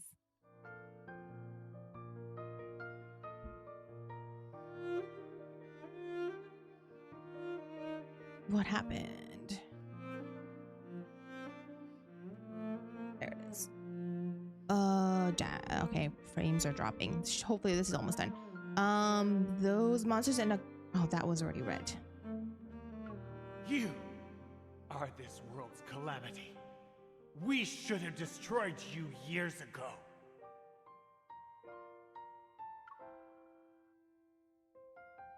The Gaia Research Center, the Unicorn Laboratory, the Collision Chamber, and the Spatium Core I absorbed into my body. That man's final moments, filled with resentment and rage, remain vivid in my mind. I am constantly reminded of one thing. I don't belong in a world that I thought I knew so well. So what you're saying is that they almost put you down in the N109 zone. You didn't have to phrase it like that. He wanted to dispose of me like I was some kind of medical waste. Zane's lip curved into a slight smile as he tucks my cold fingers into his coat pocket. I'm walking down this path now. It's strangely surreal. Are you more lost now, or more certain?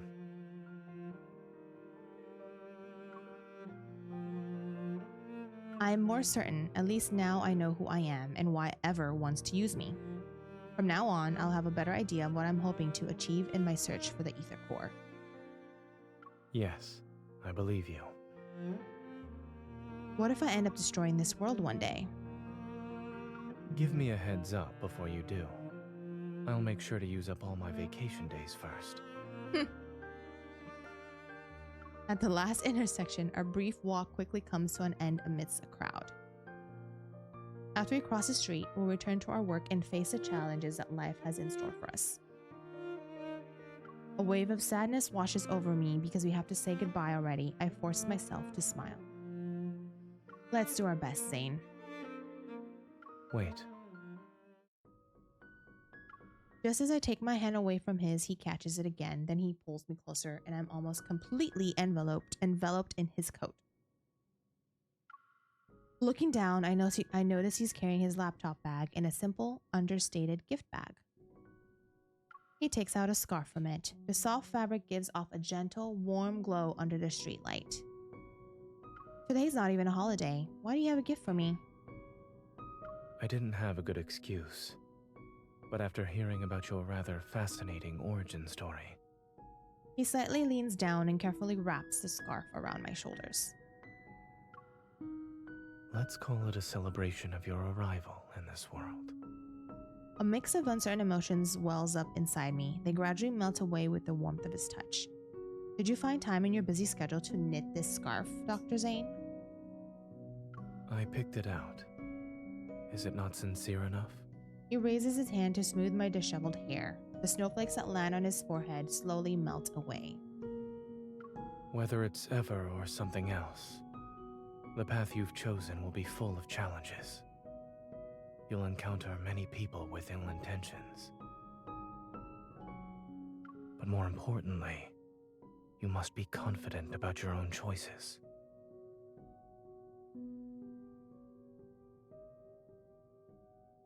There are certain things news that you can never take back. In the vast expanse of snow, neither of us takes a step forward. Then my first correct choice for today must have been seeing you. Thank you for choosing me.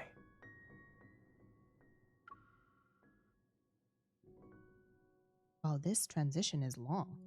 With 10 seconds left on the green light, he waves goodbye with his back turned before walking into the snowy, dusky blue twilight. I watch his figure disappear into distance before tightening my grip on the documents that stick out like a sore thumb. Looking around the bustling intersection, I'm surrounded by a constant flood of noise and information. It seems every sound and flash of a screen pushes people toward their next split-second decision. With this key, I might finally unlock the secrets from 14 years ago. They all involve the Ether Core, or rather my own. That was quick. I take a deep breath and turn toward the street that will lead me to the association.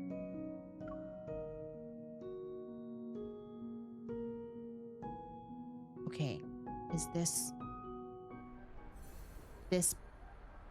part is still not over? Goodness. Trying to get to the next one. Heavy snows fall steadily as the darkness settles earlier than usual. Standing tall in the heart of the city, Axo Hospital remains brightly lit as always. Are doctors healing or killing? Exposing the dark truth behind Axo Hospital's division of cardiac surgery? What kind of ridiculous headlines are these? Oh, it's Grayson. Oh, please. Dr. Zane has plenty of connections. He's treated everyone from the mayor to gang members. Besides, Axo Hospital has plenty of friends in reputable media outlets. If it comes down to a media war... You don't appear to be very busy. Oh, now it's green. Okay, that's why I was dropping frames. You don't appear to be very busy. Everyone instantly straightens up like soldiers at attention once they hear a familiar voice. Nervous, they greet Dr. Zane. Grayson, contact Dr. Joel at Chansha Hospital and ask him to send over the files for those Protocore syndrome patients. We need to develop a new treatment plan for the patient with abnormal symptoms in bed number 12. They were transferred from the ER. Got it. I'll contact him right away. We might see more cases with abnormal symptoms. With patients being frequently transferred from the ER, everyone needs to be on call. After methodically delegating the remaining task, the staff watches as Zane disappears down the hallway. Dr. Zane's composure is something else. He is not that much older than us, too. How is there such a huge gap? It's like the difference between gods and mortals. We can only admire him from afar. Come on, let's get back to work. The best way we can help Dr. Zane is by doing our jobs well. Yvonne. At 2:30 a.m., Zane gets into his car after finishing his work and a notification pops up on his phone. The hospital director approved his application for the medical research project. His phone rings. Zane glances at the screen. It's Dr. Noah. Zachary just called. He said you want to join the Fountain of Atay research project? Yes. This isn't surprising to Zane. He can already imagine the two Axo Hospital higher-ups discussing the matter. Thank you for convincing the director, Dr. Noah. When are you leaving? Tomorrow. You decided to do this after returning from Mount Eternal? Silence fills the air in response, but the answer is already clear. You make decisions surprisingly fast whenever it involves that incident. I can't tell if the past is a chain that binds you or a force that drives you.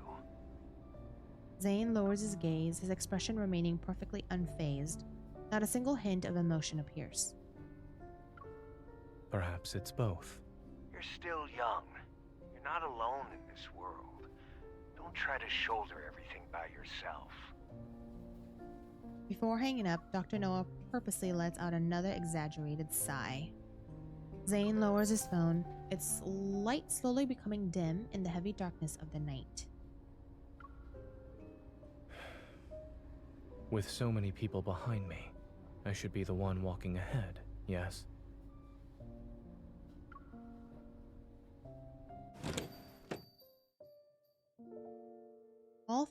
At 3 in the morning, a lone car glides across the wet streets before coming to a stop in front of Maltosio.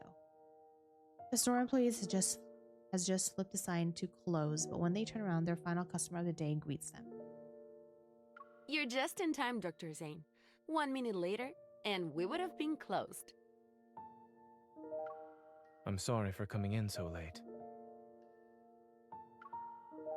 I'll have 1 sea salt chiffon cake and 1 dark chocolate hazelnut brownie, both of them to go. Yes, for the next month, could you please deliver 1 dessert each day to this address? A whole month? You can't do it? We can. It's just that you've already reached our highest tier for award points. We can't give you anything else right now. Are you going on another trip, Dr. Zane? Zane nods. Please deliver the new menu items when they become available. Thank you. Don't worry. I wrote down the address. Let me just confirm the customer's name one more time. This is the young lady, right?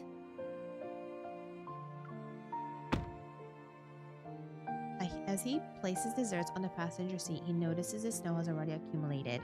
It's about an inch deep on the road. Wait, am I with you? Oh, just that a thing. The car radio broadcasts tomorrow's weather report. Overcast skies with heavy snow again. Experts have yet to determine the cause of these unusual weather patterns. Zane lowers his head, opens his recent contacts, and carefully writes a message about his departure.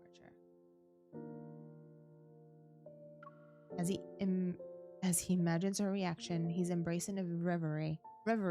His features, it's not her. Living with a gentle tenderness. After sending the message, he opens the notes on his phone. The most recent entry was made at 4 a.m. the day before yesterday. First dream. Second dream, Mount Eternal. Third dream, Mount Eternal, William. Fourth dream, chocolate, potted jasmine, gravestone, monster. ... 14th dream.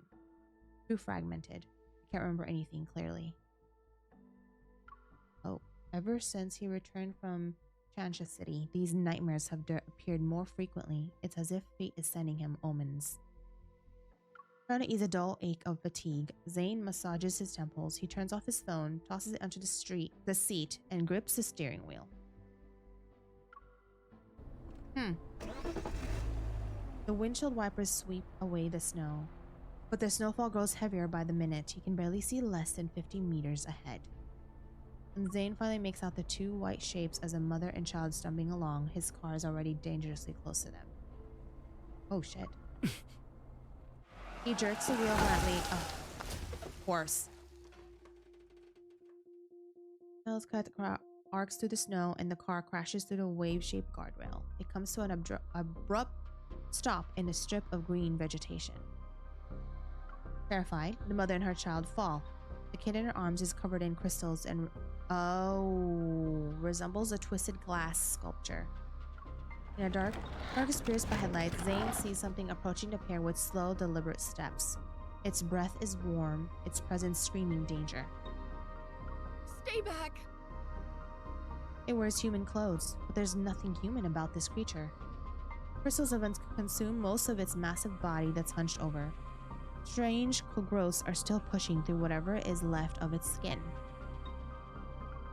Its face is twisted into a grotesque expression. Its pupils gleam an eerie dark blue. Each step it takes makes the ground tremble. Stay away! With trembling hands, a woman covers her child's eyes. Don't be scared. It's okay. Don't be scared.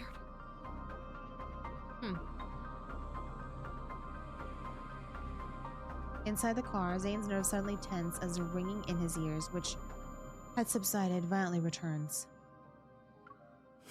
Sharp spikes grow from the ice, materializing in his hand. Zane raises his arm and aims ice thorns at the monster. The colors of the night suddenly encroach into this car. Oh. That was really fast. As the monster raises its hand toward the mother and child, a cold gleam suddenly cuts through the air and pierces its chest. Fragmented ice blooms from the monster's chest and almost covers its entire body. The woman looks up in shock to see a figure step out from the car. Moonlight illuminates his cold, almost mechanical gaze.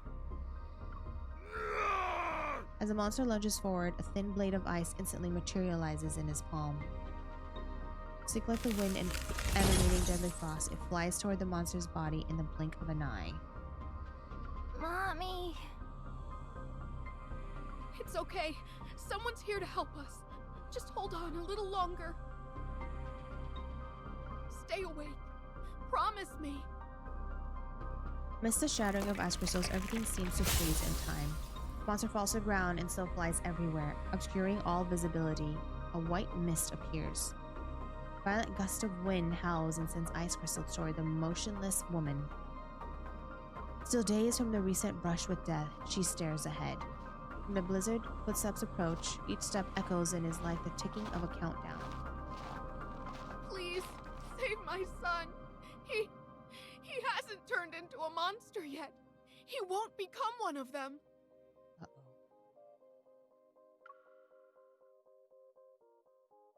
The tall man blocks the car headlights and casts a shadow over the mother and child before him. The woman shrinks back in fear, and the chocolate slips from the child's trembling hands. It falls onto the snow. Saving him would be pointless.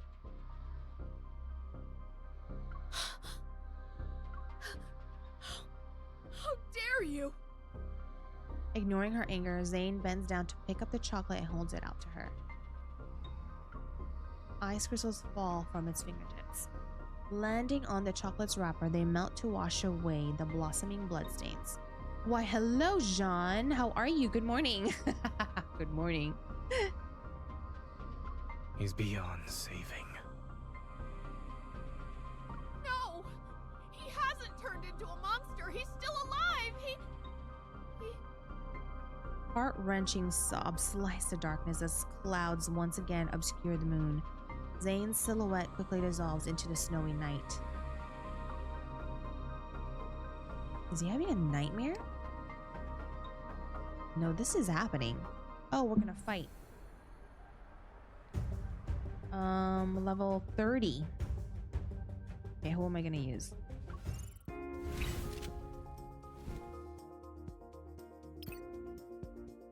Alright. Just do this on... I can't do this on auto because auto dodges suck. Alright, let's do this real quick. A challenge will always be exciting. I guess it's gonna fight dirty. Take this! It's time to serve the main course. There's plenty to go around. You won't escape. Bring it on. It was a piece of cake. Let's do it again next time. Not even a challenge. Take this! It's time to serve the main course. There's plenty to go around. Are you up for a joyride later? Where do you want to take me? Guess. It? Oh. Do it on my iPad, not the computer.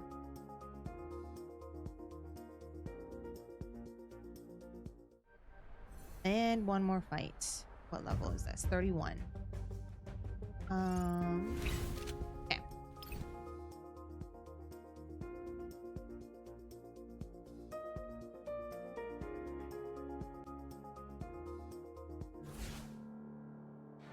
Let's do auto. Will always be exciting. How's it going? Let's play. Trying not to die. It's time to serve the main course. There's plenty to go around. We're not gonna do auto kills. Move. Go back to the pit you came from. Watch Watch out. It's going to attack. Not bad. Take this. It's time to serve Your plan worked again. Eliminated. With you here, I only need one plan. Okay, exit. I think there's one more before I go to the next main story.